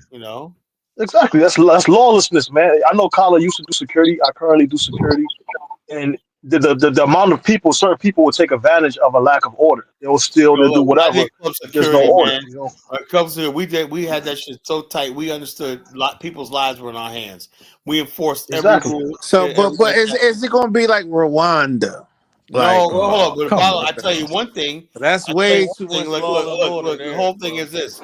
Everybody, if look, this is how I say it like this. If you're not doing nothing or breaking laws, you got absolutely nothing to worry about, But I noticed dealing with Negroes, right? Security doing their job, right? Just doing their job. What they're supposed to watching the door, watching this and that.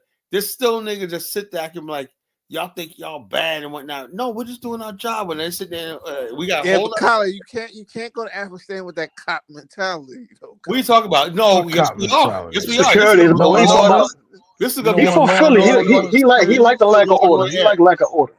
Yeah, he's from Philly. They don't like order. If you guys don't like law and order, we're not staying in It's all those alleyways they got in Philly. The Negro so the bottom line is, if you don't like law and order, you gotta stay home, man. Stay in America. No. What I'm saying is, we can't be like cops. We are though. We gotta have a police. You know what I'm saying? He want to be like white people. He want to disaggregate. The police are going to be so proactive and whatnot that the bottom line is this: if they're not writing tickets, they're gonna get fired. That's how you got to be to keep on. Let people know at all times that you're being watched and whatever like that. No, bro, that's not how you run a society, bro. You gotta watch you, Jamal. They worked in Singapore. We gotta watch y'all. I look at the model of Singapore, right? And the bottom line is, I don't want. No, you don't want to be like Singapore, Jamal. Yeah, I do. Yeah, I do. I don't want nigga shit, Yo, listen, chewing gum, you getting locked up for chewing gum? The bottom line, and Singapore is a settler colonial state. It's not a settler colonial. How's a settler colonial? Those are all Chinese. Bro. Singapore is a Chinese. Settler. Listen, the native Singaporeans are wiped out. It's a settler colonial state. Please, that's a lot of crap, bro. That's a lot of crap. That's what they do. They go around talking about somebody's native. It's like that. There's no such thing as natives, Jamal. No. Whoever lives in the country now, Singapore is a settler colonial. Native. That's a fact. Singaporeans have Malays. No, there's no native. There's such thing as a native, man. There's no such thing. So y'all on that white man. Don't say ain't no white person, nothing with that. Y'all sound like y'all don't want me to get my Marxist bag. Come on, bro. Come on. You're saying natives and whatnot. Y'all don't want to give me my Marxist bag. Hold on. But Tyler, isn't your Afghanistan claim based on the fact that you're semi-native to the original tribes that used to be in that region? That's how stupid they are. They don't say so. Our claim is that we're indigenous to Africa. That's why we went in Afghanistan. Yeah. How can you be anti-native? How can you be anti-native if your claim is based on being the Jews are saying the same thing. They saying they were. They're gonna try to equate you to the Jews. Yeah, 2,500 years ago. So, but I'm like, Palestinians are recent migrants. But how many years? Ottoman Empire. How many years does it take? So it doesn't really matter. It does not really matter, Jamal. It does not really matter. Possession is but Jamal technically right. They didn't work with the natives of the land and merging together and coming back into the land. Who cares about the natives of the land? Fucking you need that. That's the best. We don't want a settler colonial. We want to see Jamal. I want a settler colonial nation. How about that? Colin, no. Yeah, I do. No, you don't want that, man. You want to work with the locals and the natives, man. And whatnot, bro, don't say that. We want a place where there's no natives. Look, Liberia stayed like that and whatnot, and been that when it'll be a fucking country. Hey, bro, don't say that on record, bro. This is recorded, bro. Bottom line, bro. Let the natives destroy the country and whatnot, and run it to the fucking ground and whatnot. Just go right ahead, Jamal. That's what we're gonna do. We're gonna build it. We're gonna hand it over to the natives. Whatnot. Hey, y'all can have it. After our whole hard work, whatnot. We don't need this place no more. Y'all can have it, and they let them turn to shit. Please. I'm a colonizer, Elvis. I'm gonna start embracing that word. Oh man, look at Elvis now. Elvis is calling you a true colonial. Yeah, I'm a colonizer. He call you. Did you put him down? Did you put him down?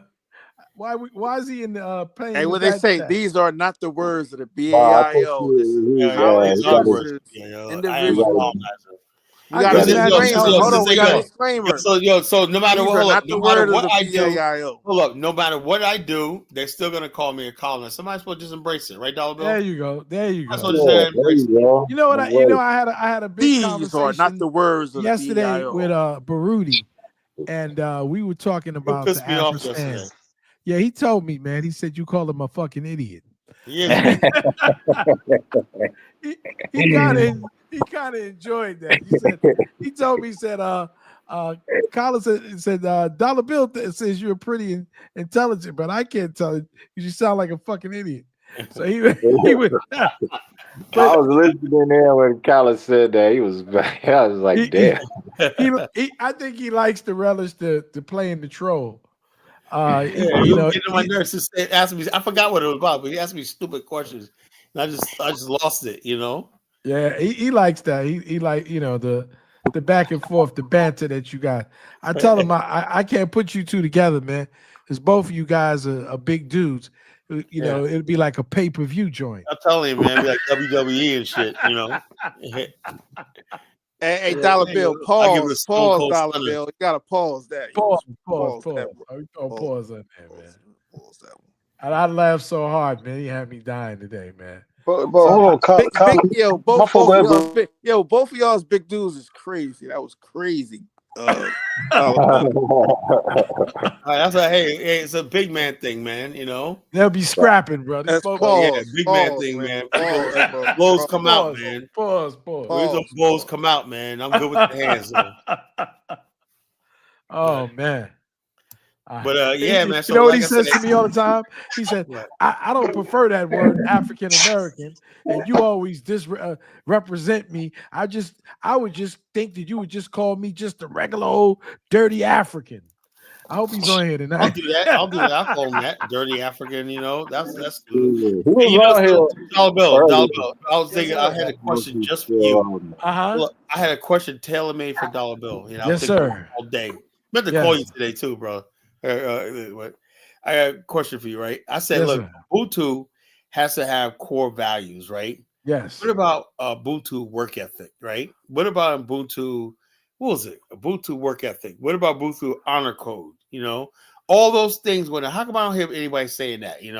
Well, I've been told. This is what I've been told by the brother, that I'm not correctly representing Ubuntu or things that he's saying. Because even he's telling me, even if he explains it to me 10 times, I only pick out what I want to hear.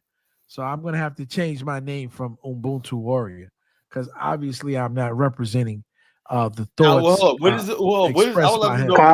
Carla, I just want you to justify that you said that you're in favor of colonization.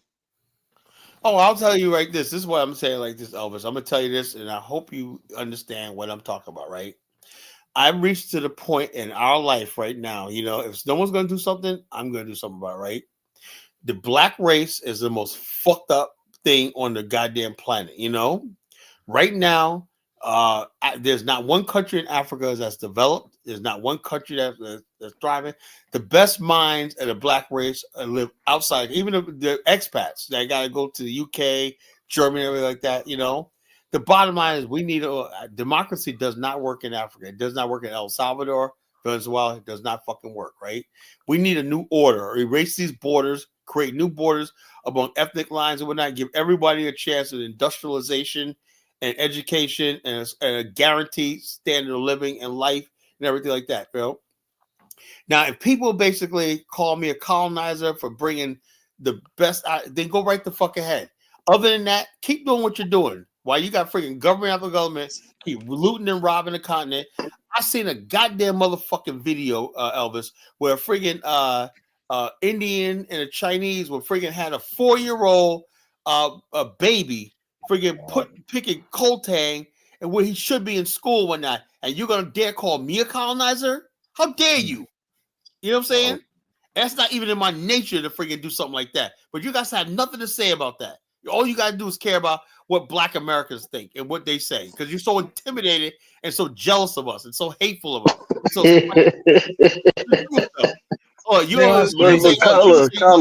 Carla, I want to ask you because you said like maybe 5 minutes ago that I'm in favor of colonization. That's why I'm asking. I'm not saying you. Look, let me tell you something. I'm in favor of Black colonization. Yes, 100%. I would love to. Is that better? That's better than white colonization. I'm gonna tell you right now.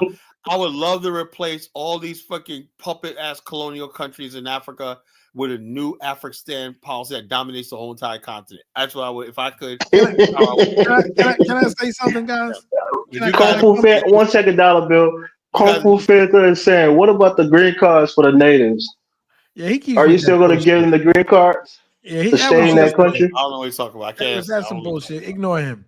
Anyway, ignore the Kung Fu Panda. He could be Kung Fu Santa. Let's turn. I want to ask you a question, Elvis. How you doing today? First of all, I'm doing good. I'm practicing my New Year's resolution in advance, man. Oh, am I part of your resolution? Nah, not really, but it's just an overall new approach. Be nice. You gonna be nice more reserved. Is that what you gonna? Yeah, listen more than you talk. Yo, pause, man. Why would you be a part of his New Year's revolution, man? Pause. Oh, Jamal, relax, bro. It's not that serious. Man, you got some homophobic. There's no Diddy's in here, bro. Paul. Yo, Paul. No Diddy, all none of that, bro. No Diddy. No Diddy, okay? Go ahead, Elvis. No, I'm saying, I'm gonna be like coming in maybe twice a week. Just taking a step back, bro. I think he went to the doctor. I give Carla a hard time when I'm not on the platform. He has a good night. So I was listening to him today when he was talking about Liberia. I was fighting the urge not to come on, and I'm proud of myself. I didn't come on in that moment to try to challenge him. What did I say that was wrong? I'm not even going to say anything. That's exactly the same reason I didn't come on. So I'm not even going to tell you what I thought, because it's going to start an argument. So I'm not even going to say anything, God. Don't finish. My point was Liberia was the most successful example of Black America overseas. I agree with you, Kyle, 100%. 100%. I agree with you, bro. We introduced. Kyle, stop it. Don't poke it. Just let it be. I agree with you. Well, look. We introduced architecture and masonry to West Africa. Can I ask you a question, Elvis? I agree with that too, Kyle. Yeah, go ahead, Elvis. How many except for slave castles built by Europeans? How many different tribes are if you can give me a general number? I don't there should be 17. There should be 17 technically, but it's like 16 tribes, you can say. 15? It was an interesting thing. There are 15 counties, and there are about 17 tribes. There should be 18. There should be at least 18 tribes. And there are a few tribes that are kind of like intermarried with one another, right? There people to marry in these particular tribes. Are there, or just some tribes that just don't intermingle or don't marry amongst each other? Any tribes like that? Yeah, they're like where I come from. 1 second, Kyle. Where I come from, we're on the far end. It's like the east and the west, right?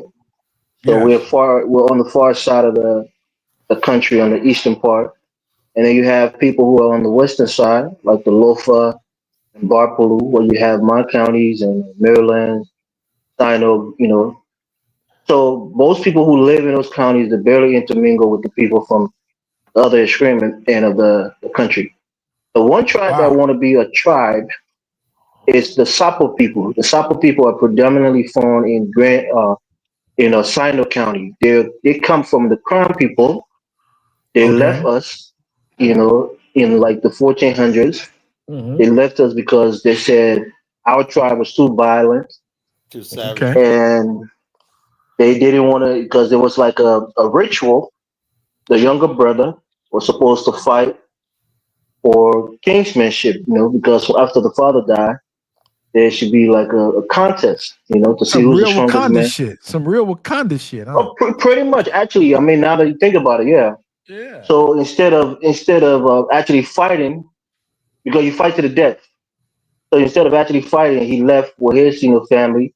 He pretty much banished himself and went to where it's now Sino in Greenville, and they settled amongst the crew over there. But we're still the same people. They're like our little brothers. So in times of war, we protect them, and when we need them, they come to us. So they want to be recognized as a tribe, but people still call them the crown people, even though they think of themselves as a separate people because they've been separated from us for like 400 years. But we still consider them our people. The reason So I'm that's the asking tribe. you That's the group that wants to be a tribe officially. That hasn't been hasn't been Sound like recognized. recognized. FBA, man. Sound like FBA. So you know what, I'm interested in knowing that because I was having this conversation with Brother Baruti. And so I know you're a Christian, so I don't want to, so what about polygamy? Is polygamy something that is encouraged in your country or, in the past? I know people are Christian now, but was polygamy a way of, like in Europe, let me say this, for example, let me preface this.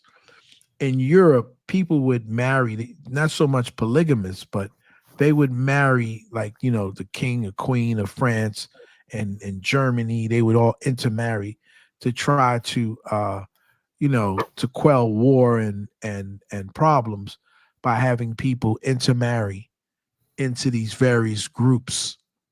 And this way they could kind of like stay in the same family. And so family wouldn't go against one another. That's what they did it in a monarchy in Europe.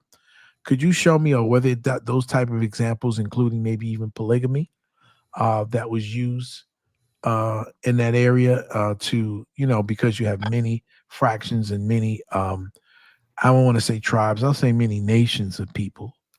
Was there something like that Yeah, done? there's a big example between the people from Nimba and my people. We are neighbors in both Liberia and the Ivory Coast, or Cote d'Ivoire. And these are both powerful people, especially the Geo people, the Down people. We fought wars for centuries. We've been fighting for centuries. And we intermarry amongst each other. That's why culturally, if you go on Wikipedia right now and you type in the Crown people, the first thing in there will tell you that they're culturally and artistically related to the Down people and and the other crew people there. Right. And the same thing for the Down or the Geo people were culturally and artistically related to each other, but we don't have the same language. They're from the Mende group, we're from the crew group. Okay, so the Mende group. All right. Yeah, so we intermarry with each other, and culturally we're very similar. Even the people in Nimba, they think the Dam people, the Gil people, might actually be Crown people because we're so culturally aligned with them, more so than they're aligned with other Mende people. We fought wars for centuries, and to quell some of the hostilities, we get married, and they gave some of their best women to the kings of our people, and then vice versa. So we intermarried. My wife, and again, it's almost like a spiritual thing because people, it's like an enigma because people think we hate each other, but we always end up marrying each other. So even myself, my wife is Crew on her father's side, but on her mother's side, her mother is Gil from Nimba County. So it's like this war that was fought between us, like in the 90s. We really killed each other. And even to this day, we tend to still marry each other.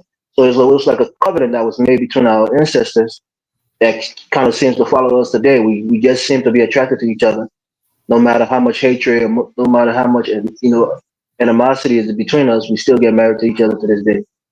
So we do get married sometimes to build alliances, and we've had long-standing covenants with each other to try to keep that alliance. So some of us who are descendants of that ethnic group, we find ourselves being attracted to each other. And most people are like, why do these people keep getting married to each other when they, perceivably hate each other? Right. So yeah, we do get married, and that's why the war was a tragedy because a lot of people there was fighting against their in-laws. A lot of people had children from women from that. Uncivil War dollar bill, Yeah. Well, the reason I was saying that because I have these conversations with Brother Baruti when he lets me get me word in edgewise. I was saying to him that because he's really pretty much against an ethno state, right? So he calls the Afghanistan an ethno state, and so I said to him that I support the Afghanistan. But I'm a person also because I'm new. I'm relatively new. Kala's an expert in what happened, and you pretty much are an expert pretty much in your about people, the native people or of the country from their perspective. If we don't build an ethno state, we're just committing suicide, suicide. No, I'm not saying that. I'm just saying. So we have two different. Rudy. Oh yeah. He probably thinks that. He'll get unless he wants us to get killed. He'll get me later for that. I don't know if he wants us to get killed. I think that Baruti, from what I understand, and this is my understanding, Baruti. This is not me misrepresenting you. I think he wants us to kind of like become like our own tribe and around people who are familiar with other tribes, right? And so he wants us to kind of like blend in to the tapestry, be our own. But Dollar Bill, not to even cut you off, right? I'm going to say something that's kind of puzzling. We have the tribal mass in Liberia with the different tribes, ethnic groups. Yes. That was compiled, by the Congo people or the American Liberians. Mm-hmm. And the funny thing or the ironic thing is that they didn't include themselves as a tribe. Yeah, take this out. In Liberia, I'm very proud of our 16 tribes, right? Native people. I always say, like, when I'm in Liberia, and I basically like every native, I hug them and say, "I love you." Carl, I just want to make this point. I am proud. So they never consider themselves as a tribe or ethnic group. Even after perhaps they feel it was beneath them. So they're not even counted as one of the ethnic groups in Liberia, which is crazy. God gave us those native people. God gave us the native people of Liberia to name. Tyler, what are you talking? We're not like your pets. What do you mean God gave us the native people? What's wrong with you, man? I love you. Y'all are crazy. It's not without a gift from heaven. So I'm saying it's weird because now there's a movement from the Congo people to be considered a tribe. I mean, can you imagine that? They were the ones that try to. We're not a tribe. We are not a tribe. We're the. Kyle, stop saying we. Are you a Congo man, Kyle, or are you a Black American? I'm part of that culture. They're part of Black America. The Congo people are part of Black America. It's interesting because so the perspective, right?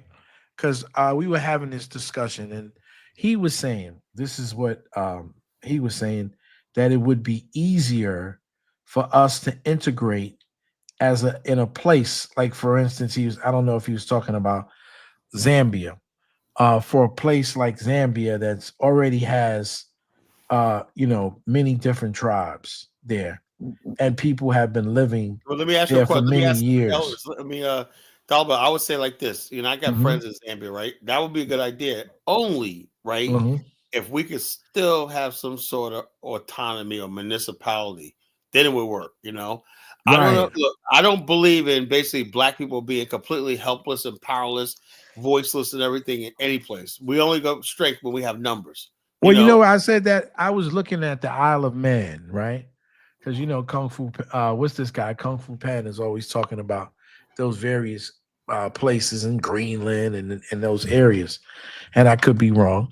I have to look, but so I'm looking at the Isle of Man. The Isle of Man is an autonomous country. However, they are being defended, I think, by England or Scotland. They have their own pound. It's a symbol of something like that'll work. 3 legs, and so they have their own independent country, and they're able to manage themselves, but they're not part of the UK, right? They're not part of the United Kingdom. So they're sort of like an autonomous. They even have their own money, and they have their own area, and it goes all the way back. And the reason I was saying this, just thinking out loud, because we talk about the Gullah Geechee people being part of the Kisi people and the Mende people who are from that particular era. And then Elvis was just educating me on the Congo people trying to make themselves, although they were the ones that consolidated, put together. It's like a crest, They right? create the republic. No, I'm talking about the crest. Was it a crest or something, Elvis, that they put together? No, it's a tribal mask. A tribal mask. Okay, so they put together like a tribal mass, but yet you said they didn't include themselves as being part of that. And the reason I was saying that is that I was just looking at it as an interesting thought. Like, Colleges said he would like to have his own piece of something where there was autonomous. And I was saying, well, could that happen in Africa? Could that happen in Liberia? Could that happen in Sierra Leone? Could we go to a place where we'd have all the access? And are there hinterlands or any places that can give us a piece of land where we can be autonomous, Elvis, in Liberia? El, don't start getting sandwiches when I come on. You like to get sandwiches. Yeah, I'm going to be in the back for a little bit. I make you hungry every time. Then you get mad at me when I got chocolate tonight, man. I got chocolate. I got too much to say, and I'm trying not to get into conflict. So no, I don't want you to get into conflict. I want to hear. Just answer my question. Answer my question. Let Kyle answer that question first. I'll come back and give you my take later. Yes. When he comes back, he's gonna give us his information on that, and I just thought that was interesting. Even if we, like you said, the Afristan is definitely going to be the Afristan. I was just trying to explore the conversation. Anybody else have anything they like to say before Elvis comes up, Principe or Bantu? Well, I don't think that's necessarily a good idea. Okay, why? Because, if you're trying to create an independent nation, you don't want to be up under another nation rule. That just defeats the whole purpose. Well, no, to argue, if you look at the Isle of Man, they're a nation within a nation. Well, African Goddess just said they are part of the UK, so. No, they're not part of the UK. They're not. They're not. They have the UK has the UK has its own British pound. They have their own man of Isle particular pound, and they trade it just like in Forex. They trade it on the market. They're not. They're under the protection of Britain, but they're not part of the United Kingdom. No, they're not. Okay, well, yeah, it's still a non-starter for me because African American in the United States is a nation within a nation. We just don't have our own money and all that. Well, if you had a particular place, you would be able to have your own money, right? If you were considered to be like the Congo people, a part of a tribe of people, of your own tribe, right? Of your own African American tribe, or you decided to take the name of the Congo people because you feel that you are those people, they are you, in terms of coming from the same lineage. If you were given a particular piece of land that you, were able to be part but separate, of a nation, would that be interesting to you? Nah, because we already got that here in the United States. We don't have that here. We don't own America. They haven't given us states that we are autonomous with, that we have our own money or have the ability to do trade with nations. No, we don't have that in America. Not at all, sir. Okay. Like Chantel. Not at all, sir. Not at all. Hey, who was that? That's probably Jonathan in the back. Jonathan, bro. What's up, my brother? Yeah, I'm fine. I thought color You know bad. why? You know why I thought of it? The Isle of Man is not an independent nation. I They didn't don't handle think their so. own foreign policy. Even Oh, though I didn't we can think look so. at the Isle of I Man? knew No, that's not. that sounded too they good are to be true. completely But Rudy is filling your they head are up with completely nonsense, they dollar No, but bill. Rudy didn't tell me about this. I looked to Oh, check this out myself. Rudy, you gotta be I thought honest. Stop you lying. said you got that from Because if Baruti. you want to look at Oh it no, that I way, said then I you had a can say Quebec. conversation with Baruch. Quebec is an independent territory in Canada. They got their own province. They speak their own language. It's still under the rule of Canada. Come on now, cut it out. The Isle of Man, I'm gonna read it from what is a self-governing, but it says British Crown dependency in the Irish Sea between England and Ireland.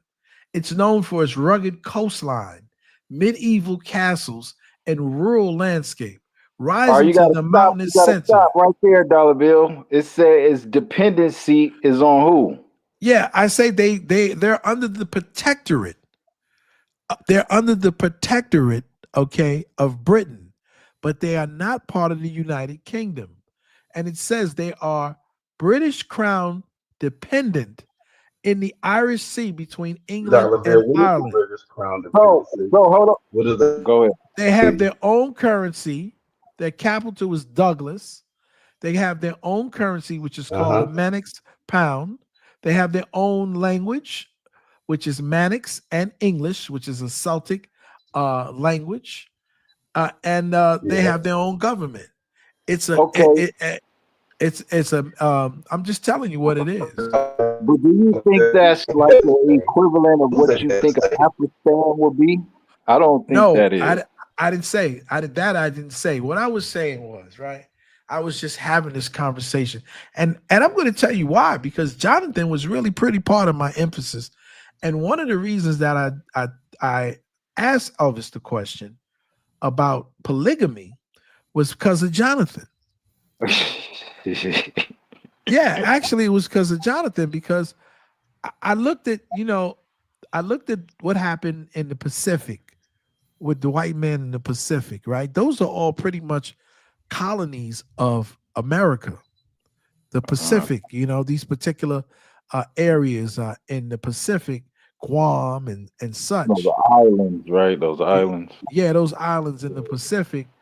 And basically what I was saying is that if people intermarry, right, with people, and I think polygamy probably could have done, not to say I'm endorsing polygamy, don't get out here and everybody goes, hey, my man is endorsing polygamy. No, I'm not. I was saying, looking at Jonathan's model, if you were a polygamist and you got different wives, I didn't know it was 17 tribes. That's why there are people who were intermarried amongst the other tribes, that if you intermarried in these tribes together, okay, that people wouldn't just naturally try to kill each other, okay, because they all become part of a family. And so I was saying, if that was the case, it might take 20 or 30 years for something like that to happen. And this is not in lieu of the Afghanistan. I was just talking to him, exploring conversations on how something like that could happen. Yeah. So what do you think about it? Do you think that's interesting for I don't. I just when you engage in conversations with people, maybe Jonathan, what do you think, bro? Talk to me. Try to be classy.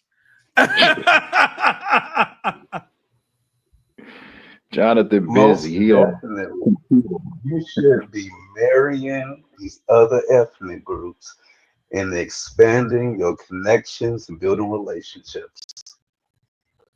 That is the most common sense thing to do. It's been done throughout the years, since damn near the beginning of time. To not do it is just stupid. I think we have a bigger chance at getting our own country, or at least being recognized by a foreign country, if we're at least intermarrying with building relationships or something. other than that, I don't want to be a Debbie Downer, but this shit ain't happening like that. Well, I wouldn't say that. You can chew gum, right? And in order for you to even get to that point, you got to make it very clear. We want independence, and this is what we want. Is anyone doing that? And you got to do it in a way that even the U.S. government knows about it, because there ain't no secret. This ain't no secret shit. You got to make it known. You got to be on the ground in all of these countries saying, hey, Biafra, y'all want your own republic? I want my own republic too. Let's find a way to work together to bring that about. Well, I think it can happen because I think Brother Baruti was saying he even came up with a name yesterday in the area, because the brothers had looked at a specific area between the Congo and Angola. And I think he said Congola? Yeah. Congola. Right, so it's definitely doable, man. I don't think that it's not. Yeah, and so sounds good. So that means you got to go to the Congo and Angola and actually to endorse your shit. Okay. Oh so yeah, I'm sure they'll do that. I'm sure that the brothers know that, right? I'm sure they know that. But you, at the same time, listen to me. At the same time, right? We can do two things. We can chew gum, right? And we can walk too. Okay, because I think there's a and Elvis can tell me if I'm right or wrong. I've always, when we're not arguing and we're civil, we have some pretty good conversations.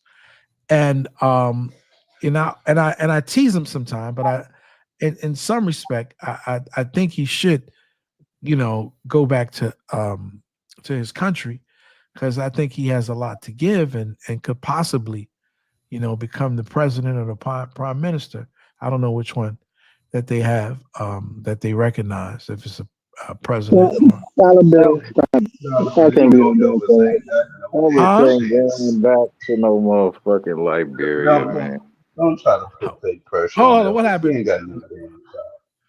I'm not. Listen, Elvis, stop, man. Come on, let's treat each other right. Elvis has a sphere of influence in his particular country, and he's well respected. I know that for a fact. I'm not crazy. I mean, I might be crazy, but I'm not crazy about what I'm saying. I know that for a fact. I've checked Elvis out. I've checked. No, come on, I'm being honest with you. I wouldn't tell you something that I'm lying about. Elvis has a very respectable name in the Liberian community. He's not making that up. I've seen Elvis on various shows. I checked them out. In Liberia and Liberia and in America, both. Yeah, I think he told us on the show one time he was connected to some. Yeah, he has a. I've checked him out. I'm not gonna say I didn't do no dossier on him, nothing like that. But I checked the brother out. No, I don't do dossiers. I'm not the FBI. Elvis, you on the Elvis is well respected. Elvis is well respected in the Liberian community in Minnesota, and he's well respected, in Liberia. And people do respect him. They respect his opinion. They respect his name, and they respect his mind. So I jab and joke with him on here, I like to jab and joke with people here. But in my real life, I'm a real respected individual, right? And I have a body of work, and Elvis has a body of work, and that people respect him for. So I'm not gonna, shit on him like I'm Ant Nam or one of these people. $1 bill basis, what you just said, Mike Alawale. He's well respected in the Yoruba community. He ain't got. He might be. He might be. I don't know. I haven't been to Nigeria, so. No, I'm not pumping anybody up, but I'm at the same time, I'm not tearing anybody down. Okay, $1 bill. Let me say that. Let me just clarify this, right? Yes, sir. It's a mixed bag, right? I'm kind of known. I'm not going to tell you I can be president. I think that's way too far fetched. But yeah, this, the person you see on this platform is not, I won't say it's not the real me, but there's a whole other side of me, a more serious side and we have more intellectual, if you want to put that in quotation, intellectual conversations. And I do rub shoulders with some highly respected people who have some mutual respect for me. So yeah, I might have a little influence there, and I have been recognized. People told me they're a fan of mine because they see me on these platforms, and I give my opinions and we talk about different things. So yeah, I mean, there's a little bit there. I'm not going to tell you I'm this big deal. I'm not really a big deal. But the reason sometimes I'm on this platform and I'm all jokey because it's just the way that, no offense to college, just the way that he leads the conversation. Sometimes I do want more intellectual, stimulating conversations, but it goes down to the same loop. So sometimes it gets tiring to really get into the other side of myself where we can really have, bigger discussions. But to answer your question about what was your question? I want to answer it now that I have the chance to. Well, my whole theory was if African Americans wanted to integrate back into the community in Liberia, would marriage, right? Kala's already married to someone in the community, although you guys continuously refer to her, and he does also as American Liberian, but she's also a Liberian. But even more so, if brothers wanted to integrate back into Liberia, would polygamy, I know that's not your thing. I remember, but everybody's not a Christian. So would polygamy be something that could kind of like quell some of the animus between both sides and reintegration? I would say. One second, Kyla, I want to cover answer before I go back over and then you get the chance. I want to give you first dibs, but now I have the chance. Let me answer it quickly. Look, Kyla has said this on the platform a lot, and I'm going to use his words. And in actuality, he's actually right. It was a big kerfuffle about the natives wanting to marry American Liberians and Congo women. And that was frowned upon by the American Liberian elites at the time, those who had the power. And they really didn't want the natives to intermarry with their women. But of course, since they had the power and the money, they could have native girlfriends. And sometimes you didn't marry them if they wanted. It was rare, but it happened.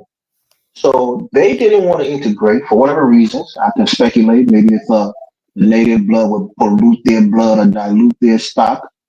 But they, purposely, they didn't want to marry into the native ethnic groups, for whatever reason.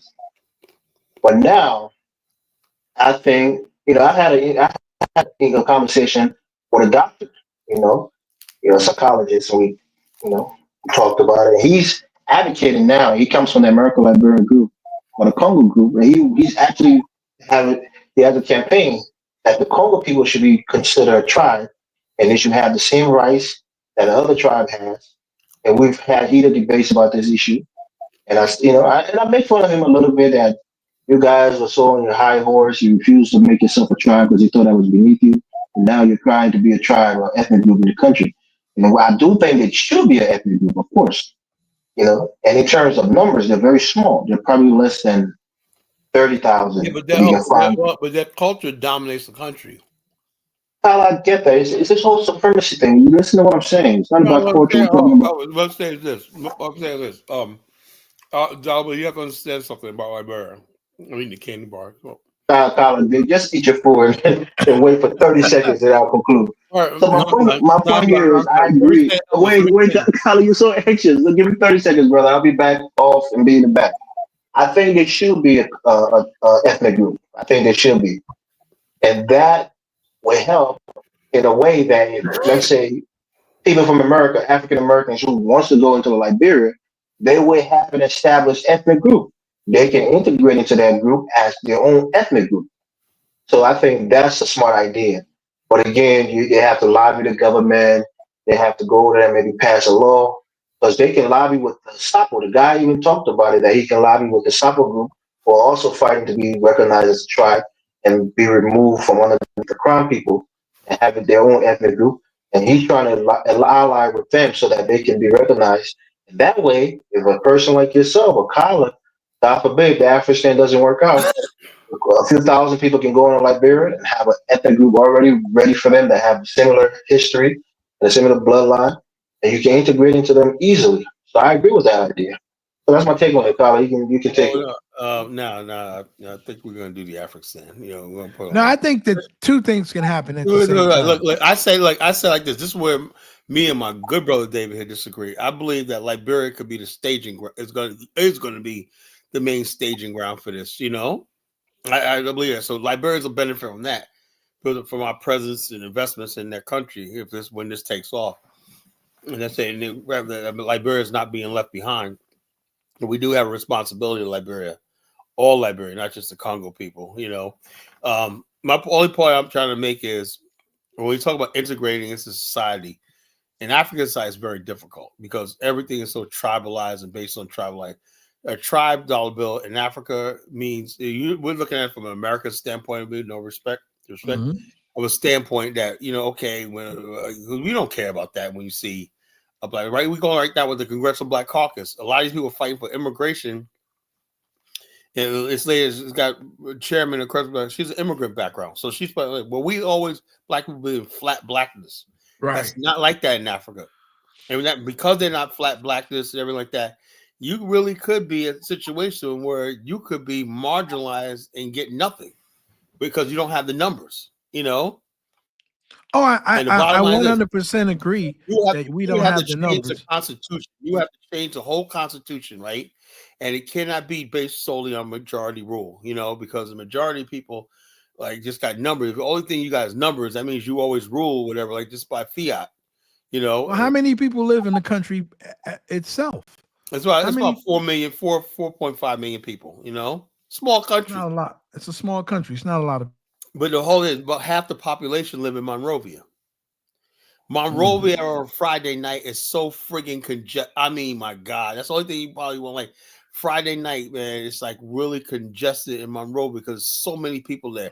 So many people that should be in other parts of the country, right? Grangita. What about the hinterlands you were talking about? Yeah, I went to the hinterland. Could we carve out a space, Elvis? You can. But the whole thing is, what I say about only thing about Liberia would be ideal. The hinterland would be ideal for a state. But the thing is, how do you develop it though? Because you don't have any major powers like Angola.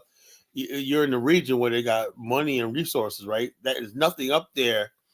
And Liberia, unfortunately, is not a power like Angola. Angola got $200 billion GDP, and they got enough money to loan Portugal. But I know that. I mean, I can't even conceptualize because I don't have the topography in my mind to use. Okay, let me put it up on the screen. Go ahead. While you do that, I'm gonna get my candy bar. Now I'm getting a little hungry. Yeah, here, go get a candy bar. Let's see, map of Liberia. Let's see, map. Let's see. I'll put it up on the screen.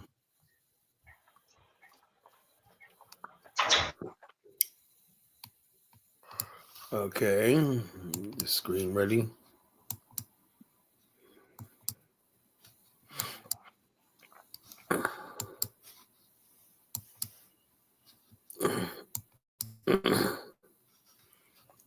All right. This is, like I said before, this is the old map of Liberia. Liberia used to extend all the way to the Guinea Highlands, right? That was a sovereignty, recognized sovereignty internationally. This is four provinces, Mesurado, Bassa, Sino, and Maryland. Maryland was a completely independent territory from the rest of Liberia. Sino was part of Mississippi in Africa. Bassa and Mesurado was usually Pennsylvania and Virginia, New York. That's was most of these settlements came from, and Kentucky, and Louisiana also. All these settlements right there. I'm back, guys. Okay, so this is the old map of Liberia, brother. Right here, up in here is the Guinea Highlands, right? That's a stretch. That's a natural border of Liberia. What happened was the French crossed this in the 1890s, I believe, right? In the late 1890s, right? And took this territory from there. But the thing is, the people of the Mono tribe, the Geo tribe, fought against the French and sided with Monrovia. Had they not did that, French would have marched all the way to Monrovia, took the whole territory. But all these tribes up here fought against the French to keep the French at bay. But they ended up taking like half the territory. All this territory right here is wide open, in the hinterland. That's wide open. You know, my brother, Great African. Who's there, guys? Elvis, what tribe is there? It's the I was telling you, part of that region is Mon people, which is on the Ivory Coast side. Adjacent to them to the right is the Dom people or the Gila people, which is from Nimba. And then on the Guinea side, you have the Mono people. And then on the far right side, you have the Gribble people that were separated from Maryland. So you have most of they had two types of Gribbos. They have the hinterland Gribbos and the seaside Gribbos. You know, yeah, you got what you call the bush Gribble, and you have the seaside Gribble. Yeah, and they had conflict between each other because they felt that the seaside Gribble was more brave because the also what our ancestors and were did more was, civilized. unfortunately, we pitted the two groups against each other. You know, but showing favoritism and everything to the seaside, you know, or sometimes we face us to the hinterland. They get jealous, and while they're fighting each other, we just grabbed everything. You know, it was like ingenious, but it worked. You know, but now you're being honest. Now you're being honest with some of the deception. Yeah, look, Elvis. Like, but look, I always look at Elvis right here, and I love you, but with the greater good. Think about the greater good. You know, we have to actually create a republic. You know, and sometimes, man, things just don't go as a textbook plan. You know, yeah, well, of course we manipulated Grebels, you know, out of their land. Of course we did. You know, they were minding their business. We showed up and we grabbed the land.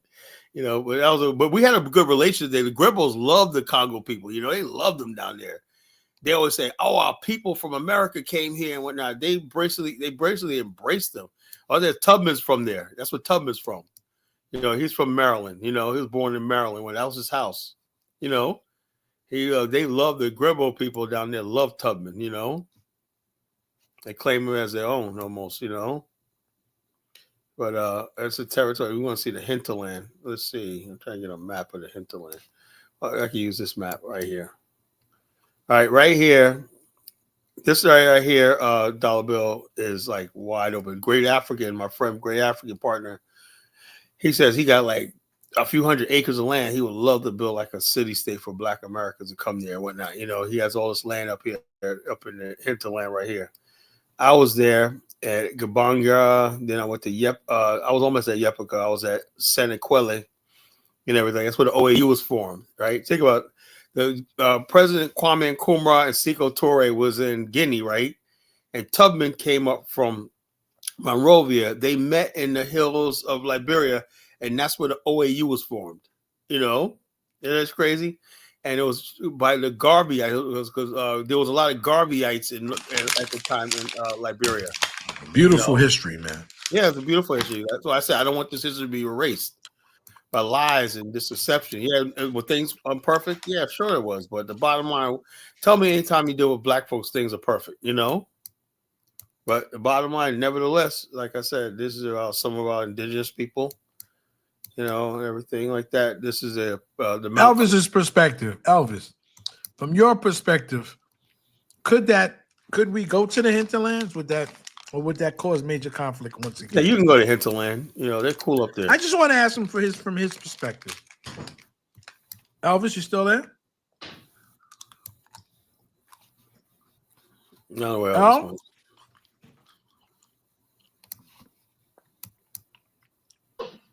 Yeah, you could go there, but some of those lands are sacred lands. There's sacred groves, the places that have some spiritual meanings to it.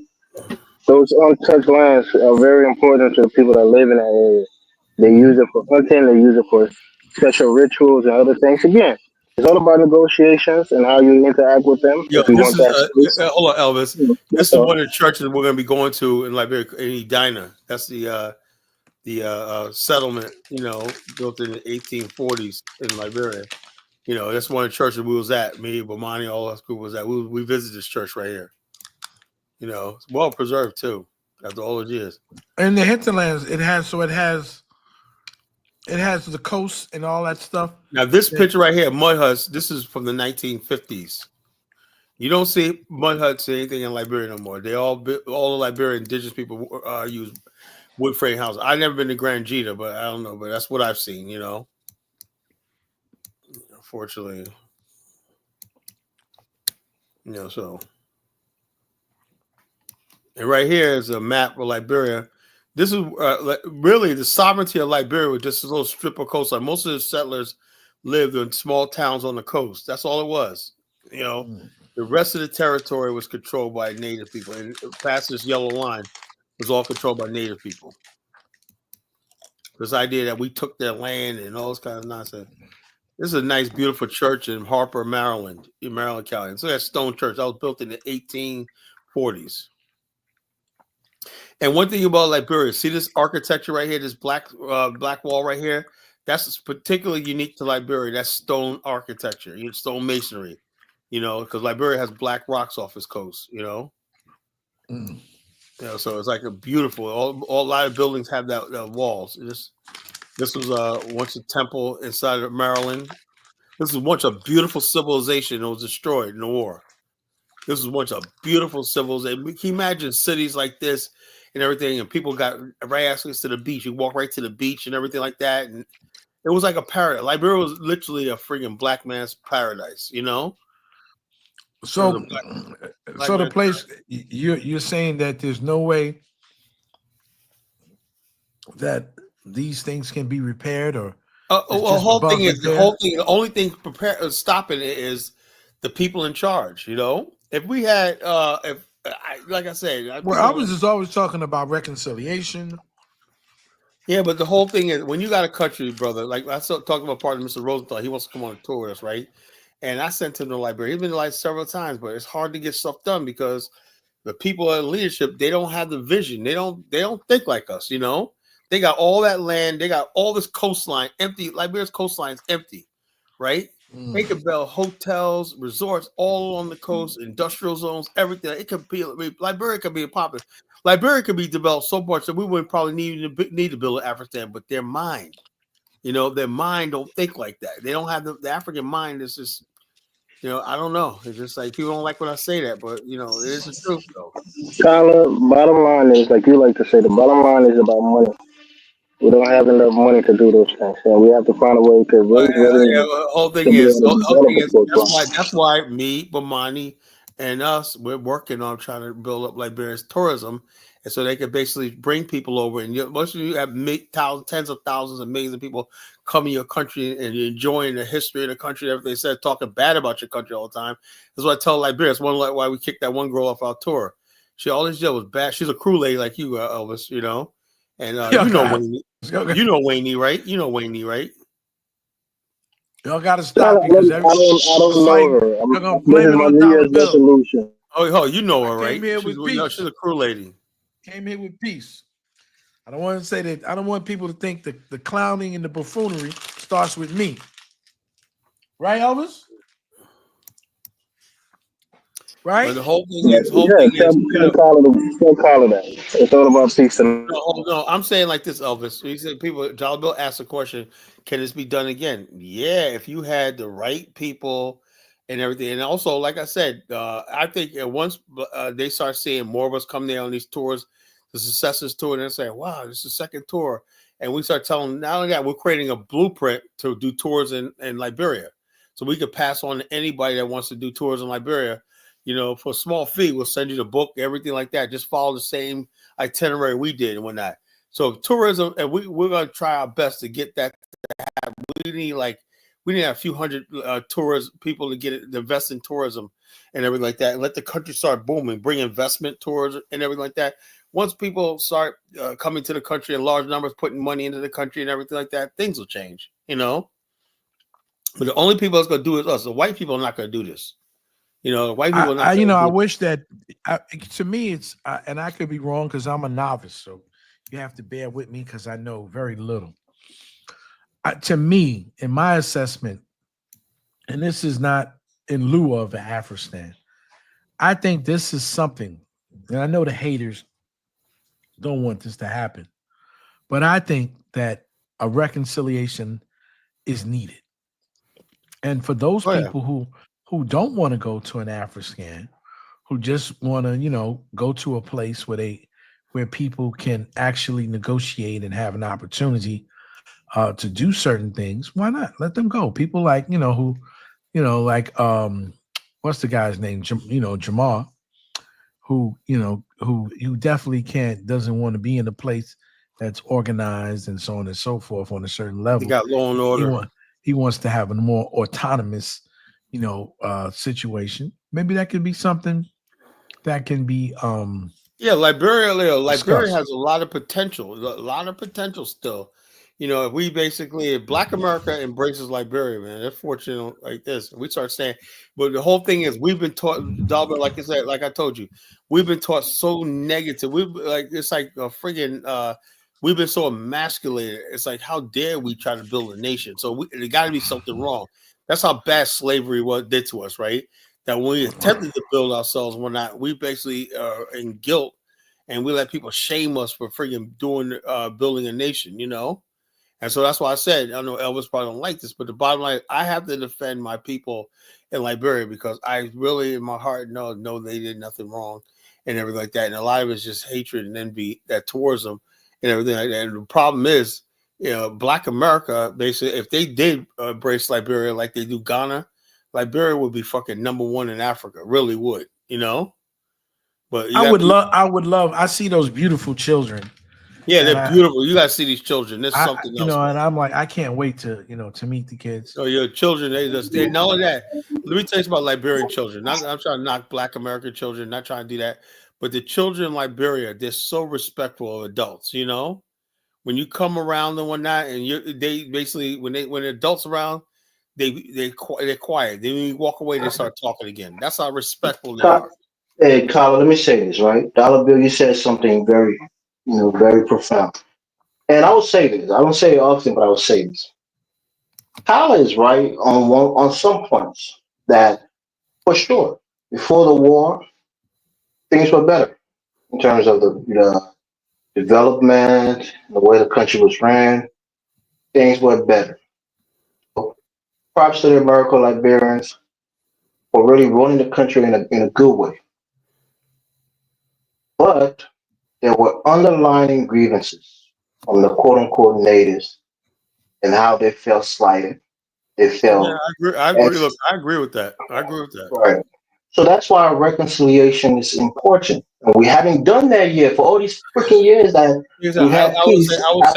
I would say like this. There's an old African proverb that says a child that is not embraced by a village will burn it down to feel its warmth. And when that coup of 1980 was a young Liberians burning the village down to feel its warmth, In other words, basically, you cannot have a society, okay, although you think you're doing the right thing and everything like that, if people don't feel like they're included or they're being dismissed or they're being made to be a clown or buffoon or just basically like you spit on they're proud of their whatever the heritage they come from and you're telling them it doesn't matter because you're not a Congo man. Of course, what do you think? No matter what you do, man, they're going to be against you. I understand that, It's the same way. Right, so that's why the two groups, which, in all honesty, the American Liberian, they contribute a lot to the country. And in its infancy, the fact that they were able to, keep that nation independent is a monumental task. And for most of us, even though we might disagree, but we'll concede that point, that what they did was something that most of our minds wasn't conceiving at that time. They didn't come together as a country. Hold on, Carl, let me finish this, right? So that's why reconciliation is important, especially in an African context. And that's why we miss our window to have that reconciliation, because in 2006 or 2008, we should have done that on a national level. But because we had a president who was compromised by the war, she refused to implement so that all of the ethnic groups, especially the two separate groups, the quote-unquote natives and the American Liberians, actually come together, because there's still a lot of pain from the American Liberian descendant because they felt like we destroyed what their ancestors built. And on our side, we feel like we were marginalized and were justified by taking power because we were the majority. We have to have that dialogue and that reconciliation. And I think together, if we have that love, if we develop that love again for each other, we don't look at each other as competing against each other, but rather as one nation, we could do better. And that's the thing that's holding us back. And I think, Dollar Bill, in your research, you probably came to the conclusion that that's necessary in order for the country to move forward because we're separated right now. Even in this government, our president don't want to, infuse a lot of quote unquote American Liberians because when he starts having success, the American Liberian might attribute the success of the country to them, and the native, people don't want it to be like it. So it's always that thing. We want to try to do it on our own and exclude the American Liberians so that they don't take credit for any success that the native will have. And I think that's why reconciliation is important. That we can come together and be one people. We have a lot of talented American Liberians, well educated, well capable people that can really help the nation.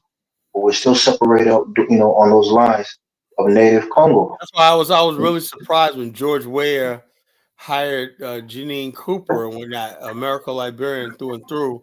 He hired us. That was and also he had a lot of American Liberian in his cabinet, like Archibald Bernard. A lot of people were angry at George Weah because they said he's now sold out to the Congo people. It's just he was trying to reconcile. He really was. He just had a friend, Huff, who died. Who was the manager at the LPRC, the Liberian Petroleum, Refinery Company.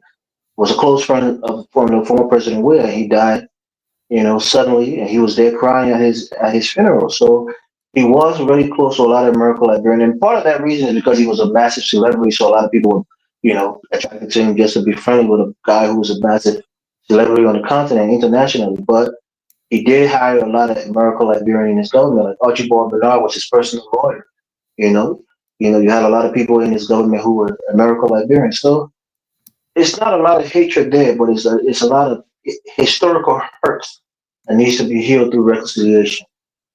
That's the point. And sometimes when you talk the way you talk, Colin, they do bring back some of those pains because those are the things that people used to actually say during those days. These people are savages. We can't let them have power. We can't trust them with anything. Those language. What exactly about a lot of black people in America say that about some of the black people?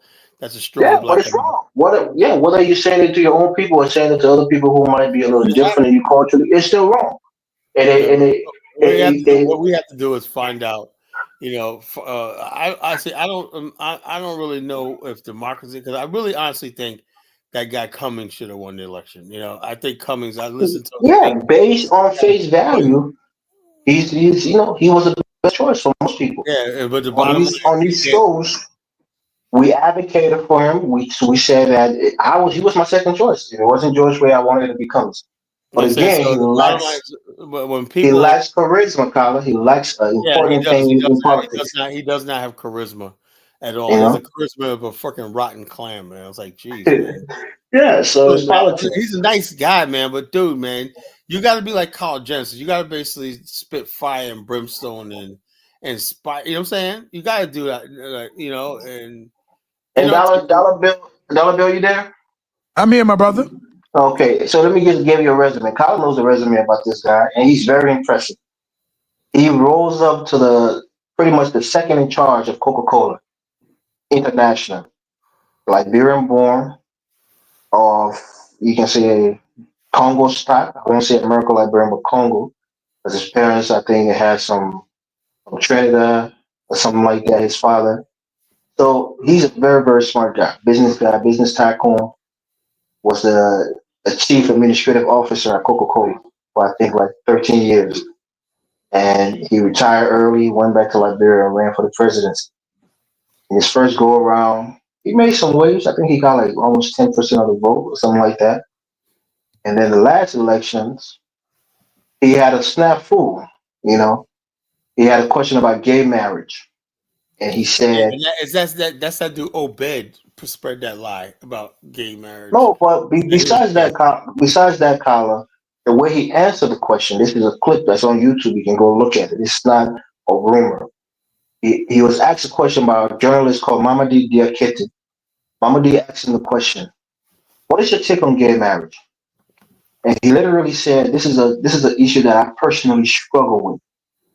He said, "What do you mean by that?" Some people speculate that he himself is not gay, but he has a son who lives in South Africa who might actually be gay. So maybe he was trying to explain that although he's a Christian, he doesn't agree with the lifestyle, but he has a family member who is gay, and it's hard to try to reconcile, loving your family and also loving your Christian values. But he answered that question in the complete wrong way.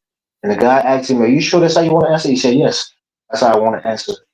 And a lot of people ran with it, and it became a big thing because a lot of Liberians, you know, Prince Johnson, some people who have influence were against him. They were saying, "We don't want no gays in our country. Well, We don't want anybody so let like." me ask you a question. What does Kyle and Jabari think about all that? I call family. I don't know her personally, but from what I've seen, Yo, Elvis. Kyle, you asked me a question and you won't let me He is answer so it. pro LGBTQ. That's That's why what I'm saying. I would assume that she's a liberal, right? Is she a liberal? Some yeah, people very. accuse her of being a conservative, but I think she's a liberal, and Very that's what liberal in liberals that. are. That's why she They wants to. want people to be who they are. She They want wants, people yeah. to just. Bottom line, like and I know Liberia's not ready for that. You're telling people that you're gonna bring the rainbow people to Liberia. There's gonna be people dead. And there are prominent people in Liberia who are openly gay. The I don't see son of it. I didn't see that. no, the son of the former president Tubman. Oh yeah, He has a son who was no, openly gay. I know. Robert Sirleaf is Robert gay. Sirleaf, the son of the former president, is openly gay. So again, it's not something that's new to strange to our society. We know some government, ministers who serve in our government. Somebody like Louis Brown, who most people know is bisexual and have relations with men. It's a high level government official. So it's not something that's why I tell people. That's why you see being when somebody is gay, it's not something that's so out of the ordinary for some Africans because we know in every society you have a few of these people there, You always whether had in that. Africa, whether in Europe, whether in My point America. is, does gays mean being gay means that it needs to be taught to kindergartners as Sally has two dads and all this kind of stuff. We're not teaching that in Liberia, but the point is that's what there are I gay think. people there. I think Jabari, that's what he wants to do. He wants to Oh, bring. Kyle, I've never heard Jabari even mention about his sexuality. I never even knew he was gay. Although I feel like he did talk kind of fruity, but I never knew he is was. openly gay. He's openly gay. I didn't pull that, Kyle, but I'm saying he's not preaching to people to be gay or spreading that Give message. him a chance. He's waiting. Give him a chance. Kyle, stop it. I'm listening to him. They're always talking about Pan Africanist ideas and trying to educate and sensitize people on Liberia. Yeah, that's what I'm saying. So you can't put that on him if he's not espousing it himself. But the point is, that's what did him in. But really, he was the most qualified. I think he could have done. He would have done a great job with the economy. A lot of people just didn't like him. He wasn't a likable guy. He's just too serious minded. He doesn't know how to joke with the people. He can't relate, and that's not his fault. He spent like the last 30 years in the United States working from Pillsbury to Coca-Cola, and he really had a tremendous amount of success. But to go back home and connect with your people that you've been separated from for so long is difficult. And they saw him as an outsider, even though he was the most qualified by a mile. So that's just politics, bro. It's not a meritocracy. It's about popularity and charisma and who can convince the people. Let me get Dave on, another Liberian. Let's get his perspective. No, David's a miracle Liberian. He's not Liberian, like you said. Oh my God! Dave's not Liberian. He's not Is that Liberian. my brother He's Dave? Liberian. He's Liberian. Can't Not the even same let me thing. say good evening to the Ain't the same panel, thing, my bro. nigga. What's You up, can't even let Dave? me say good evening. You Good want to evening, my attack brother. me. Yo, good evening, Dollar Bill. Good evening, What's up, my Colin. Good brother? What's evening to the happening? panel. Stop hating, Elvis. Come on, man. Go ahead, Dave. Go Stop ahead, hating Dave. because you don't got my background. Stop hating because you don't got my background, bro. Come on. You see. Come on, So bro. Stop what's your hating. Nah, background, Dave? Are you he a admitted. miracle Hold on, he Liberian admitted or are you himself. native? He admitted himself. He said he's not Liberian. He's Liberian. I don't know where's Liberian in Africa. Okay. Where's that Stop at? it. Don't make fun of Dave. Yeah, We're don't, turning yeah, a make new fun of leaf me. in Yeah. 2025. Don't make Come fun on, of Dave. guys. Be Don't be mad. Mabungi. Be Don't be mad. Mabungi Don't now. be mad because of my Ubuntu. background. Don't be mad Ubuntu, at me, guys. bro. Ubuntu. They don't Ubuntu. believe in that shit, Dollar Bill. They don't believe Ubuntu, that. brother. That's my No, thing. Ubuntu. I mean, like Dollar Bill. You remember what I told you? Right. Well, go ahead, reiterate. I said, remember. I mean, in the back chat, we had this conversation a while ago. I told you that the African Americans have the influence in Liberia. So no matter what, You got the influence. So anytime and there you want to go back and get the country. Yeah, I know. I said that. I said that get earlier. it done. I said when I you go to told like you somebody was that, asking me a platform earlier. I said when you go to Liberia, for some reason, I said the native people, they get along so well with you because you feel like you're right at home, because you go to upriver, the St. Paul River, one night, you swear you're in the Carolinas, And the bottom line, they eating cornbread just like you eating cornbread, collard collard greens, greens. and fried Yeah, chicken, they can get the some same collards, thing, man. bro. with their jollof rice and shit, Yeah, bro. So My don't mother used worry to make about that red rice, so I can't wait to get some of that. You know what I think it is, man. I come on here and I clown sometime, and so I have to atone for that, and try to get myself back together, right? And one of the things that I don't want people to think, because I tease Brother Baruti a lot. I tease him. He's probably laughing. I tease Baruti, man, because some of the ideas that I have kind of like really drive him crazy, man. Because what does he think about foods when that does? What does Baruti eat? Baruti eats he eats all kind of crazy stuff, man. He eats some American. I ain't gonna laugh on it. Some American bush stuff, I call it. He eats some bush meat. Wow. Because I don't want to tell his location, but he's in the South, and he eats some things, man. That I would never eat. Oh, no wonder he's like, he think we just dive right into the African culture. We supposed to be hunting crocodiles and eating them and shit. Yeah, they eat steak out there. He eats what's that? He might call me. I think he's eating alligator tail or something like that. I can't do all that, man. Yeah, he eats that stuff. He eats that stuff, man. He'll ask me, like, brother, have you ever had a so and so and so and so? I'm like, no. I don't even like deer meat. Deer meat sucks unless it's done right. I've had bison. I've had some bison. Yeah, and that's tough too, like leather. That's like leather, almost. I don't eat none of that shit when I go. There's a guy, I was on the thing and people didn't want to believe me. I think Jonathan got on there and talked crazy. There is a guy I don't know if he's in Mississippi. He eats American bush meat. This dude he had a bear claw. He ate a bear claw, the whole bear. That's common down south, Dollar. That's common. Not none of and no place I've ever been. No, that's common down south. I not seen that down south. Have you eaten that? But I'm not saying. I've seen people prepare it though. Have? Leg, yeah. Bear leg, bear claw, yeah. But there's a guy on my Instagram. Soup. I gotta find him. You ever seen raccoon soup? Hell no. Yeah, raccoon soup. I'm not eating no squirrel. I've heard of people. Shannon Sharp was promoting some raccoon the other day, man. Yeah, I'm sure people eat that. Yeah, I know there's American bush meat. I know there's American bush meat. I've seen it on the internet, but I'm not eating any of it. I'm not eating none of that shit either, but I'm just saying. I'm not eating no possum. I know people eat raccoon. All of that. They eat squirrel. You never see that possum in a can? They eat squirrel. They eat all. They eat everything on the pig, right? The pig never did nothing to me. They eat pig. Forget about that, Dollar. Forget about that. Yep. You know about the pork down there. They eat everything from the. They even eat the snort. Everything. The root to the tooth. The root to the tutor, man. So I mean, we get on people's thing and we talk crazy, but there are some bushmeat people down in these crazy areas, Louisiana, Mississippi. I'll tweet that FBA bush. He's from Alabama. FBA bushmeat. The FBA bushmeat.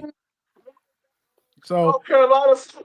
Nah, I don't know about no North Carolina. Nah, I'm not seeing Dollar. South Carolina, I'm not seeing it. I'm not. Man, come on, I'm telling you, right there in North Carolina too. I just came back from North Carolina on But Thanksgiving. the places you go, but yeah. I go. Places I go. You might go some old real country funky joints. And you eating all kind of stuff you don't know what it looks like.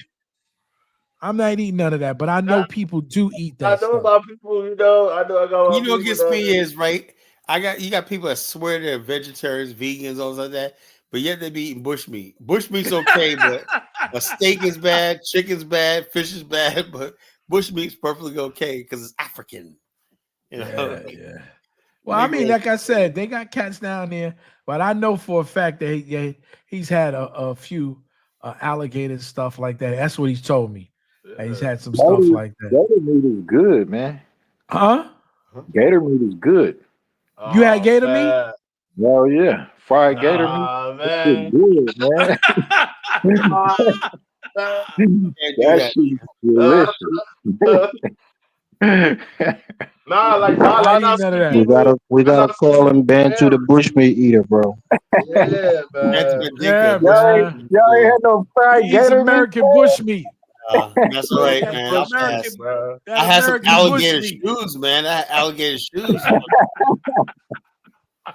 Can I tell you? Can I tell you? Can I tell you a little story? I was down with my uncle. My uncle, man, is he's a former a former principal, and then he went and started working with a judge, and he became like one of those dudes that'll pick you up, and extradite you across state lines. So I'm just saying that, not to brag, just to say that's called a U.S. Marshal. Yeah, he had he worked specifically for a judge, and that judge, he would extradite people that that have left, to have to come to New York, or he have to take back to South Carolina. He's retired now, but he built his own house, my mother's baby brother. And so I'm down there at the house, and we kind of like talking and stuff. And he was telling me that the lady had one of these, what's this guinea pigs. She had like a guinea pig that kept coming in his yard. And he was telling the lady, stop letting this guinea pig, his neighbor, come in my yard, because he's eating up my strawberries and messing with my stuff, in his yard. And the lady, she kept saying, yeah. So he said one day, man, he had it one too many times, and he saw that particular guinea out there eating up his food. He said he took out his rifle, man, and put the silencer on it, and pow, scoped him. So he said he took it over to his father's house, and his father's wife cooked it up for him. So she must be. This is South Carolina. So she cooked it up. So the neighbor kept saying to him, "Have you seen my guinea? Have you seen my guinea?" He said, he burped. He said, "Nah, I don't know. I haven't seen him, but I hope you find him." he had his stepmom. Okay, I don't know how she stewed him or what she did, but he ate that bad boy up. So I'm sure he's had some American bush meat. He ate that thing. So and I guess that was like a pet. But I know in South America they eat those, those guinea pigs too. Yeah, they raise them and eat them in South America. Yeah, well, he ate that South Carolina one. She said she hooked him up, and he ain't going in his yard no more. So that's my mother's brother. So I got some relatives that do eat some bush meat. Yeah, you got some bush in you, man. You got some bush. Can I ask? Go ahead, brother. Can I ask Dollar Bill a question? What made you change your heart about? Because I think a couple of weeks or days ago, I was talking about reconciliation, and you, Carla, and Rambo, y'all was like, hell no. So what made y'all change your hearts? No. I think hold up. Let me say this. Are you calling David Hit Rambo? Yeah, he's calling David Hit Rambo. Check this out. Let me say this, right? This is the way I see it, right? Every time somebody tells me as a black person about reconciliation, right? But not one time has anybody ever said, something, slave trade was wrong. Something, we basically, black people come to America, we would not be here without the African American, right? And it always seems like the onus on Black America to kiss everybody else's ass, like we did something wrong as far as slavery and the diaspora. If we return to Africa, what do we need to reconcile for? That's what I would like to know. What do we need to reconcile for? I don't get it. Reconciliation. If you're talking about reconciliation, mean that reconciliation have to be where you felt like you've done something wrong. Principe, I'm saying to myself, what the heck do you think Black America did wrong that we got to reconcile with? What do we got to reconcile with? Can you tell me that? I kind of wanted to hit Dollar Bill's response. Okay, I know, but I asked you a question though. Before Dollar Bill gets to this, I asked you a question. What do you think we have to reconcile about? First, like I said, personally, I believe we all need to reconcile with our own group. Oh, As a Haitian, you need to reconcile with each other. African That's a Americans whole need to thing. reconcile with each other. No, that's a whole Then we thing. also Right? gotta Whole thing. you gotta recognize. Black I'm sorry. Go ahead. Black America never asked for any of this shit. We never asked to be brought to America. We never asked for slavery. We never asked to even become Americans. You know, everything like that. Only thing Black America asks is to be left alone. You know, and so the bottom line is they reconcile people. I'm like this. My whole thing is this is the way I stand, man. Everybody can disagree with me, right? I'm like this. Do you believe that Black America, if they say it's time for them to have a land of their own and whatnot, do you agree with that, right? Now, if somebody says Yeah, no, I agree. we have nothing to reconcile about. If you say yes, No. then it's time to say, if you say yes, we believe Black America needs to have their own land, then I'll sit down and go the extra mile to make sure the relationships and the bonds and everything like that, that will become reconciled and everything like that. But if you basically tell me at every twist of the turn, Black America keeps telling us that we're not Africans, we're not welcome, and I'm serious, you know, and we're always constantly being told that we're But not who's telling you this? Who's telling you when you put your foot on the look, ground, you were welcome. What I'm saying is, I can only go by what I see on social media. You know, when people, how can I reconcile when people think of the worst of me? When basically they say to a honorable man like Brother David Hitt that when you gonna bring gangbangers, Bloods, and Crips over to Africa? You know, so basically they don't. Who said that? Who said that? Chuku, one guy. No, One guy, I'm man. sorry. Hold on. This is what I'm Chuku asks talking the about. dumbest Right? questions ever, man. No, this is what I'm talking about, right? So when I say, look, you know, something I don't want to reconcile, that's because the other side right here always makes us look like fools when we try to. If basically we talking and we know that majority of Black people are law-abiding, good, everything like that, right? Why do people that want to reconcile us don't give us the benefit of the doubt? Why do they take the white man's talking points about us? You know, you can't reconcile that. I'm sorry, you cannot reconcile that. If you take the white man's propaganda, if you believe the white man's propaganda about us, we're never going to reconcile. We're enemies. But you believe the white man's propaganda about Africans and Caribbeans. You do it all the time. How do I believe? I don't believe the white man's propaganda about. Tell me one thing I said about it.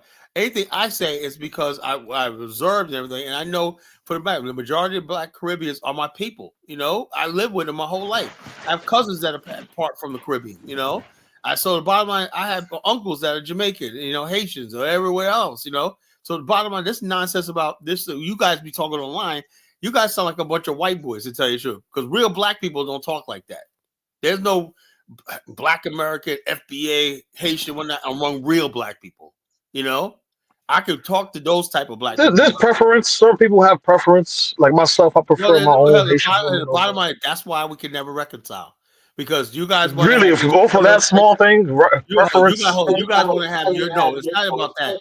You guys want to have your stereotypes, your standoffishes, and still be able to say that my parents told me to stay away from you because you're a Black American. What kind of shit is that to say? That's not a real thing, man. The same. It is a real thing. No, it's not, bro. The middle class Blacks Americans, the upper class Black Americans, the working class Black Americans, they say the same thing we say about the hood rats. No. So how's that any different? No. The difference is we're taught in Black America, we're taught to love everybody. That's our problem. Yeah, we're taught to love everybody. We're never taught in our community to hate somebody because they come from Haiti, whatever like that.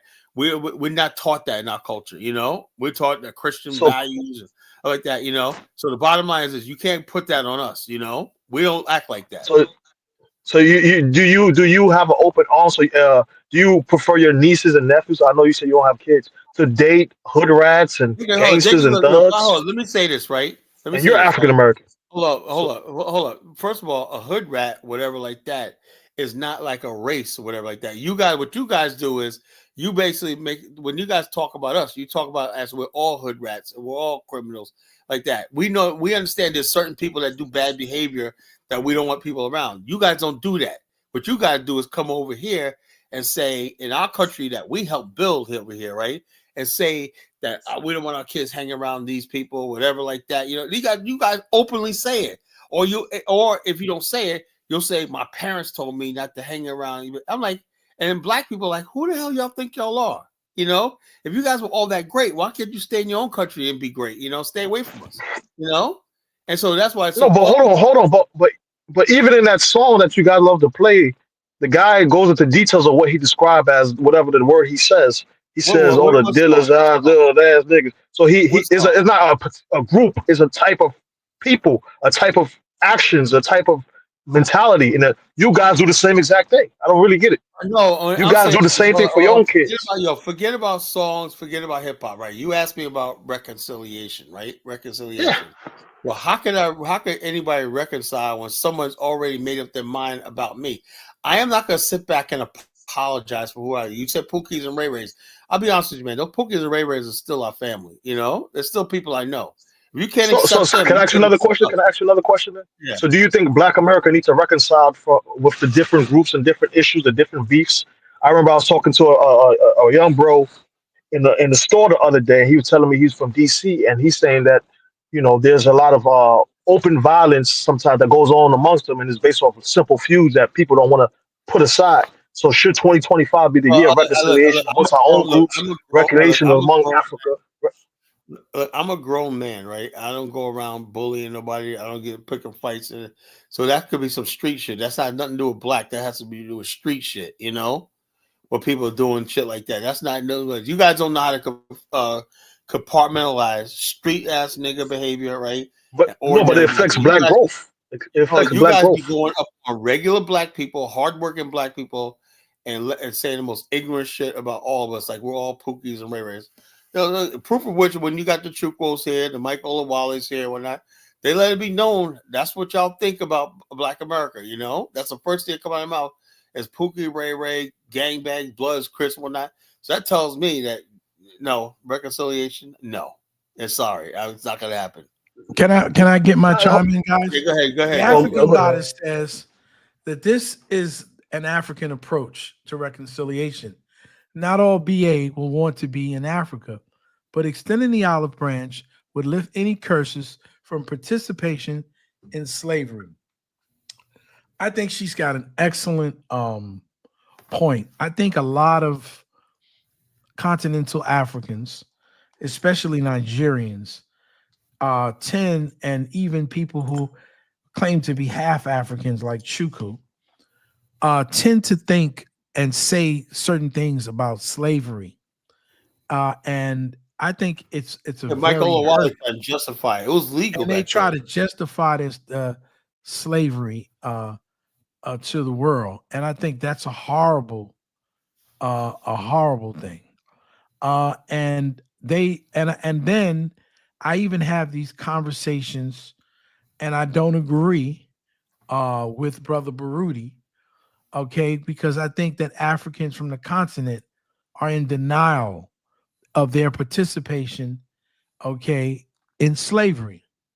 And I think this is a major, and I think Elvis and I have talked about this on the show extensively. This is a major part or impasse that people would actually have to deal with in terms of reconciliation. But if you ask me, that's as a people. If you ask me on a personal level, I don't really have, I come on the show and I have certain arguments with people, but it wouldn't be any different if they were African American.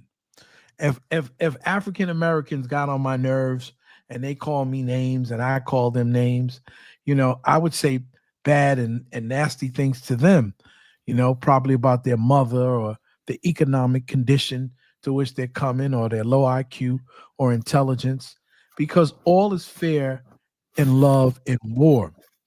Let me tell you a little story.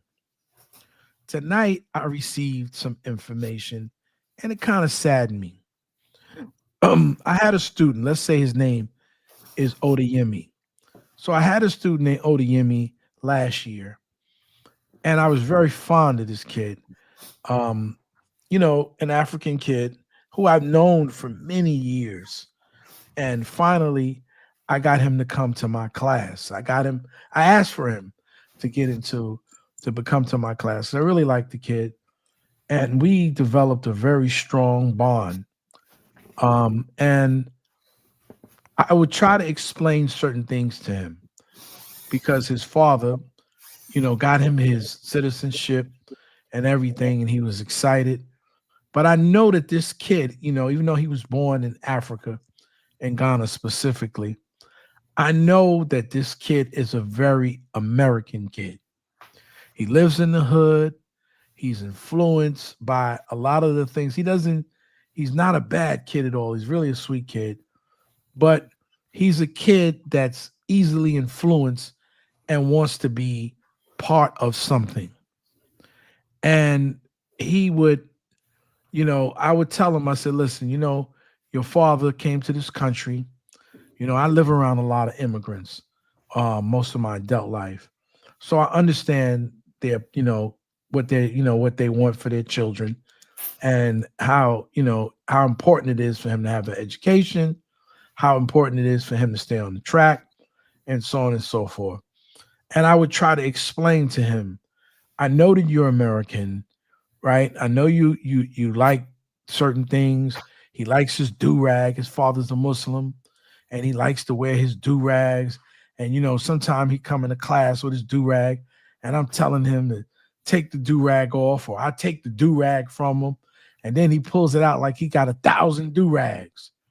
And I'm like, you're really going to drive your pops crazy, man. Do the right thing, work, get yourself together. He graduated. And I was told today that one of my assistants that he called her up on the Instagram. He contacted a DM her and spoke to him on the Instagram, found out that he's back in Africa. And I was like, man, this kid, I felt bad for him for once because his mother and his father are not together. His mother's in England, and his father got a new wife, and he got new children, and so he's kind of like the outsider. And so obviously, I don't know the whole story, but obviously they probably took him to Africa for a trip, and they left him there. And the kid is so upset, and I'm saying, I feel bad for him because I tried to prepare him on how to talk to his father, how to do the right thing. 1 second, Dollar Bill. They'll bring him back. It's just a sign of punishment. It happens in many African families. They try to scare them straight. So I think that's probably what it is. And I feel kind of like somehow I feel like a failure. Like I didn't really do enough because I was trying to prepare him, trying to sit him down, try to explain to him, your father got you your citizenship here. He wants you to do the right thing. You can't be, because, he like to get silly. He like to play around. And he's not he's not a gangbanger. He's not into drugs, but he likes the American culture, right? Because he's been here since he was a little kid. So technically, he's an American kid, right? So he likes to put on his do-rag. He's a dark-skinned kid, and he likes to be, he likes to pull his pants, how they had their pants down a little bit. And I'm trying to talk to the kid, and I'm going to try to get in contact with him, and so I can have more conversation with him, because this is the person that I am on the internet. Is so when you ask me the question, I didn't have to reconcile because I know the real me. The real me deals with African people every day, always have. I've got two places. One place I deal with, I watch three, I think they're three. They're three little African girls, one older one and two little ones. I watch them every morning on their way to the bus. There's another young fella who I've known for about 5 or 6 years, who was a little short, fat guy. Now he's a tall guy. He wants to be an engineer. I know him. His mother knows me. And so I've been dealing with people in the African community, the Caribbean community, which I've been living in since 1980. So I don't have any hatred for African people. There's nothing for me to reconcile. I'm just showing you the real me. This is who I am. Same thing with me. I'm just me, myself, and everything like that. And like I said, we're not going to always just agree on everything, but this fake ass reconciliation when Tyler, I think we America has we done kind of believe that a bit. We don't believe you. well, I'm just telling. Well, if you don't believe me, okay, I'm like this. Look, the bottom line is this. I'm just kidding, Kyle. I'm kidding. I studied Africa for years, right? How many people can say, like, at a young age, I studied the whole entire continent for years. I've been studying Africa since I was a teenager, and stuff like that. And when I talk about Africa to most Black people in America, they don't know what the hell I'm talking about. They say, "How do you know so much about that?" I said, "That's where I come from." And also, I understand, like I tell, breaking down tonight about the different craft group system in West Africa. When I'm intricately involved in that, a different color, like the beast of cultivation, Taiwara, the Taiwara Society. I would like to revamp that into a modern agricultural society. So the bottom line is, I am very African centered. Backward centered. That's how I reconcile. I reconcile by taking the best of Africa and giving Africa the benefit of the doubt to say, hey, look, we could do something more. But when basically, no matter what I do, and somebody's sitting there calling me a colonizer, right? And I'm saying to myself, I'm a colonizer, and I want to do something that's going to build the continent where people could benefit from. This is why I don't understand. This is why I get frustrated about Liberia. The people that actually want to help Liberia, right, and build it, they get rejected. That's all over the continent, not just African Americans. It's also like Africans too. When they go back to the continent, I tell me they try to go back to their home countries and they want to get involved and stuff, and they basically rebuff them or not. They basically, because they lived overseas, people have a suspicious of them, whatever like that, or they talk because they're educated, talk with an accent because they're educated now, whatever like this. It's just frustrating that this is our race. So people. But you don't think you don't think that's something to learn from that, because that's every race have that, every group of people have that element. Hold on. What has to happen is the people on the bottom, I hate to say it like that, has to basically start learning and basically, learning, and basically they're the ones that basically got to start reconciling and understand that that's not, everything's not about them, and therefore, if you want to reconcile, the Bible says, he who desires a friend must first show himself friendly. You cannot keep basically telling people, okay, let's reconcile and be like that. And then you're basically at every turn blaming them for everything, or being envious of them and all stuff like this, And so bottom line, it's happening not just to African Americans. It happens to a lot of people who live overseas and whatnot. They come back and whatnot. They really have good intentions. They really want to do for their content. They really want to build that thing. But the bottom line is this: nobody respects that. We live in a world where nobody respects good Black people. That's the problem I think we have. When you're a good Black person, nobody respects you. But if you're a grifter, a clown, a cheat, a liar, whatever like that, a panderer, they love you. If you're a slick talker, a panderer, a grifter, whatever like that, you love. But somebody like me who comes with a genuine heart or not, everybody's always judging me, The problem is the approach. That's what the problem. The problem. Look, I'm like this. I can only be what I am. I'm not going to change who I am. With people, it's not my approach. It's people don't fundamentally like what I'm saying. And I'm not. Hold on. Can I push back a little bit? Because that's not true. Most of us came because we heard you speak on Dynast, and we said, "Oh, we're Kala. I like Kala on Dynast. He's usually balanced. He kind of picks at everybody. His city concept is dope." So we came here. When we got here, we started bashing everybody. We was talking about how these people effed up Liberia, so you're gonna have to control and dominate. You didn't even have a concept of like, okay, we need to learn from our mistakes. Yeah, Carl, we genuinely like you. You want to dominate and control, and they're stupid, they're dumb. So it's a whole different Kala from Dynast channel. Takes an hour person to tell you I go overboard and stuff like that. I say certain things, and that's just entertainment, But at the same time, right? Look at the gist of what I'm saying. The gist of this. Forget about my tone, my approach, and everything like that. Is I'm basically saying something that's the truth. And the answer is yeah.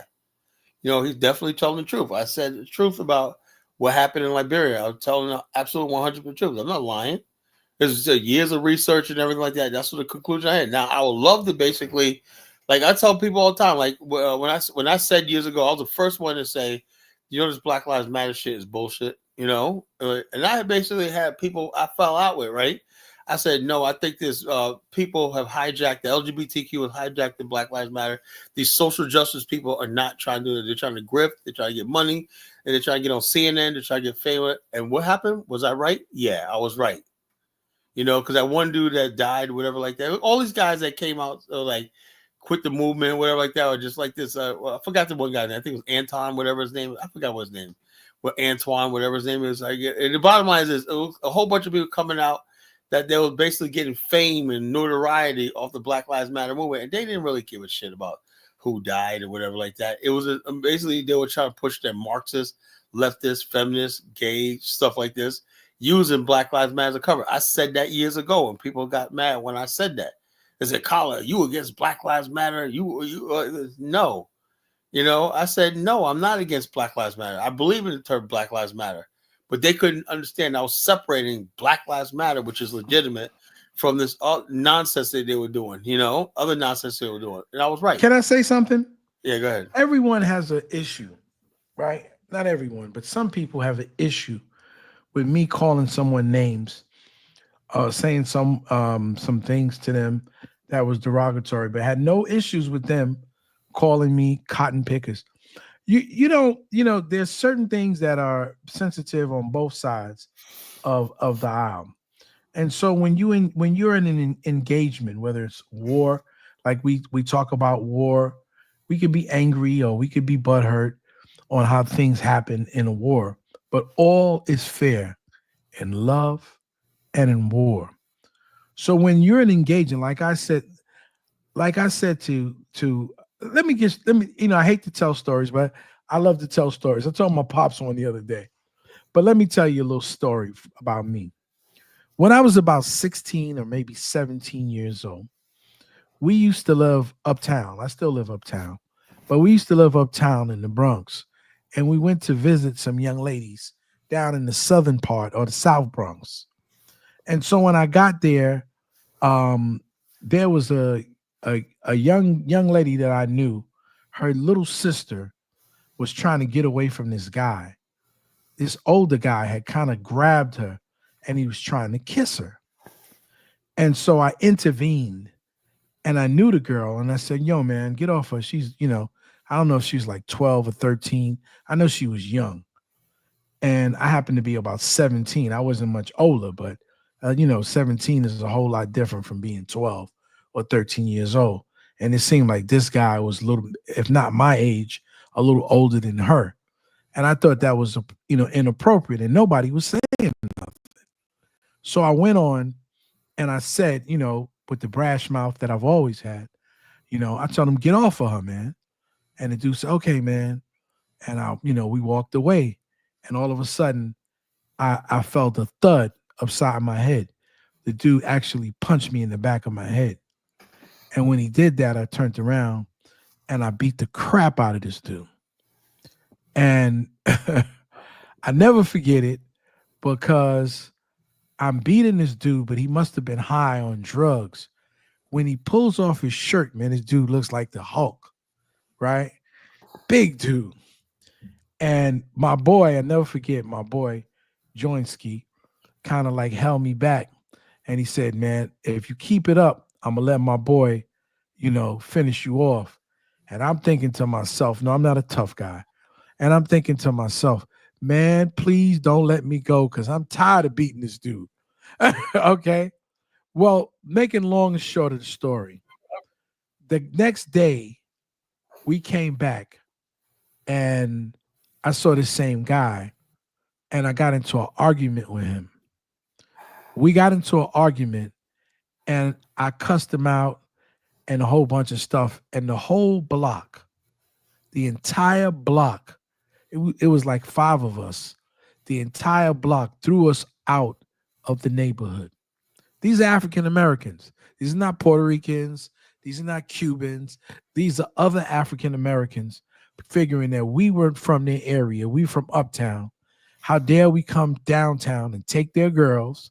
And on top of it, you have nerve to have this guy with a big mouth, dollar bill, okay, fighting people and cussing people out.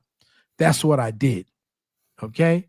So if someone says, oh, you call someone a shit slinger and you call someone a monkey and you did. I called him far more things than that. And he was an African American just like me. So I didn't have a problem then in defending myself with my fist on my mouth. So no one is above ridicule. I'm sorry if some people get angry about it, but whenever you're fighting somebody or somebody comes to you and calls you a cotton picker and you talks about your mother, then everything is on the line. Everything that I know that'll make him angry and are making some people angry. But I know that those people who are saying I called someone a monkey and a shit slinger, which I did, and I do it again, are not telling them, as he talked about my mother, a woman who never drank or smoked a cigarette a day in her life, a woman who brought 3 homes, okay, worth over $500,000 by herself and her husband, okay, the woman who was a salt of the earth, who took care of her children and her husband and was married for 40 odd some years, had nerve and the audacity to talk about my mother, I'd call him a monkey and a shit slinger again and again and again. And if you feel some type of way about it, oh well. Thank you. I agree with you 100%. You know, the whole thing is this: when we have these battles online, right? It was saying people, but why is it always that when it comes to African American, Black Americans, they always expect us, they always virtual signal us, like, and tone police us and make it seem like we got to be the better person and whatnot. What's that all about? You know, and it's a reconciliation. People can say whatever they want about us. They don't change their views of us, their opinions of us. Call us the like blacks. That. Call us, we ghetto. Basically, all kind of Hold shit. On, but Afro-Damas literally drop the link every week. You could just go up and debate them and challenge this. I don't need to talk to Afro-Damas. You know, so nobody's telling you to have pen and frustration and come in bash your own people, bash people go Caribbeans, bash Africa show and stuff like this. That's why I said when Principe, what you was basically saying about us talking about the nation and like that, and you said we got to reconcile first. What I'm finding that, in all due respect of what you're saying right here, the people on the African continent, right? When I talk to people on that, and I say like this, they're like, "Do what y'all got to do. If y'all want to come here and build in there." I got people in Zambia. They said, "What are y'all waiting for, man? Y'all can come here, and that's plenty of territory for y'all to build y'all whatever you want to build on that. Why not? The Chinese are doing it. You know, they're saying, look, whatever." The only time we was these black people that live in the West, right? Live in America. They're paying bills like we are, right? And they basically want to be like, oh, you got to reconcile with them. No, man. You know, when I say first of all, no, bro, hold on. No, the people, hold on. We green cars, land. Hold on. You're breaking up, bro. You're breaking up. You're breaking up, Principe. We're breaking up, bro. Can you hear me now? Yeah, go ahead. Can you hear me? Yeah, we can hear you. Go ahead. I said people are not against your city concept. We against the idea of you bashing people, against the idea of talking about we're going to need green cards and this, that, and that to come into your land. All that concept is like. No, I'm saying like this. I'm saying, look, you understand something. The idea, we have different concept of what a citizenship is, right? I know in the world right now, this is what's the problem in the world right now. You have the majority of the world population is basically uncivilized, right? They don't know what a citizen is. You go back to look at Plato's The Republic, right? They basically qualify what a citizen. Citizen has to have some rights because their allegiance is to the state, you know? So they get privileges and rights that a non-citizen have. What we offer, like America offers, if you're not a citizen, a sworn member of the Republic or swear to the Republic, right? You get a green card. What's wrong with that? You know what it is? If you own something, you determine who comes in and comes out. Yeah, if we go to any African country, own something, you know. If we go to any African country, we have to follow the rules and the regulations of that particular African country. That's it. You don't like it, Ant-Man? Or nothing. Who cares? You try to go to Nigeria without a friggin' a visa. See what the hell happens to you. Come on, man. You know the funny thing No, but is, they're preaching a borderless Africa. So how's your no, your we're not doing concept the fit in borders. there? That's a bunch of nonsense. That's not going to work. You know, borderless Africa. What they're talking about is a visa-free Africa, not a borderless. You know, that's too. I respect the borders. I respect the borders. Oh, that means you still recognize that when you cross over this line, you're in an international country, whatever like that, where the laws change, everything like that. Borderless means there's no law per state. When see, that's what I say. These stuff that people say, basically, what I'm telling you, most people are not educated, right? There's no such thing as a borderless country, you know, no such thing, you know. No, it would be more similar to New York to New Jersey or That's because California. New York and New Jersey is under one republic, the United States. I said similar. I didn't say the same, but I'm saying do you still track it by your state license? Oh, when you go from Sierra Leone to Liberia, you cross it to two different countries, two different sovereign countries. I understand that. So what we I'm want saying it will be more similar. See, the problem. The problem I'm is sorry. people. The problem is I'm not going to put it on all Nigerians, but Nigerians like Aunt Nam, they have an issue. You see, there's a lot of people, and this is what I always tell. One of my main things with my brothers and sisters from Africa. You don't own me. And you don't own the continent. You don't own me. You can't tell me what to do and how to do it. And I understand you feel some type of way about different things in life. So be it. You can feel any way you want, but you don't own me. And so I don't have to ask. I'm not a like some Caribbeans who have to ask you your permission to be African. I'm not doing that. I don't have to ask you. You don't have to give me the good stamp of approval so you can pat me on the head and say you're good. Toby, you good nigga. No. Yeah, so if that's what you mean by reconciliation, it's not gonna happen, bro. That's not gonna happen. I'm not doing that. And so you got too egotistical, man. That's what I'm saying. It won't work. You don't want us to have no balls. You don't want us to be proud of what we are. You want to you want to domesticate us. You do. You want to be like Chuku and call us domesticated Negroes. And when we don't act like that, you got an issue with that. We're not domesticated Negroes. We're not domesticated Africans. We don't have to, we don't listen. We would, if we weren't Africans, we wouldn't say we were, right? Because there's no prestige in being African. Especially sub-Saharan African. There isn't. You see what I'm saying? You see what I'm saying? There isn't no prestige. I'll be saying some wild shit. I'm just keeping it real with you. I'm just telling you the truth. I'll say Elvis Principe, same thing. Anyway, same thing. See? No, I don't have to go to work tomorrow. Check this out. You understand something, right? Well, I forgot my train of thought. What the fuck I was gonna say, man? So I'm getting old, man. My train of thoughts just going. Maybe I'm falling asleep, man. That's what it is. I took my nap early. Listen, we are not domesticated Africans. We're not going to be defined. We didn't let white people define us, and we're not going to let you define us. We're not trying to define you. You define yourselves, right? You have the right to free determination. And just because you feel somehow, oh, well, I'm going to tell people how to be an African. I'm going to tell people what to do. No, you're not. No, you are not.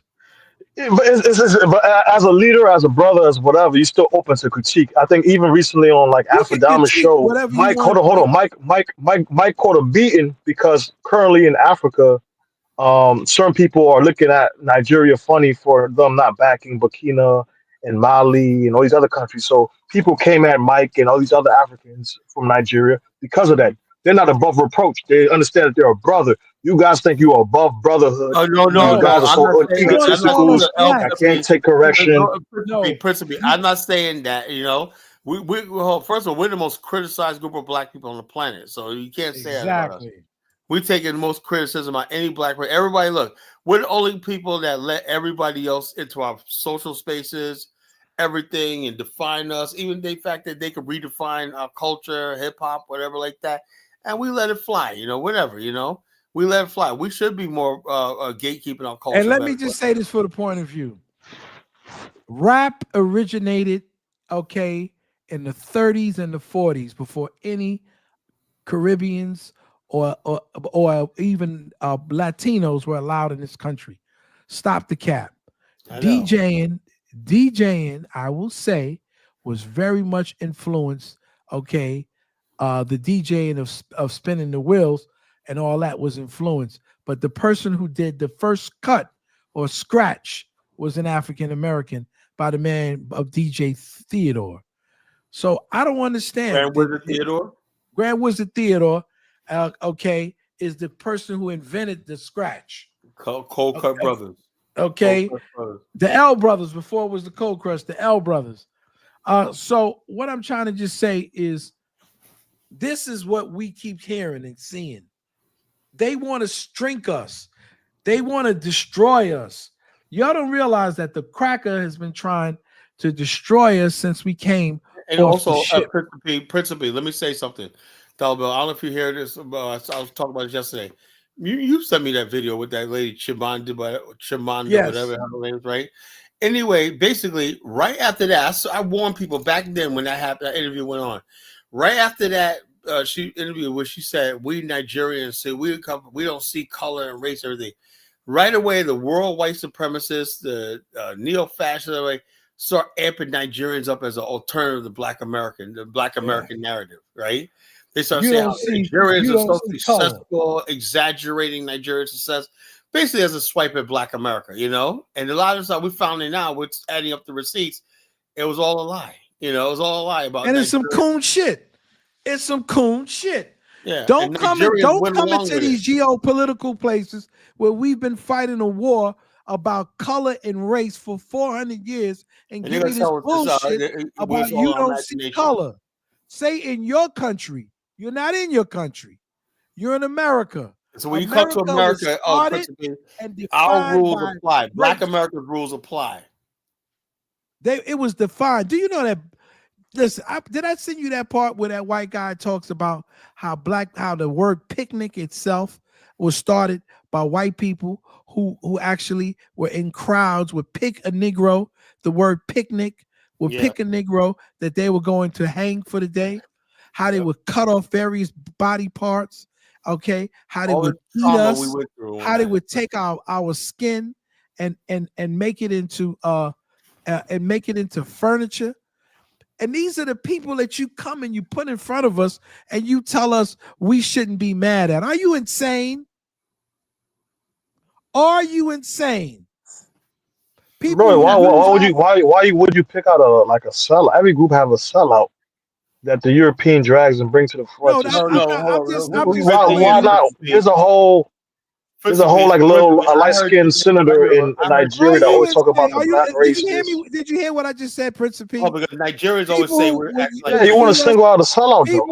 People who would feed us to crocodiles and use our dead bodies as water bags for floods. And you wonder what we have with these people because you met somebody in the Peace Corps who gave you a piece of corn or a bag of rice. And a bottle of milk. Come on, man. Are you people crazy? You generalize, man. There's a whole bunch of Nigerians that do not think that way. No, man. Most of them. I don't even want to say. All I'll say is this: are you crazy? Anybody who says that to us, or thinks that about that, or even says that we are making excuses, is insane. Right? They don't know shit. When I don't know shit, I just don't say shit. If I'll say to Elvis, what are the tribes? What are the people? I could have looked them up, but that doesn't mean that what I'm looking up is correct. So I had to ask somebody who knows something. When you don't know something, shut your mouth and ask somebody. Don't come to conclusions about what you think because of what you see, because everything you see today doesn't mean it was always that way. Ask somebody. Ask someone who knows. And this way, you'll come to a conclusion that is logical and sense. Don't tell me a Michael Mawali made problems with us. Nigga, are you crazy? They don't have problems with you? So what you're saying is that the people who were sold into slavery they weren't you, right? Who you talking about, this me? is the thing that Well, no, I'm talking that's about what a lot people of them like say. Omar Wally. Amara said This the is same the thing. I stuff. asked Amara one time. I said, "Do you feel about anything about the people that so say? Well, we're just taught that some people left." I said, "Don't you understand? Those are even your fellow tribesmen that left one night." Yeah, but like, so I'm like, I asked a question. Are Africans? Sometimes I ask the question honestly. I don't want to get anybody mad at me right there. I said, "Are Africans really even human? You know, how can you basically look at that misery that people suffer? Just walk right by."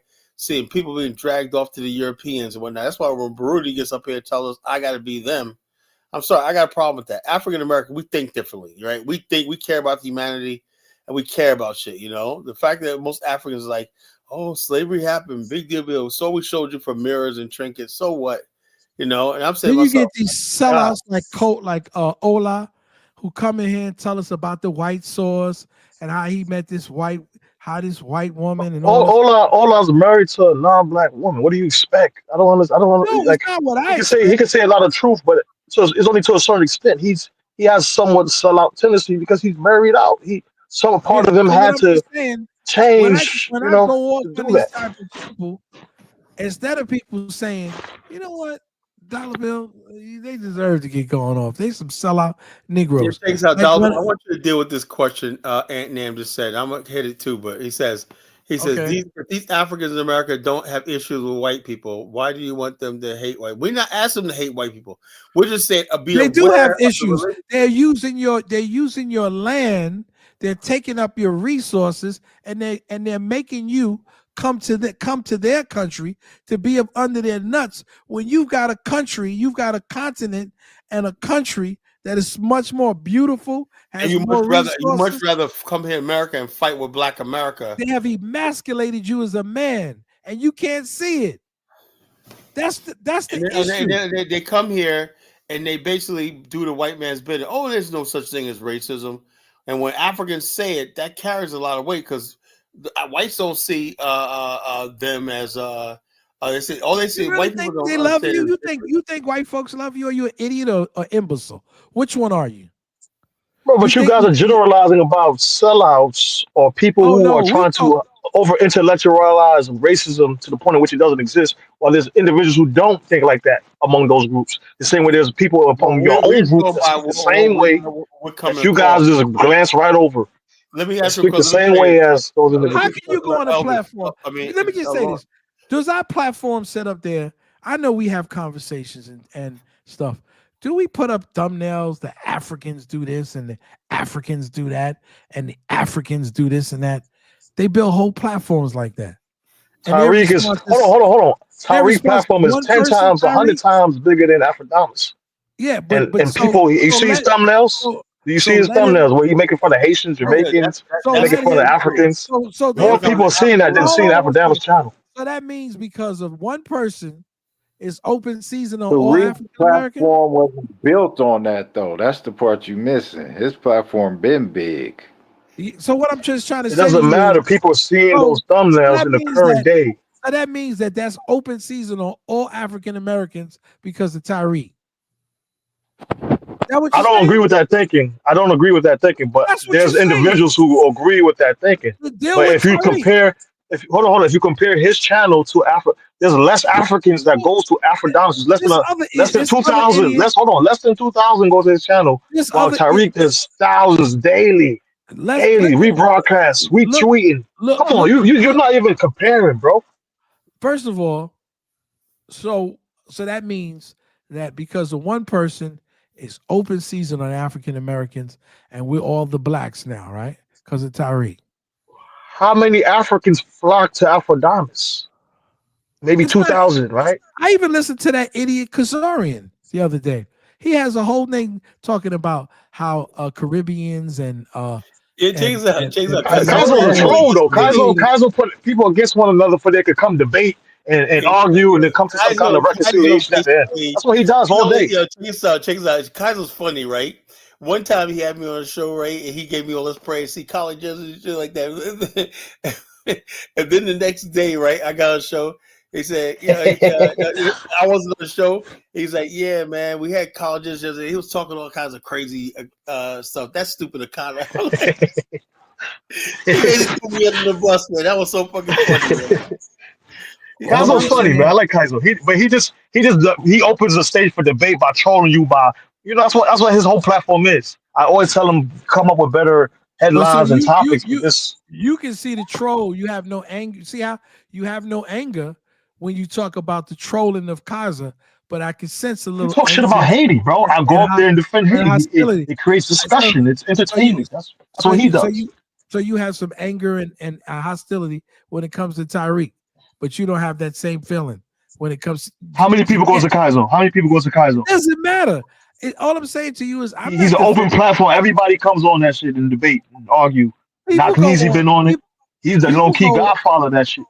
People go on Tyreek. He has people on there calling all the time. You go on it and there's like 5 or 6 people, his little minions and cult leaders, and these people read off and then he brands. It's not the same thing. Kaizo allow everybody up there. 4 or 5 Haitians could go up there. 4 or 5 Jamaicans could go up there. 4 or 5 African Americans could go up there and debate off the topic. I don't see. It's an open discussion. It's not an open discussion with Tyreek. It's an open discussion here. It's an open. No, it's not. It's you versus 5 people that agree with him. This is not an open discussion here on Colin. No, I'm not talking about you. I'm talking about Colin's cool. I'm talking about Tyreek. But you're trying to compare Afrodamus to Tyreek. Oh, you are comparing them. I'm not. No, you keep saying the blacks. At the end of the day, he's the main guy that says that. Yeah. So you're talking about him. I'm talking about him, not with Tyreek. I'm talking about him. He's been on this show. Collins let him on this show at least 2 times. Okay. Yeah, but why don't you guys go over there and debate his topics when you disagree? I go up there when I disagree. First of all, Afrodamus is a kid to me. He's just a freaking kid. It's so inflammatory and so stupid. I really wouldn't even waste my time. Because to me, he's just a straight up bigot. He's and then he revealed himself. He's really he's got an issue with African American males. He's got a real issue, and what he desires, right, is to have African American women. And I guess he feels that if he gets some land by the ocean, in his delusion, he's going to have African American women flock to him. 1, 2, 3 KISSING. Afrodamus and Chantel sitting in the tree. KISSING. First comes love, first comes marriage. Then comes Afrodamus with the baby carriage. Yeah.